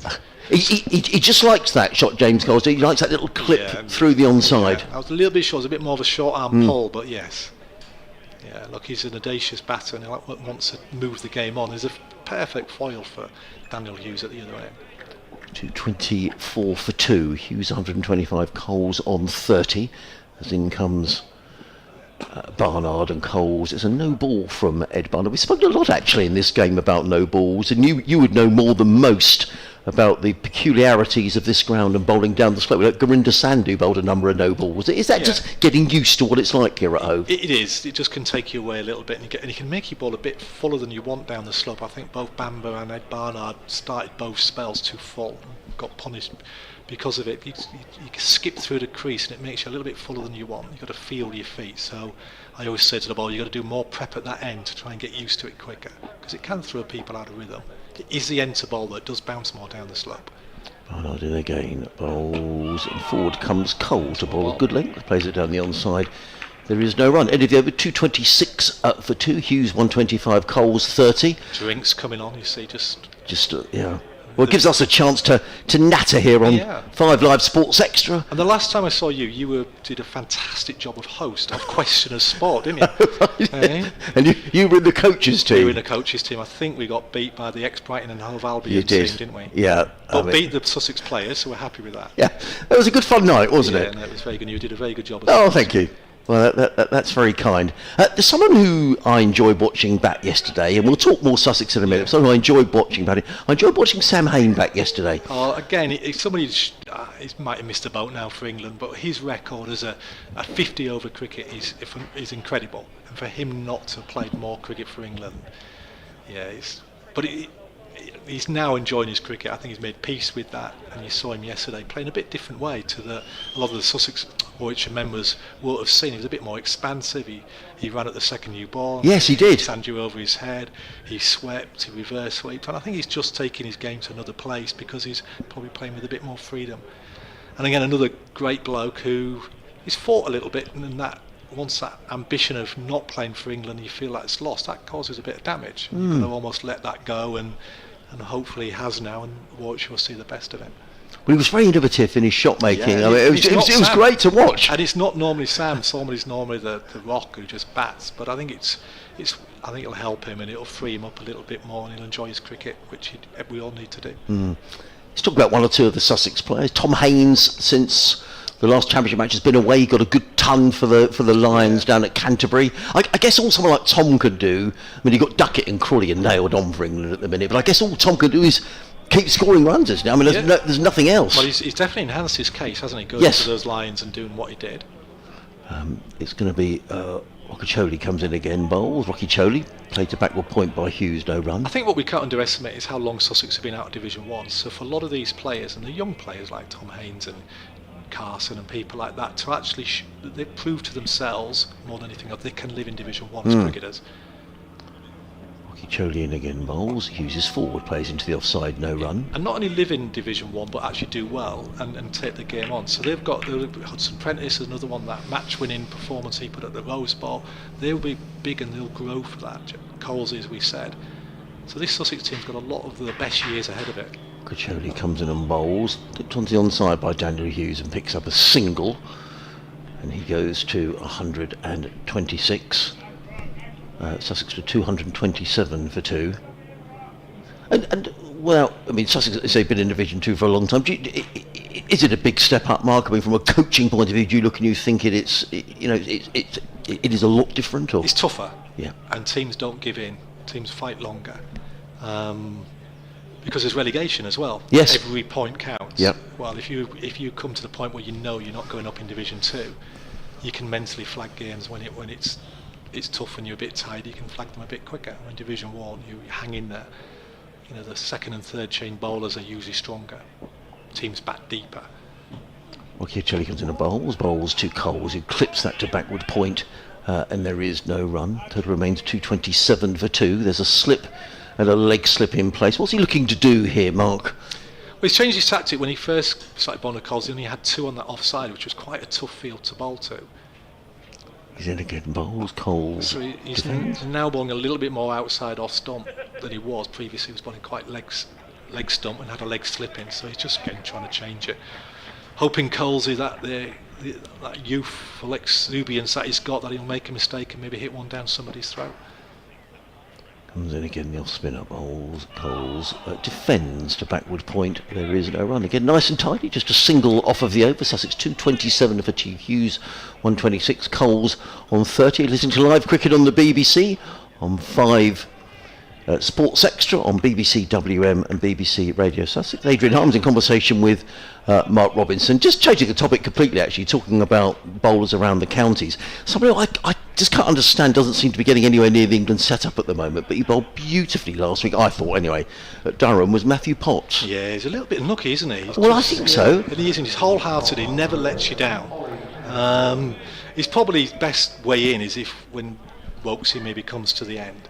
That's probably the right. But he's arguably, from an England point of view, this team is not quite quick enough and maybe not quite as skillful as a Warwickshire or Sam Cook. So he's caught in between as they're perceiving him. But I think if he had a run in the team and, like most players, felt loved in the team and know he was going to play, I think he would prosper, because you're right.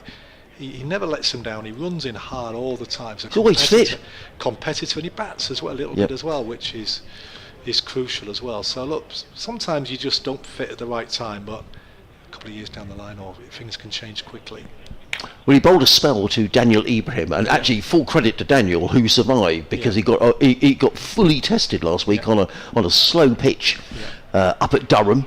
Oliver Halland-Dolby is back into the attack from the Cromwell Road end in bright sunshine, running into bowl to the left-handed Daniel Hughes. Around the wicket bowls, and Hughes defends down the onside And there is no run. I heard your conversation with Mike earlier talking about state schools, and I knew your new role. I was just interested actually to see players move on to different counties, and someone who would have played under your tutorage here was Harry Finch. Good to see him going to Kent and getting a ton. And doing well, isn't yes. he? Yeah, no, it's good. And he's another good guy, isn't it? And played here.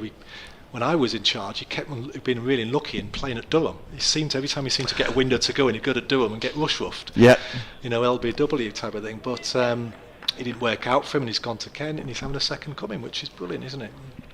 Reinventing himself as a keeper as well. Yes, and then Dolby and bowls to Hughes. He's played that shot beautifully today. That was off the extra cover drive, picks up a single. Sweeper out there this time, high up the ground, just to try and limit the damage for one of his trademark shots. I think it might have been the game, Mark, actually, where Ollie Robinson's debut when he made a ton, and with the suddenly with us Matt Hobden, and I think in that game Harry Finch played, and I seem to remember they had Rushworth, Hastings, and Onions. I think Durham, and I remember Harry Finch might have made 20 odd, and he really battled. I thought, well, he looks a good player. But it was so hard. It was green. He did. Look, when I left, he was still in the thereabouts, and obviously Mark Davis took over as such, and he didn't quite come off, did he? And it's a shame. And sometimes players need to leave to get their second chances. And then Dolby in and bowls down the leg side. Cole's looking to glance that down the leg side, taken by Finn Hudson-Prentice. He made his debut under me and played a little bit, then he gets released and he goes to the MCC, has a second chance, goes to Derby, and then he's back here, isn't it? Some players' journeys aren't straightforward. Yes. As I said, Daniel Hughes played his best cricket at the age he is. John Simpson, likewise, you'd argue, wasn't it? So some people do it early, some people do it a little bit later. But do you think there's a bit more longevity with players now? Do you think with the science behind it, with the health and fitness that players can... I mean, we hear it with football that players play longer. Yeah, definitely. Comes Hannon Dolby over the wicket, bowls to James Coles, who defends down the onside of the track. There is the no thing run. that goes with older players, it's generally not the body and it's generally not the eyes, it's the desire to do the hard work, the rehab, the recovery, all the things that allow you to be out there performing. That desire, that's generally, I find, my experience of the older players, they don't want to put themselves through it anymore. They've had enough of that hard work, that ache that you do, and sometimes being constantly judged and everything else. They've had enough of that. So when the hearts are still young and the desire is still there, a lot of times the players can play on for a long time. And Dolby makes his way in over the wicket, bowls, and Coles defends onto the onside now. Well, Warwickshire bowling well here. I think they've bowled well since tea. They've just dried up the runs a little. I think with the resources they've got, because they haven't got that express pace. Henry Croker made such a difference having that extra pace yesterday, opened the game up a little. With the ammunition that Warwickshire have got, I mean, I've spent a lot of time just sat down there. I think Westy could be proud of them as a coach, because they're a little bit down on ammunition to hit back at the opposition. The wrong side a little bit of toss. They've got to just stay in the game as long as they can and hope they can just nibble away. Sussex objective obviously to go as big as they can, big first innings lead, and then maybe have 4 sessions to try and bowl them out. A couple more questions I'll ask you in a minute. One's a bit unfair, but I'm going to ask you anyway. You always do, come on. As he comes, Alan Dolby coming into bowl to the right-handed James Coles, who's 30 not out, 228 for 2 in bowls, and Coles plays into the offside. And there is no run. End of the over, good over, just conceding the 1 run is Hannon Dolby. He has bowled 11 overs, 1 made, no wicket for 44. I think he's bowled a bit better than those figures lots suggest. of third man, wasn't it? He got nicked by well, we reckon 16 down here. A lot down there to third man. It was a good contest. Hughes got through it. And Ollie bowled his heart out without that little luck that you need some days. Much talk around the schedule, Mark. That's been the same ever since you've been involved in county cricket. It seems like we are reaching some sort of decision. John Philby's going to come and talk to us hopefully later on in the match about where we are with all of this. If you were involved in a game as a county coach and someone said, what would you like to be the structure, Mark, in terms of how many championship games, etc.? Well, 100's here, and that's what makes it difficult. Yes. The 100 is here, and it's not going away. Yep. As much as we, or some people would like it to go or stay in that, and it's getting that. If you only play one format as a cricketer, it's fine, this current schedule. Rocky Uccelli is in bowls. Let go by Hughes outside the off stump, taken by Smith, no run. The challenge with the schedule as it currently, if you're in both formats, it's quite brutal. This little period they're going into now is quite a brutal period. From a mental health point of view to everything, physically, it's not ideal. In and bowls, and Hughes plays that through point and picks up a single. He goes to 128, 229 for 2. but you're always reluctant to reduce the championship further. You don't really want to do that, but something's got to give. The blast is for some, especially the smaller clubs, it keeps them afloat, that extra money that they get from the crowds from the blast. But so what gives? It's very, very difficult to know unless you ended up playing some championship games in that 100 period. But then teams are losing your best players. I haven't got an easy answer, if I'm honest. Warwickshire comes in bowls, Coles defends down the offside of the track. No run. I think the way England have played it, county cricket is almost irrelevant to Team England at the moment, how it is with this regime. So whether we just get on with it, and we bigger squads, whether the thing, whether that's the point, but there's going to be some changes and some yes. move.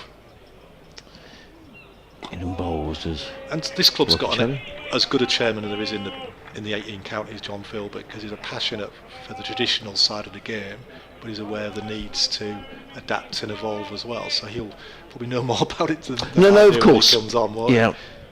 Yeah. Rocky comes in bowls, and Coles is he slightly frustrated there?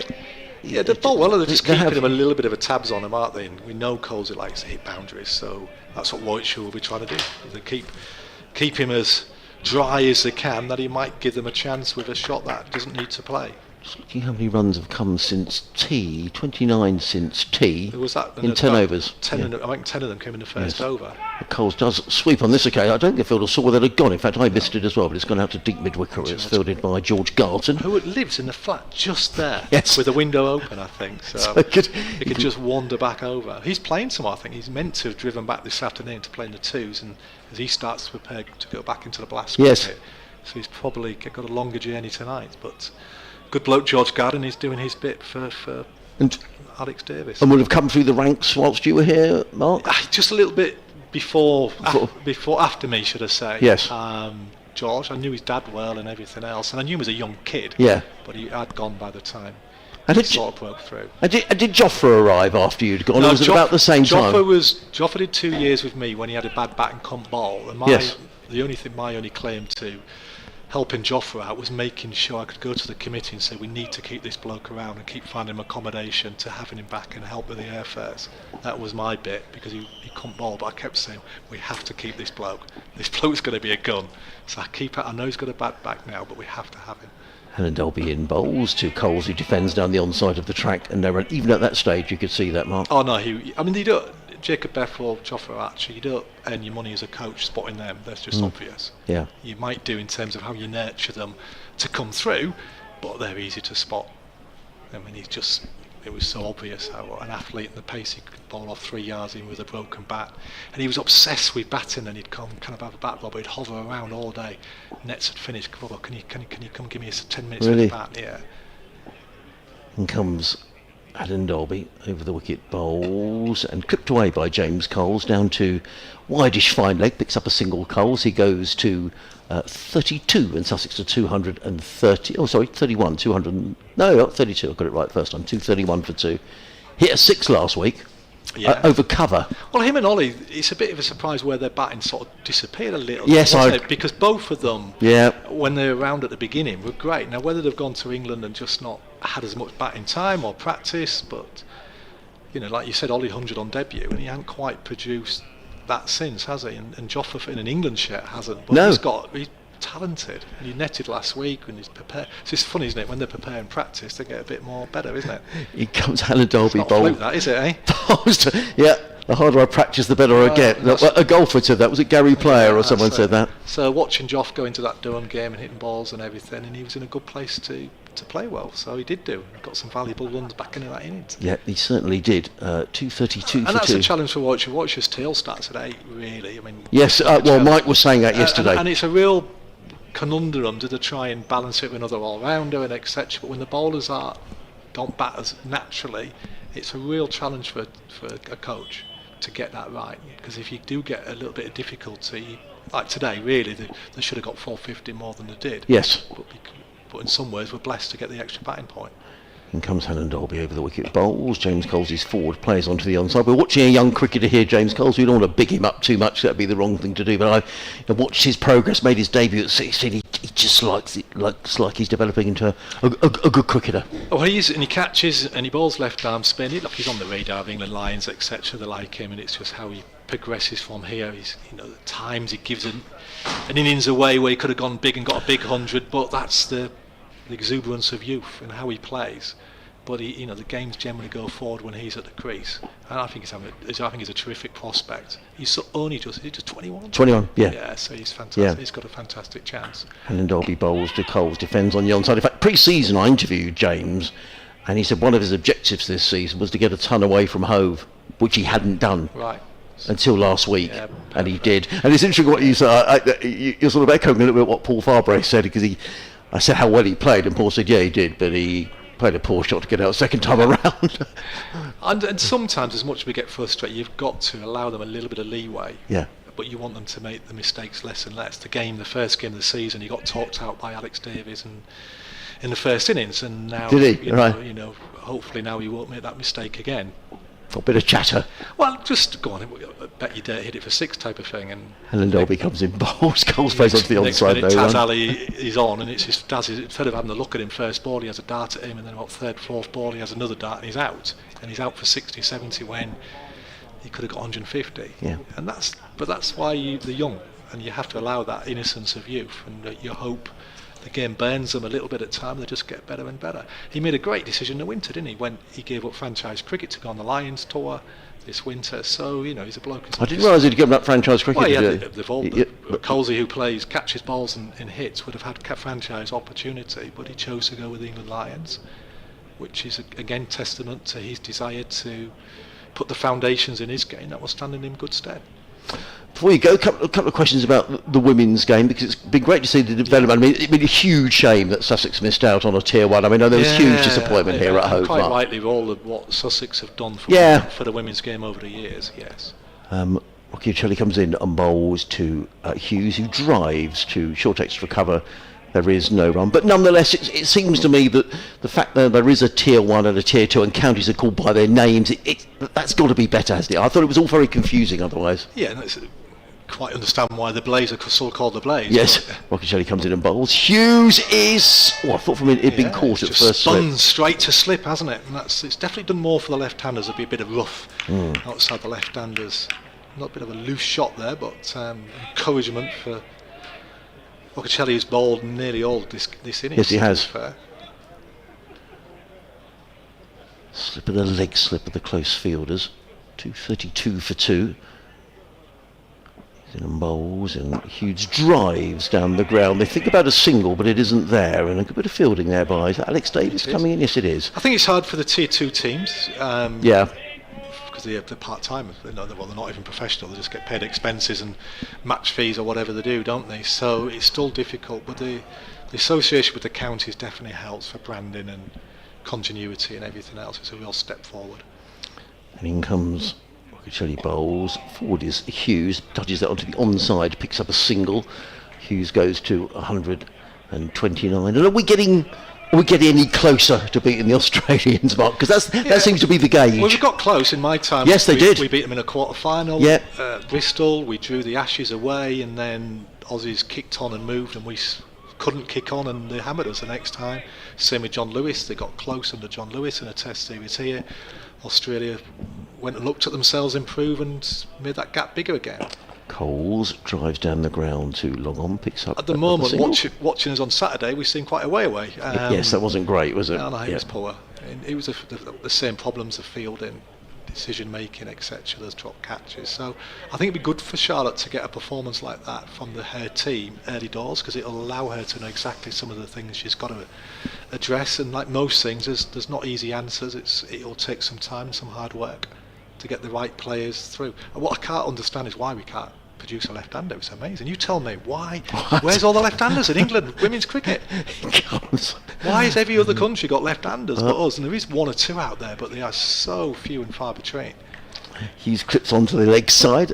One run to Daniel Hughes, goes to 131. Sussex 235 for 2. We used to go on tours abroad with England. We used to have to. If we were in India, we'd have to get Indian boys who were left-handed to come and bat against us. Really? Because we couldn't practice against left-handers because we didn't have any. So for whatever reason, I mean, I thought it might have been hockey, because hockey's a big girls' game. You play right-handed Yes. hockey, but Australia who are good hockey country, and so India, they produce left-handers. So for whatever reason, we can't produce or haven't been able to produce. So there's an opportunity there. If you're a girl and you're 9 or 10, you're wondering which hand to hold it in the left hand, I tell you, because there is a huge opportunity for this. And the Ashes tour, when King, the leg spinner, bowled us out, if we'd have had a couple of left-handers, and that would have been completely different, because she hasn't got a googly. She'd have been spinning the ball into us all the time. Hannah Dalby in bowls, let go outside the off stump by Hughes, no run. So Eccleston, England's best bowler, the Aussies will counteract Eccleston with left-handed batters. The ball spins in, and they take out a little bit some of the threat of our best bowler, and we can't do that because There isn't anyone. A bit like Sussex here, a lot of left-handed batters, aren't they? Yes. Yeah. Ideally, you maybe have another right-hander in that top 6. One more question before you go, just with regards to your new role. I heard you talking to Mike, and thank you for your time, Mark, by the way. I appreciate it. Thank you. Have me. Hannon Dalby coming around the wicket to bowl to the left-handed Daniel Hughes is in and bowls, and Hughes is forward, plays into the offside, picks up a single. Hughes goes to 236 applause around the ground, and that must be for the 100 partnership between those two. 100 partnership at 185 balls in 117 minutes. And Sussex have consolidated here. They've lost Tom Haynes for 40, Tom Clark for 7. But these two are just batting Sussex into a strong position here. I heard you talk about the Rod Aldridge Academy and the other schools. And I think there's been this feeling at Sussex for a while that there's a big development opportunity around the Crawley area, Mark. Yeah, is that an area that you're... Well, there's a lot of backer kids come from Crawley. Yeah. So we've got quite a few, Yeah, and they're in the Sussex pathway. So it's like a lot of things. The same as I was at Warwickshire, some of the things you put in place won't bloom and grow until a few years down the line. So there's now 14 and 15-year-old kids who are very good cricketers who are from Crawley. The school pays for their transport to be able to come to develop their cricket, which obviously otherwise they wouldn't be able to get, or some of them wouldn't be able to afford it. So the county club, in partnership with Backer in partnership with the club, is put things in place at Crawley to help it grow, but at club level in Crawley, but also these young people, these young players, boys or girls, to be able to come to a state school and get their cricket hopefully developed. And if they only end up as a scorer or administrator or as a club player, but obviously maybe as well a future Sussex player, which would be fantastic. It would be. I noticed a former Sussex player talking about club cricket playing at Horsham. Will Beard's opening the batting. I noticed he got a ton last week for Horsham. Yeah, and that too, who's done a brilliant job at Horsham. Yeah, he has. Chris Nash as chairman, he's got that ground looking a picture, and there's been some high scores in the second team there. And it's great to see. Obviously, as a head coach at Sussex, we used to take the first class team there and had a great time at Horsham and Oundle and Eastbourne. So it's nice to see Horsham back to its best. Helen Dalby in over the wicket, bowls to James Coles, who defends down the offside of the track. I remember actually, Mark, being down at Horsham. Sussex beat Somerset in 2 days. Steve McGoffin. Steve McGoffin night. Yeah, he did. And he and after the game, I said, "Can I speak to Steve?" And he said, "You said to me, oh, that's fine, just go in the dressing room." And he was having treatment on his knee, Steve. I think they were pumping some horrible gunk out of his knee. So I'll go and talk to him, that's fine. Steve was on the table, and, hello, mate. And what a character, what a bowler he was. And again, there were some great games at Horsham over the years, isn't it? Yeah. And that's the one thing about the 50 over comp as it is, we go back to our grounds, which is lovely. It's like Warwickshire play at rugby school. Sussex are going back to Oundle, aren't they? Yes, they are. And actually, I just played to square leg there by Coles, a player, I will let you go in a minute, but someone who you would know very well. I thought he was excellent here. Danny Briggs is coming back to Sussex. And look, he's an absolute jet white ball bowler, isn't he? He's a decent enough red ball, but a jet in the white ball, and it's a great addition for Sussex. A bit of a loss for the Bears, but everybody understands the reasons. His family live on the Isle of Wight, and he feels a need to be a little bit closer to his family and give them a little bit of support with such a young family. But for Sussex point of view, what an addition as a white ball cricketer. In comes Hannon Dalby, bowls, Coles defends onto the onside. I have to say, in T20 cricket, not only is he a good bowler, I think he was about the best backward point as well. I mean, I don't know how many runs he saved in that position. And what Dan is as well, he's very, very level as a kid, as a bloke. I mean, he's a senior player now, he'll be 34, 35. Well, he will add a lot of experience and calmness. He'll be a great ally and coach for Carson and for Coles, and whoever the spinners are in the second team, to help them develop as well. So it's a great addition, and it works for everybody. It works for Dan to be closer to home, and I'm sure the Warwickshire members understand that, you know, sometimes a player has to do what's right for his family. And talk about 1 or 2 spinners. I know Bertie Foreman taking 9 for the seconds. Yeah, one of the nice things about the 2 months I had, I spent a bit of time with the second team as well, around Bertie and Archie Lenham, etc., Dan Ibrahim, and to watch their development. And it's fantastic that Dan got an opportunity, and they're so young. I mean, he's only 20, yes, and he made his debut at 16. He did. It's almost like his second debut, isn't it? Yes. And for Bertie as well. In comes Rothesay bowls to Hughes into the offside, no run. Because it's not easy, obviously. Cast is only young in his own right, 23. But Bertie, he's a good cricketer. He gets the ball up and down. He's a bit different to Cast because of size, but he's an absolute jet in the field and he can bat. So it's good to see him having a good month. Rocky Ocholi in bowls, let go outside the off stump by Hughes, no run. Yeah, I mean, he's the youngest player, Dan Abraham, to get a half century in the championship. Those at Leeds. I remember I was at that game. And the trouble sometimes when they play so young, if they don't keep in the team, they can get a little bit lost again in the second team and a bit forgotten about, and you can get institutionalised at that level. Yes. It's the same with Charlie T. At some point he needs to play. And that's difficult. That's different to saying he should play, but otherwise, when they are playing well, they need to play and have a go. Otherwise, you get institutionalised, and it's just part of it. But when you've got a successful opening partnership and everything, that's very difficult. But it's a nice headache to have when you produce good young players. Rocky Ocholi around the wicket bowls. Hughes drives. Nicked it again, just backward point. He did. Picks up another single, does Hughes. He goes to 133, 237 for 2. But back at coming, final question mark. Coming back to the club, it must, you must feel a club, you have a huge affinity with. You must be very, you must be really pleased. Sussex have had some pretty tough years here. Let's be honest. Oh look, this is my spiritual home, isn't it? I played my best cricket here as a player. I became second team coach, was head coach for 9 years. So it'll always play a part to my family home still in Anring, East Preston, down the coast and everything. So it's lovely to be back where it balanced and to see the club at the place it is with a smile on its face again. Ocholi in bowls to Coles, who plays and misses at one outside the off stump, doesn't get a nick. I love my time at Warwickshire, and as I said, I went out with the players, got a special bond with the lads, and it comes with a different pressure and a different challenges. The one lovely bit that when you're back here that you realise is allow him to bowl. Ocholi in the bowls, and Coles stretches forward, plays to short leg. There is no run. End of another over. 237 for 2. Hughes 133. Coles on 33. So I met the chairman and Paul Farbrace for a drink in March. What hit you straight away or reminded you is here it's all about Sussex cricket. At Warwickshire it's there's a business, there's a hotel, there's the 100, there's England. Yes. You are sometimes quite far down the food chain, and here it's literally for clubs like Worcester, Somerset. They might not have some of the resources, but it's all about how do we make Sussex cricket better. All the interest, and that is something that gets lost, I think, a bit at the bigger clubs, and it's harder to manage. But that's what makes this place special. But as I say, I've got a foot in both camps because I had a great time at Warwickshire. I am sure it's a club that is close to success. They've got a very good white ball team, and they've just got to start producing their own bowlers. Not produce a home bowler since Chris Woke, which is absolutely amazing. Wow, that is incredible. It's incredible, isn't it? And obviously to keep our bowlers fit. Helen Dolby in bowls, and Hughes, ball to catch a bit low, plays to mid-on, no run, particularly with the catchment area. Well, it's an incredible stat, and we've got to look at why that is happening and what needs to be done and everything else. But they've got a lot of good things happening at that club, and they've got some fantastic players on the wings as well with Hamza Sheikh and everything. So I'm sure it will have success. I'm hoping it'll be a Sussex Warwickshire final at the Blast. Wouldn't that be nice? At this year, because apart from there'll be 2 clubs that I love a lot, it would just be a special occasion, and no 2 clubs would deserve it more.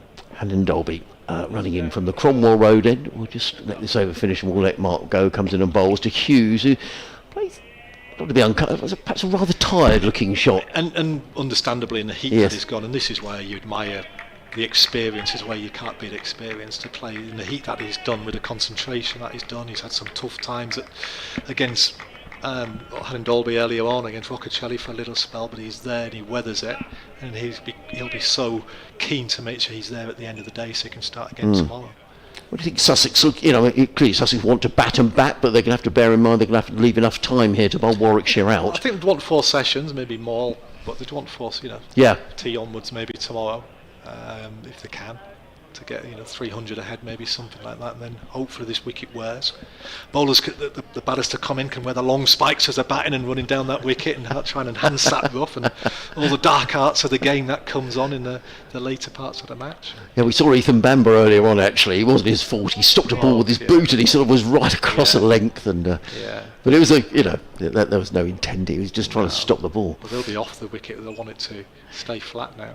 And Dobby in bowls to Daniel Hughes. That's short outside the off stump, and he's lofted that one away over backward point for 4 runs. The shot that Alex Davies tried to do and got and he just went straight in the air and got caught on the point boundary. Yeah. Hughes has managed to execute the same shot with a better outcome. I need to stop looking at Daniel Hughes' stats and seeing what his highest first-class score is, but he's batting very nicely. He's 137. 3 more balls left in the over.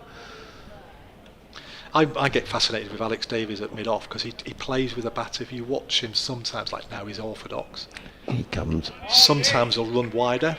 He'll go narrow to run wider just to try and create a gap that Hughes might look to hit the ball into, thinking there's a gap there, and then he'll suddenly try and create himself in that space. So if you keep an eye on him, I find him fascinating. Sometimes it annoys me as a bowler because it's straight to you, David. Where have you gone? Where have you gone? And he's tried to anticipate what the batter might do. Could the batter see that out of the corner of his eye? Well, I think what you'll see, if he goes narrow, he'll see the gap wide, and you think, oh, well, there, I might just push it further. Then David at last minute will make a dash to the right to anticipate. Hopefully, he's going to hit it there. In comes. Look, he's edging now. Look at him. Yeah. There he goes. And if that had gone on the inside of him, me as a bowler would be thinking, David, where have you gone? So he's just trying to play mind games and trying to, again, on a flattish wicket now with an old ball, he's just trying to create an opportunity for his team. 241 for 2. Well, it's been great to see you, Mark. No, it's been brilliant. Thank you, and please come and see us again, because it's great to get an insight of what's going on, and congratulations on your new role. No, it's good, and as I say, 10% with the pros as well, which helps me, and it just keeps me connected in that sense. But at the school tomorrow, that's what I've got, 8 o'clock start, little early start with some lads, some of the younger end. Alan Dolby is in bowls and Daniel Hughes drives to mid-on. That is the end of the over. 247 for 2. Mark, great to see you again. Much. Mark Robinson, former head coach at Sussex, Warwickshire, County Championship winning coach of England women as well. Great to see Mark, great to get his insights on the game and what's going on here on BBC WM, BBC Radio Sussex and Sports Extra 3. 241 for 2. Sussex making inroads into this Warwickshire total of 415. A quick rattle around some of the scores in the other games in the County Championship in just a couple of moments' time. My laptop has momentarily died, which is not desperately helpful, but let's pick up, see if I can find these scores. Hampshire 41 for 1 in reply to the Worcestershire total of 679 for 7. Some big scores around the country. Notts 169 for 3 in reply to Somerset's 379. Durham 24 for 1 in reply to the Surrey total of 820 for 9. As in comes a rocky early bowls to Coles, who turns onto the onside and fielded at deep mid-wicket by George Garton. One more to Coles, he goes to 34. Yorkshire 110 for 2 at York in reply to Essex's 368. In the second division, Lancashire 15 without loss lead Derbyshire by 121. Glamorgan 152 for 4 trail Gloucestershire by 224. Northants 97 for 1 in reply to Kent's 566 for 8. And Leicestershire 66 for 2 in reply to Middlesex's 534. Lots of runs around the country in this round of matches as Hughes waits and is forward, played into the offside to Keoli. There is no run. Hello, Mike. Nice to be back with you. One interesting guy, Mark Robinson. Yes, he is. And I was chatting away, and I suddenly realised the time, and suddenly I feel awful because Don't be silly. Chatting away for too long. Rather hear from him than me. But, well, he's an interesting fella.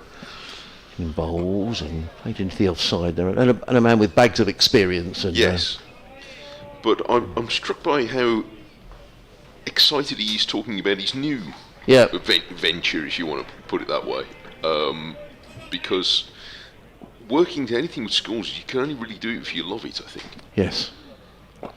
Hughes forward to Rothesay, played down the offside of the track. He's bowled really well here, 27 overs. He's toiled away, 2 for 71 on a pitch that's not given him a huge amount. Mike? No, it's there's just a little bit there, but he's bowled with quite a lot of skill. Yes, he has. Definitely. He's in again. Bowls and Hughes is forward, plays out into the offside. And there is no run. Because the batters aren't really relaxed against him, are No. they? There is always a bit of danger. You can't leave unless you're sure, because the arm ball, as Mark was talking about that, the arm ball has been quite tricky. Codian bowls to Hughes, who whips this one away through mid-wicket. That's going to pick up a couple of runs. Hannon Dolby is in hot pursuit, stops the ball in front of the Spenkama pavilion. 2 more to Daniel Hughes, who goes to 139, 244 for 2. So we've had 16 overs since tea, Mike, in which Sussex have scored 44. So whereas Sussex were rattling along at around about 4, indeed 5 and over for some of the time, since tea, I think Warwickshire have done a half-decent job, actually. Sussex haven't got away. I would agree with that. Particularly they have tied down Coles, who has scored 7 runs from 42 balls since tea. And by various means and methods. So look at, the field that Hannon Dolby finished the last over to, his last over bowling at Coles with, and he's going to have again now, he's making it quite difficult for him to just push the ball into gaps and score. If Coles wants to take him on, then that's fine, but he hasn't been fluent since tea. No, I would agree. So here comes Hannon Dolby to pick up that battle again. And Coles is forward, and he's thinking only of defence this time. Hannon Dolby into his 15th over. So he's getting through some work as well in the continued absence of Rushworth. And as you heard Mark Robinson say, the hamstring seems to be the trouble again. That was the problem. He had a hamstring niggle during the blast, which kept him out of last week. But they thought he'd be all right. But yeah, but it's just a after difficult day to lose a bowler. Yeah, and particularly after just 3 overs as well. Yeah, that's very tough. Here he is, Hannon Dolby, and forward comes Coles again, defending. He stands very tall when he's defending like that. But it's fine, he's nicely in control of it. 14 overs, no wicket for 51 before this one, which is pretty slim pickings for the accuracy that Hannon Dolby has shown, and has challenged the outside edge, indeed found it on a few occasions, but Hughes managed to not get away with it, but has kept the ball down to third man on several occasions. There's another leg side close catcher in, as Coles is forward, almost shielding the bat behind the pad this time. So they've dispensed with the slip entirely.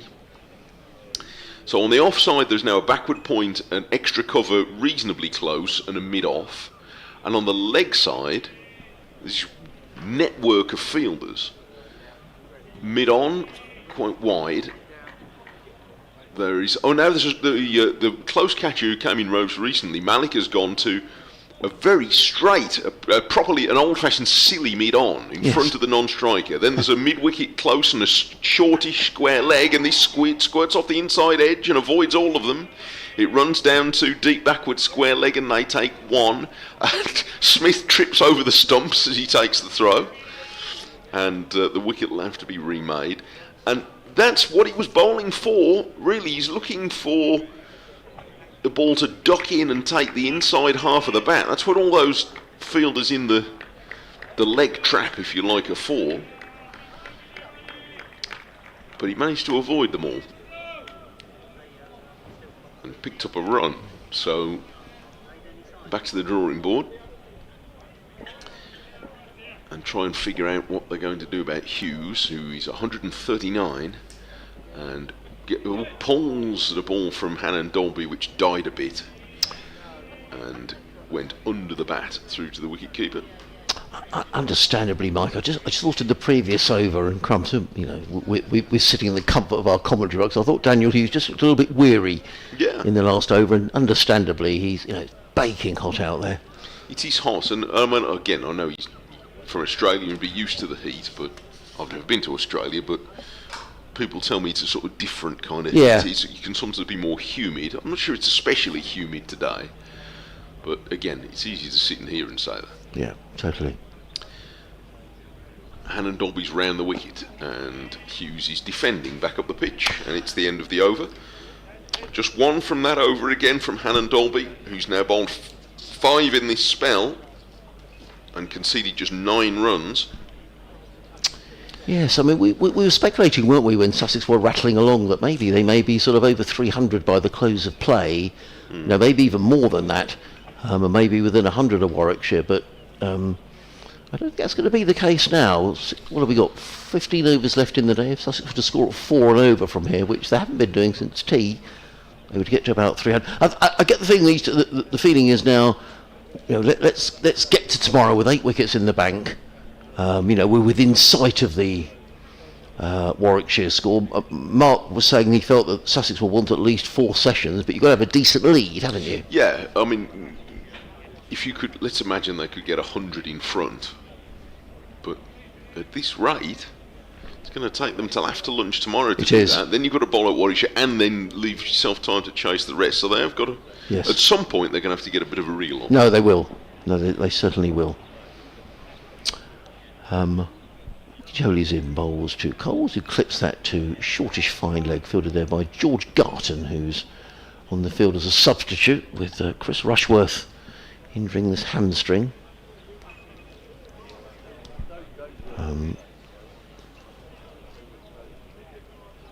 Jolie is in his 28th over. 5 maidens, 2 for 74. Has done a good job for Warwickshire here today. But you're right, we're in the, what over are we in? The 67th, 68th over. So they will just get the new ball tonight if they want to. He's in and bowls, and Hughes plays that firmly into the covers, fielded there by Ed Barnard, who was just limping slightly. I don't know whether he caught his foot in an old wicket end or something there, but he looks okay. I wonder whether Bamber or Barnard will be back shortly. Hannon Dolby's had 5 in this spell. Hughes forward, plays out into the offside. There is no run. If you just joined us, welcome to live cricket on the BBC, on Sports Extra 3, BBC WM and BBC Radio Sussex. You might see more of Yates actually from the top. Yes. Sussex closing on their first batting bonus point, 246 for 2, in reply to the Warwickshire total of 415. As Hughes is forward to Rothesay, plays out into the offside, the Australian off spinner. A slip and a silly mid-off of the close fielders. And Warwickshire have done a good job here since tea. Sussex certainly haven't got away, but neither have they lost a wicket. Hughes waits and drives to mid-off. Now they're going to take there could be a run out here. Now, had that not been fumbled by Ethan Bamber, that could have been close. The ball was played to mid-off by Daniel Hughes. He set off for the single, hesitated. Coles wasn't sure if he was going to go or not, and in the end they did go through for the single. But had Ethan Bamber gathered that cleanly and got the throw away to the striker's end, James Coles, who was running to the striker's end, could have been in a bit of difficulty. The Coles and Hughes go and sort of touch gloves as if to say, sorry about that. There was one a bit earlier, wasn't there? Yes, there was. Bamber through to the striker's end, and I can't remember which of the non-striker it was, but it was a bit slow to respond to Hughes' call. Yes, I think there was a single there if they'd gone straight away. Rothesay again, bowls to Coles, who's forward, plays down the onside. Just the 2 runs coming off the over. Excellent spell, 28 overs. 5 maidens, 2 for 75. Sussex 247 for 2, and we've got another 14 overs to be bowled in the day. Yes, he's bowled with a lot of skill and determination. He has. Rothesay, and has at no stage has lost control, which when you're having such a long bowl as that, usually there's a point where things just get a bit weary, but he's shown no signs of that. He's kept things under a certain amount of control. And now we have Hannon Dolby. He's going to carry on. So this will be a 6th over in this spell, and he's going to come down the hill again after he's had a word with Alex Davis. Bit of overtime tonight, Mike. I think. Yeah, probably half an hour or so. 14 overs. 14 overs, yeah, not bad really. So it'd be slightly hot day. earlier than yesterday. Yeah, they've done pretty well really. They've kept it going. There's just a leg slip now. Is the only close catcher for the left-hander Hughes, who is playing a ball close to his body, away on the leg side. Tim Broadbent has been in touch. Hello, Tim, on Sussex Sport at bbc.co.uk. He says, hello, Adrian, a quick hello from your now ex-Kazakhstan correspondent, as my French wife's contract out here has come to an end, and we're back home in southern France. I bet it's hot there. Unfortunately, I never got to see a match in Kazakhstan or Uzbekistan, but hope to make it over to my native Sussex before the end of the season. I'm dropping to the county ground. I'll be happy to buy you an ice cream from the van. This is pulled and mispulled really by Hughes. He might even have taken him up on the body and drops away into the leg side. Goes on to say, thoroughly enjoying the commentary without the 4-hour time difference. Yes, I don't know what the time difference down is in southern France. Maybe an hour, I'm not sure. Yeah, I think probably just an hour. So thank you, Tim, for getting in touch. Said, pity Tom Clark isn't doing a little better with the bat. I'm sure his time will come. Yeah, for sure. Clive Ward has been in touch from your neck of the woods, from Birmingham.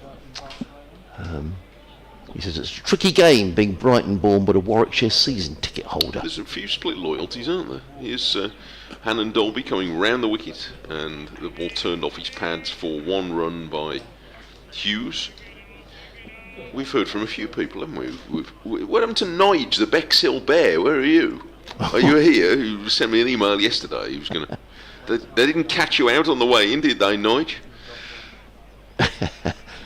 Yeah, I'm sure you tunnelled in.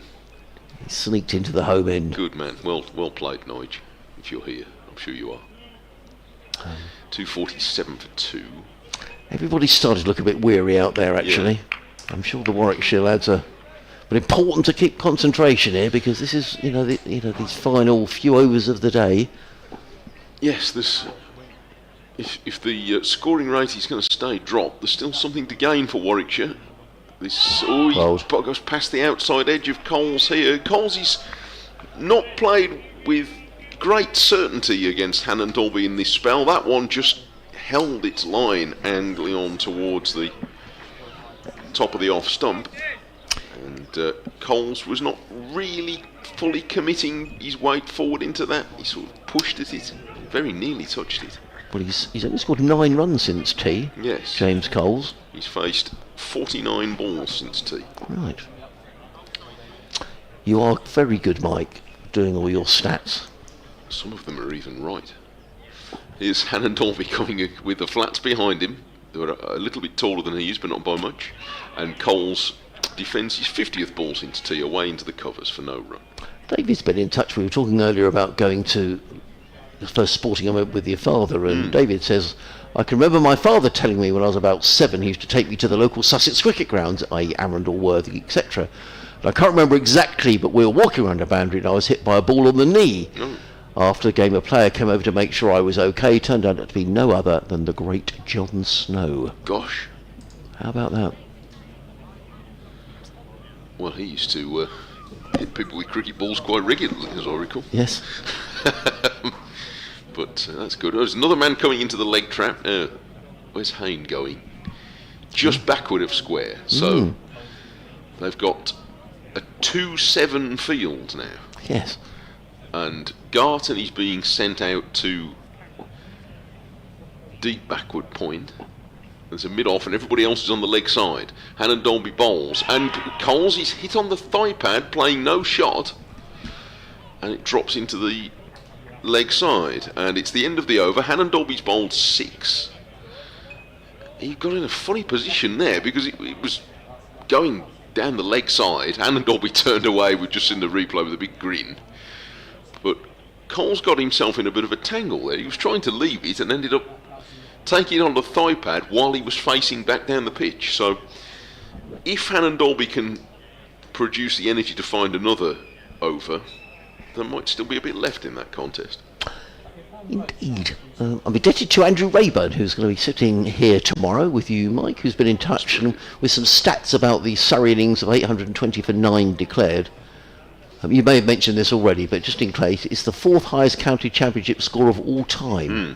It's the highest total in Surrey's history, beating the 811 they made against Somerset at the Oval in 1899. It's the 8th time a team has passed 800 in county championship history. And only the 3rd since in the 21st century. There we go. Sussex don't feature on that. It's Warwickshire do for against the Brian Lara innings you've mentioned, the 810 for 4. So thank you, Andrew, for all those stats. And Rothesay comes in to bowl another over from the sea end of the ground. Bowls to Daniel Hughes, who plays it well on the offside, and there is no run. In fact, it's the 6th highest total recorded on English soil. Oh, yes.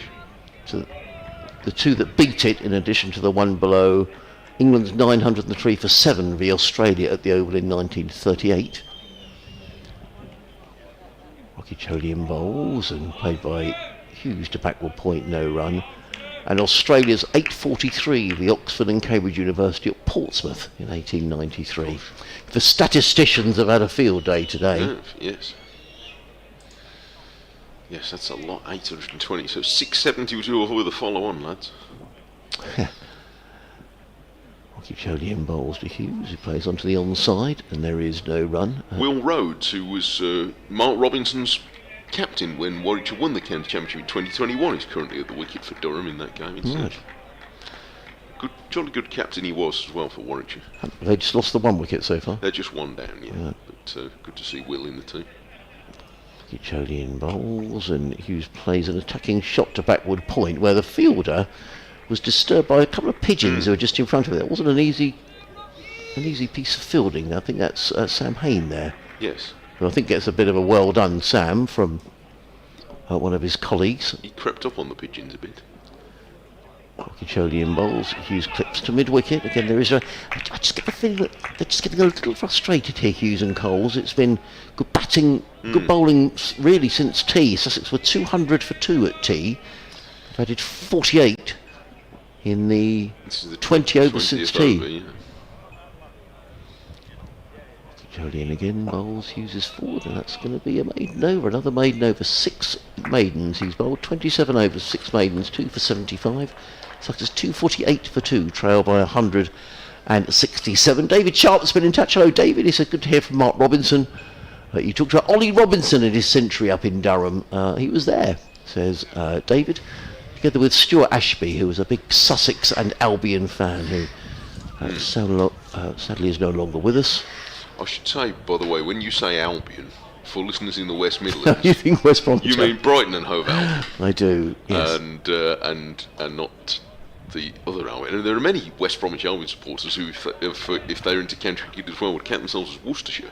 Would they? Because that side of Birmingham was traditionally, back in the old counties, before the metropolitan counties, was very much more Worcestershire. So Worcestershire would play home games at Dudley, which is very much in that neck of the woods.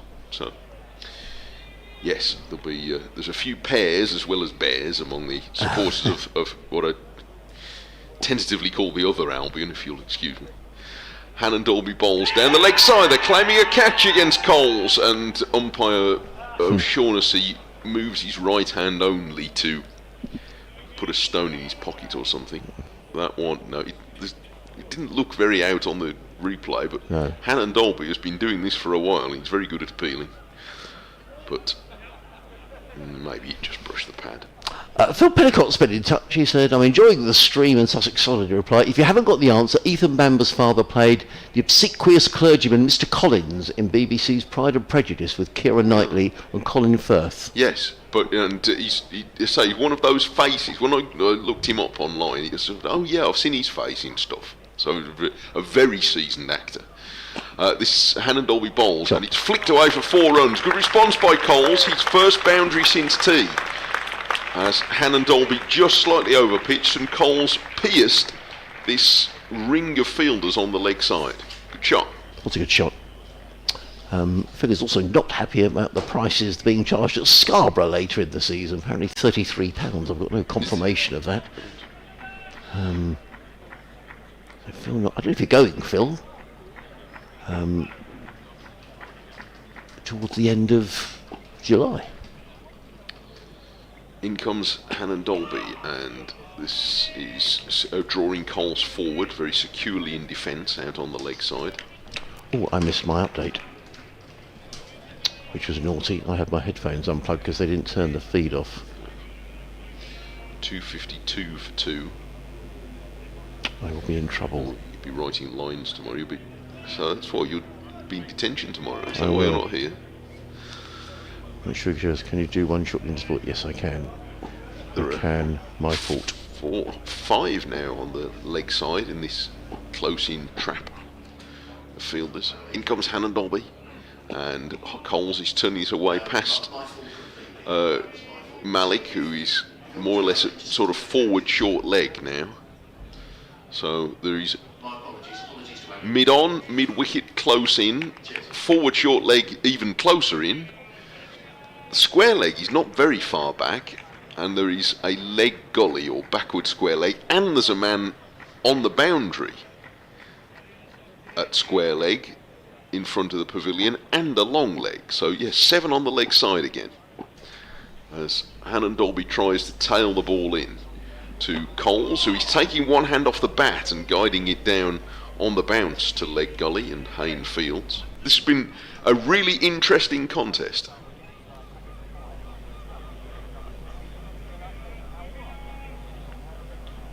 Yes, and Sussex making steady progress here at Hove, Matt. They're 252 for 2. Daniel Hughes is 141. James Coles is on 40. These two have put together a 100 partnership and send Sussex to within 163 of the Warwickshire total. Meanwhile, a record-breaking day at the Oval where Surrey racked up 820 for 9, would you believe?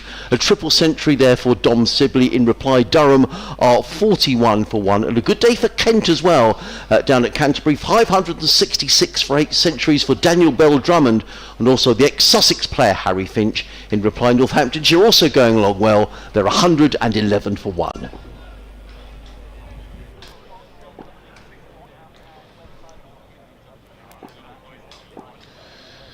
And in comes Hannon Dolby. He's on his way again to bowl to Coles, who is dabbing this to square leg, and there's no run.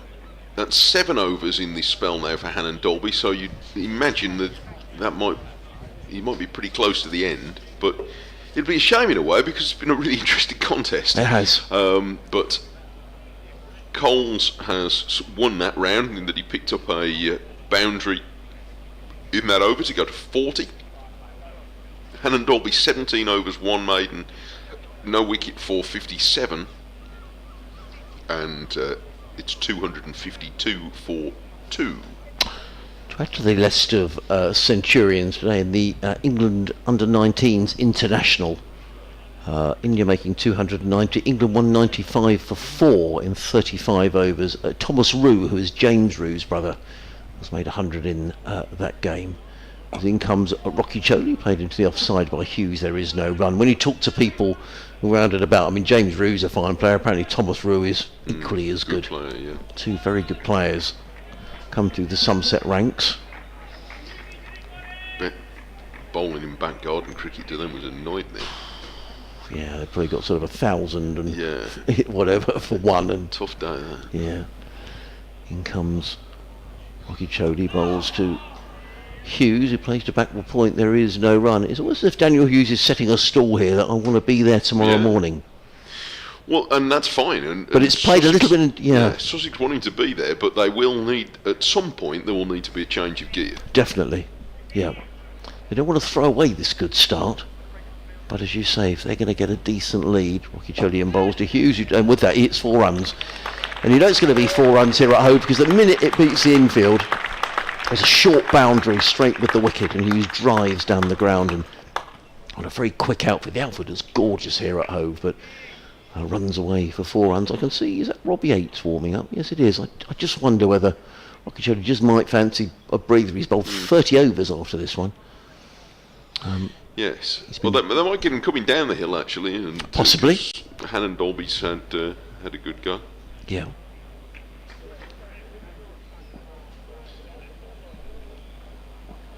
Then again, bowls. Hughes is steadfastly forward, plays to short extra cover, and there is no run. 256 for 2, so Sussex have got a batting bonus point, but they still trail by 159. You know, they would dearly love that to be round about 100 by the close of play, but I don't think they're going to quite get there. But as Mike was saying, that's going to take probably the morning session tomorrow. There'll be a new ball available as well for Warwickshire, which they may take tonight. I would perhaps not. Well, might have a couple of overs with it. Tony again. Bowls, bit of extra bounce. Taken by Smith, and there is no run.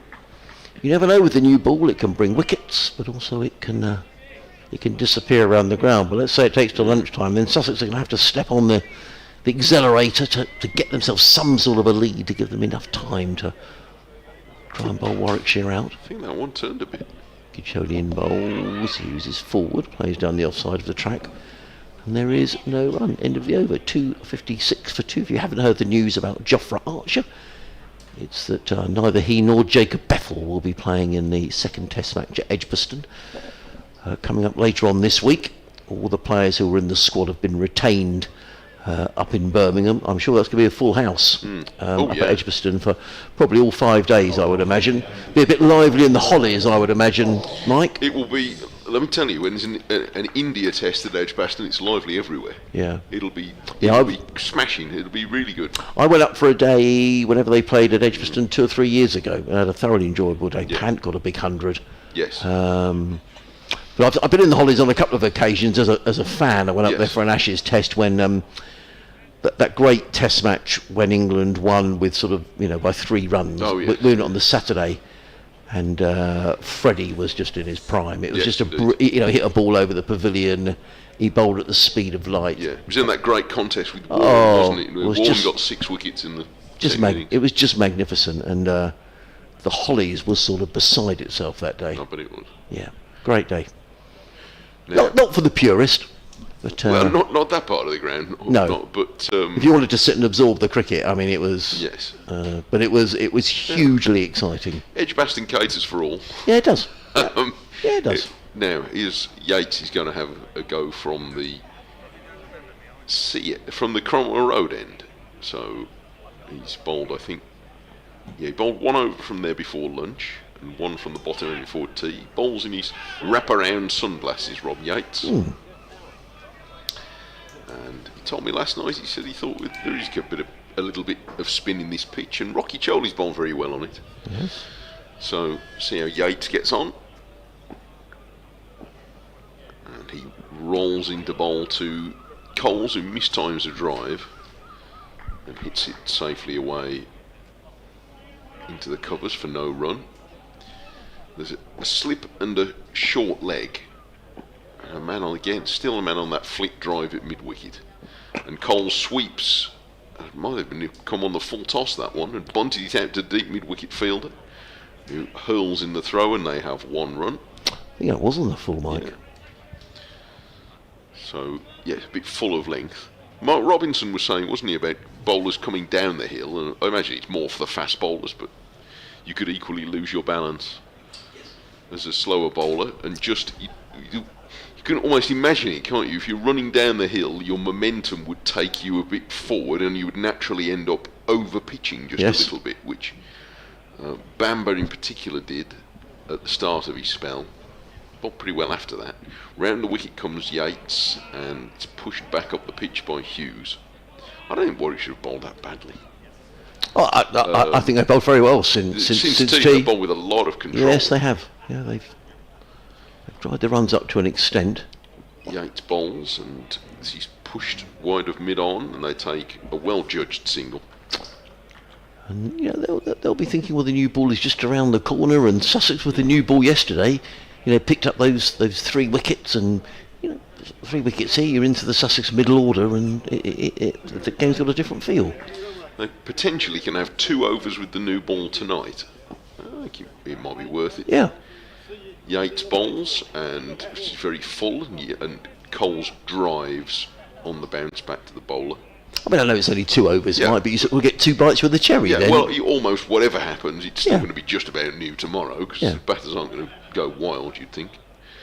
Yates rolls his arm over again, and Coles drops into position, so he defends back up the pitch, and another over has gone past. 73 overs, 258 for 2, 146 to Hughes, 41 to Coles, but there's no great momentum in this partnership at the moment, substantial though it is. You're listening to live cricket on the BBC, BBC WM, BBC Radio Sussex, and Sport Extra 3. Adrian Harms and Mike Taylor, your commentary team. We've had a long chat with Mark Robinson, former Sussex coach, former Warwickshire coach, county championship winning coach, also a coach obviously of the England women's side as well. So it's been good to have a natter to Mark today. Emails come in from David Bushby, which is an interesting email. We are going to get Rocky Choli is going to carry on. He's going to roll his 31st over. He's going to be able to put his feet up tonight. Comes in on bowls, and Daniel Hughes plays firmly down the ground. They take and again just putting that pressure on the fielder. Alex Davis fumbles the ball, and Hughes goes through for a single. Total goes to 259 for 2. Hughes goes to 147. Yeah, the fielding hasn't generally been bad, but there've been a few of those where the quick single has put pressure on the fielder and they've just fumbled. Yeah. And it might not have made any difference, because I don't think we've had any definite sort of missed run-outs, but yeah, just slightly annoying. Coles plays to backward point. He says, I just wondered, Adrian, about the Kookaburra ball. Noticed today that Sandhu got swing and bowled well. Rocky Choli has bowled well. And Daniel Hughes has batted well. All of them Australian. Yeah. You could have a good contest between bat and ball. Maybe we just need to get used to it. That's a very good point. Yeah. Rocky Choli in bowls. Coles is forward, plays to mid-off, and there is no run. Yes. Again, I'm a little cautious about joining the condemnation of the Kookaburra ball. I won't go over it again, but we were talking about it earlier. But I do think it will be an interesting topic for study, and should be.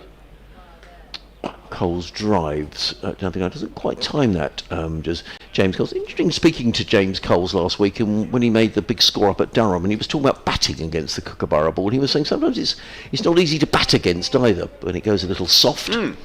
So that's a good point as well, and maybe that could be a reason behind, taking nothing away from the Warwickshire bowling, which has been excellent since tea, but it just might be a factor.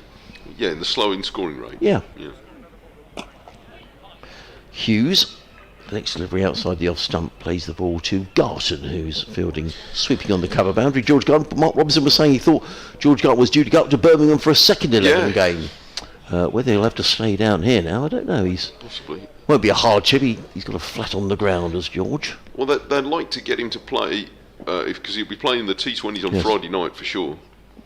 Rocky Choli in again, bowls to Coles, plays onto the onside. There is no run, just 3 off the over. 261 for 2. Hughes 148. The picture on the screen will show you just how beautiful the weather is down here at Hove today.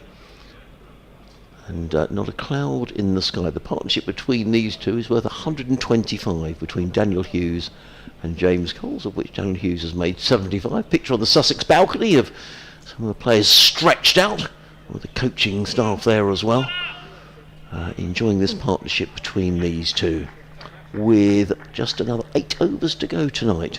So it's sort of just sort of watching it, someone putting the pads on. Is it sort of night watchman? That looks a bit like Jack Carson up there, maybe strapping on the pads. It might be night watchman time. Yeah. Yates round the wicket, goes very full again to Coles, to Hughes rather, who squeezed this away on the offside. Look, Rocky Choli very slightly lost his length in the last over. He bowled one full and then dropped one a bit short, so maybe he's just tiring a bit. I think it is Jack Carson. Yeah, Yates bowls and Hughes is dabbing this away backward of point, but no run. Yes, we could be in that period. Yes. Which might be a tricky one. Yates has Hughes coming gently forward to push that back on the offside. The applause is coming from Tom Latham at slip. You can hear keeping the team going. Captain of New Zealand, of course, used to being a leader. Pushed away this time into the covers, and Kai Smith nips out from behind the stumps. Latham, he's got big echoey hands, Tom Latham. Yates rolls in, and this is square driven by Hughes for 1 run out to the fielder sweeping in front of the pavilion. Hughes to 149, and it's 2-6-2 for 2. But just feels like the innings is losing some momentum, although there's still a great deal of power available to put it back in. In comes Yates, it's turned away from short leg by Coles, and takes a neat run through mid-wicket. And another over has gone past. 75 gone. 263 for 2. 149 Hughes, 43 Coles.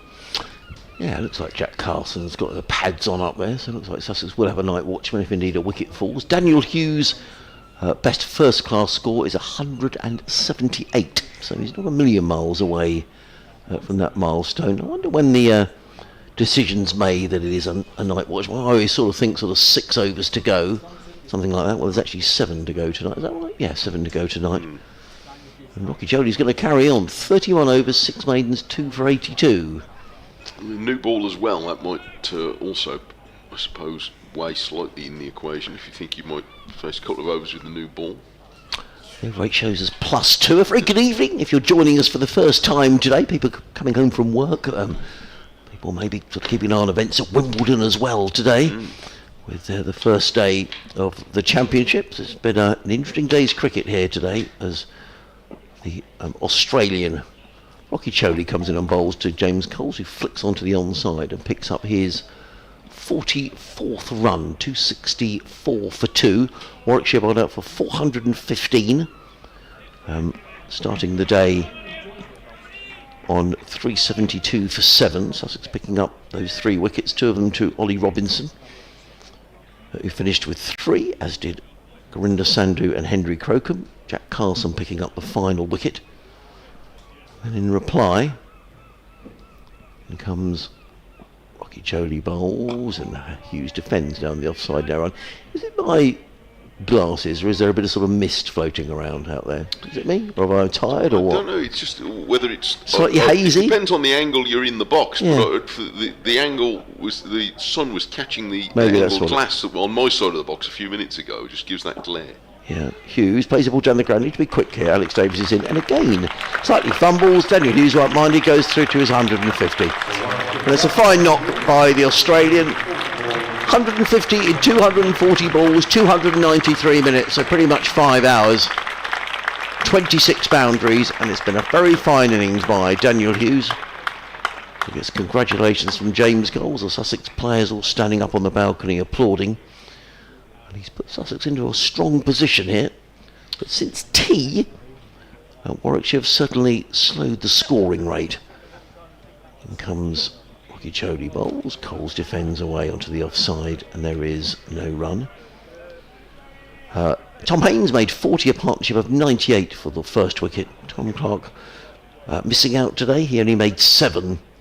Sussex were 136 for 2. Both wickets taken by the Australian spinner, who's coming in again now. Bowls, and Coles is solidly and stoutly forward, plays down the offside of the track, and there is no run. You rather get the feeling here that Sussex are thinking, yep, let's go into tomorrow with 8 wickets in the bank. They're still trailing by 150, so that's going to take some clearing, and they need to establish a lead. But the new ball is imminent, as in comes Rocky Chody bowls, and Coles defends onto the onside, so just the 2 runs coming off of the over. 6 overs remaining in the day, and fair play to Warwickshire, who have rattled through their overs on a very hot day, largely due to the fact that Corey Rockacholi has bowled 32 of those, 6 maidens. He's taken 2 for 84. Just a quick rattle round the grounds for those of you who have, as I say, joined us today. Record-breaking day in the county championship for Surrey. which I'll come to in a minute. Meanwhile, at the Aegeus Bowl, Worcestershire 679 for 7. Hampshire in all sorts of trouble in reply, 60 for 3. Could Worcestershire be looking for their second win of the season? Somerset 379 all out. Notts 211 for 3. Break off for a moment. As Yates starts a new over and has the left-handed Hughes pushing away into the offside. 820 for 9 declared.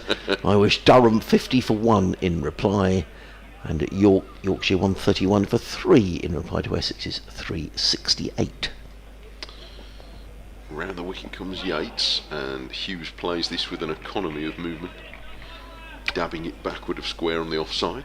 Second Division, Lancashire 67 for 1, leading Derbyshire by 173. Glamorgan 193 for 4, trailing Gloucestershire by 187.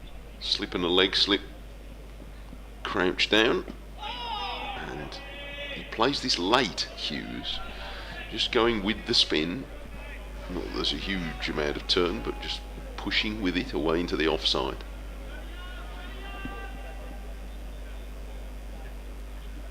Latham at slip, Malik at leg slip. That skids on a bit outside off stump, but it's well judged by Hughes, who goes back and chops it to backward point. And Yates is finding a nice rhythm here in his spell towards the end of the day. Comes in again round the wicket. Ooh, he dragged that down a little bit, and Hughes, seeing that, went to cut but misjudged the flight and wasn't far away from touching it through to Smith. An encouragement for Yates. Hughes 150. Yates floats this, and it's cut hard and very well stopped. Good stop in the backward point. And it looked like Mosley. I think it might have been Mosley who made the stop. So it's the end of another over. And the 265 for 2, and that was a maiden from Yates. Interesting, Mark Robinson was saying when he was here chatting that one of the major differences between First Division and Second Division is that sides just keep on coming. They don't give up, and Warwickshire are fighting away here. Thought that was a really interesting observation, actually. Yeah, and some good fielding. Just to finish off these other games around the county championship, Kent 566 for 8, centuries there for Bell Drummond, and Harry Finch, formerly of Sussex, in reply Northants 121 for 1. But it hasn't been runs all the way at Leicester, Middlesex 534. Leicestershire 92 for 6, the leaders of the Second Division of the Championship. And looks like England are going to win the international, the under-19 international, as in comes Rockacholi, bowls to Coles, who hammers a short ball. There's been a few poor balls from Corey Rockacholi, but that was a poor ball, and hammered away by Coles through the covers for 4 runs to take him within 2 of what would be his third innings in a row where he's past 50. 148 at Durham last week, 50 in the second innings. On to 48 here. 269 for 2, the lead 146 for Warwickshire. Rockacholi in, bowls to Coles, who's forward. Yes, England 232 for 4, needing 59 to win in 10 overs with 6 wickets remaining. At Thomas Rue, 133 not out in 88 balls, 15 fours and 7 sixes. Sounds a decent prospect. Rockacholi in, bowls to Coles, who clips this back to the square on the onside. He disturbs the pigeons, who are grazing about 6 tracks away from where the action is taking place. Now they decide to fly away. And James Coles goes to win 1 of his half century. Rockacholi just making sure he's got his field set. He's into his 33rd over. In and bowls to Hughes, who clips to mid-wicket, and there is no run. I guess the question is whether Warwickshire will decide to have a couple of overs with the new ball tonight. Why not in many ways? They'll be 2 overs old when they resume tomorrow. Rockacholi in bowls. Hughes defends down the offside of the track, and again there is no run. 270 for 2. Tom Latham claps his hands at first slip.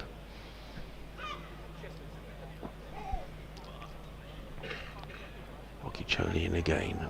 Run the wicket, bowls, and the ball gets a little low, and Hughes punches that to mid-wicket. And there is no run. Another over drifts by, 270 for 2. Hughes 150, Coles on 49. Rothesay's bowled 33 overs, 6 maidens, has taken 2 for 85. This partnership worth 134. Sussex trailing by 145. They're going along at all but 3.5 and over. At one stage today, they were rattling on at the best part of 5 when Haynes and Hughes set about the bowling early on. We have to say that Warwickshire have been affected by the fact that Chris Rushworth has sustained a hamstring injury. We think it's a hamstring injury he's had for some time, but only bowled 3 overs today. As in comes Yates from the CN, bowls to James Coles, and that's a half century for James Coles. Pulled onto the leg side, he picks up a single, and James Coles continues his very fine run of form this season. Raises his bat to 50 at 131 balls, 176 minutes with 6-4, so hasn't been easy for James Coles today, but he's got his head down. He's provided good support for Daniel Hughes. James Coles averaging 44 in the county championship this season, and that's the 4th time he's gone past 50. As in comes Yates, bowls to Hughes, who plays into the offside, and there is no run. The Seagulls have arrived on the ground. Not many of them here yesterday, but there's a little flock arrived in front of us. As in comes Yates, bowls to Hughes, who shows good judgment. Let that one pass by outside of the off stump. And again, there is no run. A slip and a leg slip are in place. Alex Davis has a quick word to Rob Yates, maybe suggesting a fielding change. The over 8 shows us +2. I'm quite surprised it's not more than that, because Warwickshire, with their spinners on, have really got through their overs very quickly. Yates in the bowls, and Daniel Hughes clips to mid-wicket. They think about a single, isn't there? There's a good bit of fielding there by Hayne, who was very quickly round from mid-wicket to field. And again, there is no run. Sussex won't want a silly run out here. These two look as if they've set their stall out to be there tomorrow morning. 271 for 2. Yates in again, bowls to Hughes, who plays firmly to backward point. Again, there is no run. Good bit of fielding there at backward point. Prevents a certain boundary.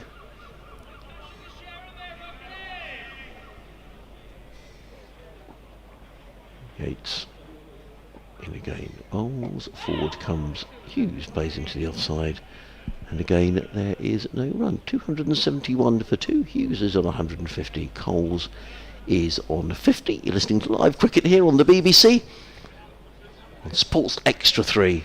BBC Radio Sussex, BBC WM. Adrian Harms alongside Mike Taylor with 3 overs to go in the day. If you're just joining us, the story of the day, Warwickshire bowled out for 415. They resumed the day on 372 for 7. Sussex picking up the final 3 wickets, a couple for Ollie Robinson, he finished for 3. Gurinder Sandhu on his home debut for Sussex picking up 3 to add to the 5 he took at Durham last week. 3 for Henry Crocombe. Then in reply, Tom Haynes making 40, an opening stand of 98 with Daniel Hughes. Tom Clark making 7. But these two coming together when Sussex were 136 for 2, closing in on their 150 partnership. Have seen Sussex to a strong position, but still trailing by 144 with 2 days to go of this match. It's going to be Rocky Choli comes in and bowls, and Coles is forward, plays into the offside with soft hands, and there is no run. Coles on 50, Daniel Hughes on 150, leaning on his bat. I hope Daniel Hughes isn't too tired to speak to us tonight. He'll probably want a quick shower, I'd imagine. Rocky Choli in bowls to James Coles, who plays to short leg, and momentarily he wanted to sort of get back in his ground quickly, because that was played to short leg. Coles might have just had his back foot out of his ground. Nonetheless, he's okay. And there is no run, fielded in there by Zin Malik.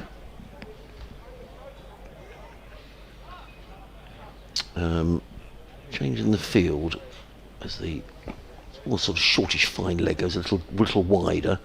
Rocky Choli in again, bowls to James Coles, who's back on his stumps and doesn't time that at all. The ball rather dribbles out into the offside, and there is no run. is in his 34th over. Rothesay, 6 maidens, taken 2 for 89, and he's done a very, very good job for his county here. I'll tell you what, if you want an overseas player to come in on a short spell, and you always wonder, what's the sort of character of the fellow we're getting here? Yeah, totally. Is he going to be up for the battle? Well, he's done really well. He's in a bowls. Cole stretches forward, and that wasn't far away from Malik at short leg. Well, Rothesay throws his hands up in despair. I'm not sure if that was a chance. Let's just see. No, it's in pitch short of Malik. He's right under the batsman's nose there. Yeah, he's found the inside edge. It's well bowled. He's in again. Coles sweeps, and this time he's determined not to make a mistake, and he pulls the ball away. The Seagulls need to get out of the way, which they do, and James Coles picks up a boundary. 275 for 2. Coles goes to 54. Nice shot by James Coles, sweeping the ball away through mid-wicket for 4. 271 for 2. The scoreboard hasn't changed actually. It's 275 for 2. It is. Scoreboard yet to catch up. It's been very quick today, the scoreboard. James Coles to 54. The lead 140 for Warwickshire, or rather Sussex trail by 140. Rothesay in, and Coles has done it again, and he's going to pick up more runs here, but it's just going to be a single on this occasion, because there's the sweeper out on the deep mid-wicket boundary, prevents more than a single. End of Rothesay's over. He's going to probably have one more to bowl tonight, but he's bowled 34 overs, 6 maidens. He's taken 2 for 94. Sussex 276 for 2 with 2 overs remaining in the day. They trail by 139. We were speculating, Mike, at tea time that if Sussex carried on at the rate they were scoring, the lead might have well been below 100. So I think that gives an indication that Warwickshire have done pretty well here since tea, really, to restrict Sussex to, 76 in 30 overs. I agree. I think they've done extremely well, because it really could have got out of hand. Yes. In this session, you can see all the elements that might have made that happen, but instead they've restricted things quite well, and they are not taking. They could have taken the new ball at this point, but they're not going to. Good spot.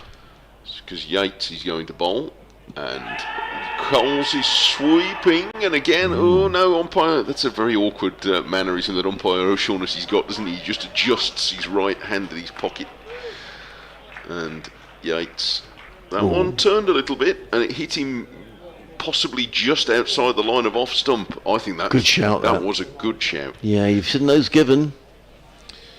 Yeah, you wouldn't have been surprised to see the finger go up there. Is that fair? That looks a good shout to me. I can see why it wasn't, but it was close. Yes, it was close. It might just have hit him outside the line of off stump, and if it didn't, it might have been turning past the leg stump, but it was a tight one. Yates bowls again, and Coles is down very early this time to paddle it around the corner, and Rothesay with a very stylish stop for a fellow who's bowled 34 overs. Very good indeed. And I think that's the point that Mark Robinson was making. Yeah. Actually, there we are, 10 balls to go in the day, and you've got your overseas herring round the boundary and preventing a second run. Sets a good example, doesn't it? That's the difference in first division cricket. Very impressive. He's 56, Coles, and it's 277 for 2. And Yates comes round the wicket to the left-hander Hughes, who drives, and there's a slight misfield at mid-on. There'll be very few of those. Yes. And just on the tumble, it just got away from Bamber, so they take 1. Yeah, actually, considering it's been a very hot day, I think the fielding has been, there's been the odd fumble, hasn't there? But when singles have been taken, but I think on the whole, Warwickshire have done well in the field here. They have. And now they are watching Yates come over the wicket to Coles, the right-hander, who shows him only the face of the bat in defence. 278 for 2. Bit of shouted encouragement for Coles. And he goes back to the next delivery. It was a bit round arm that from Rob Yates, and Coles turns it square on the leg side for no run. Time running out at the end of today, but another lovely day to be at the cricket. And I think we're still forecast good for tomorrow. Very good forecast for tomorrow. A little bit iffy on Wednesday. I think the weather's going to get a lot cooler from midweek onwards, and the chance of some showers apparently. That was the last one, but who knows? I don't think it's going to be too bad by the look of it. Yates bowls again, and forward comes Coles, and he keeps pressing forward after the ball trickles away to the extent that he almost lays his bat on the ground. And we've had 81 overs, so they've declined to take the new ball there. Yeah. So I assume they're going to leave it in the wrapper for tomorrow. And Rocky Choli, yes, he's handing his cap over. He says, come on, we'll have one last. Yes. One more for the road.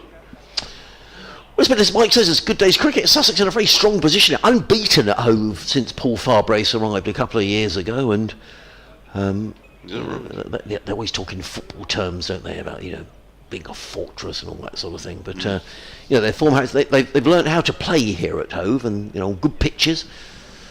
But it'll be interesting tomorrow because Sussex will at some stage, well though these two are batted and they've batted extremely well, and Sussex are in a great position. You'd rather be Sussex than Warwickshire at the end of day two. Sure. But as we've been saying, they still trail by 137. They've got to clear those arrears and then try and set themselves some sort of a lead and give themselves enough time maybe to bowl Warwickshire out. That the suspicion is that the pitch is going to spin. Are we going to get the new ball here? I think we are. Just give the spinner a go with it, a new hard ball. I think we're going to get a new ball with one over to goal that's going to be entrusted to Rocky Coley. Let's just see. It's an interesting gambit. Let's have a look. Is it a new Zooming ball? in on the new ball, I can't tell. Come on. I'm not absolutely Yes. sure. Is it? Yeah, I think the umpire's put his hand up. I think that's a new ball. Okay. Well, that's an interesting choice. Well, I mean, I just saw the umpire put his hand up in the air, but then, new ball taken. Oh, very good. So one over to go. So this is interesting. New ball taken by the spinner. Rocky Choli, who's in and bowls to Daniel Hughes, who defends down the onside of the track. And there is no run. Yes, just an interesting final wrinkle, isn't it, really, Yeah. for this very last over today. Very innovative. Well, even spinners like a hard ball as a Oh, grip, they do. don't they? Jodie is in bowls. Hughes thumps that one away. No, he doesn't. I thought he'd thump that away through the covers. In fact, he played straight right down the track. It's been a long day. And there is no run. 4 balls to go. Thank you, everybody, for your emails. Yeah. I've had lots of really interesting emails, and it's been great. So thank you so much for getting in touch. In comes Rocker Jodie bowls. Hughes is beaten outside the off stump. There is no run. Ooh and ahhing from the slips, of which there are 2, and a leg slip. And in fact, now Alex Davies has got a bit more pressure on. He's brought his deep square leg up, and it looks like Davis himself is going to go into leg slip. And I think that they're going to place Zen Malik back under the helmet at short leg. So just putting good pressure on here for the last 3 balls of the day. Rocky Choli in bowls. Hughes defends, and you can see the Warwickshire lads are all probably a bit of chatter going on there. Yes, we'll surround him now. Just try and catch out any lack of concentration at the very end. 2 balls to go. 278 for 2. Johnny in bowls to, and he's given out. He's given out LBW, and Daniel Hughes has gone. The new ball is taken, and off the penultimate out ball of the day, Daniel Hughes is out. He tosses his bat in the air. Well, that's going to be it for the day. The penultimate ball, a wicket is taken around the wicket. Oh, yeah. And Hughes is forward. They're all up from behind to the stumps, and Roccaccioli picks up his 3rd wicket in the innings, and Daniel Hughes, well, he'll be desperately disappointed. He's made 151 against a standing ovation from those that are left inside the ground at Hove. But that's a big blow for Warwickshire, as the Seagulls suddenly swoop down on the ground, and Daniel Hughes makes his way off to a standing ovation. Wonderful knock, 151, 26 fours, 260 balls he's faced. He's been there for 5 hours. But the Australian drags himself off the field. He is on his way So some late success for Warwickshire. They picked up a wicket with the new ball from the spinner. So you've got to say well done to Alex Davis, because that's a good bit of captaincy. Just skidded on, and it looked like it went past the defensive bat and hit the back leg. And yeah, it was, for those of you on the stream, we're just seeing a replay now. It skids between bat and pad.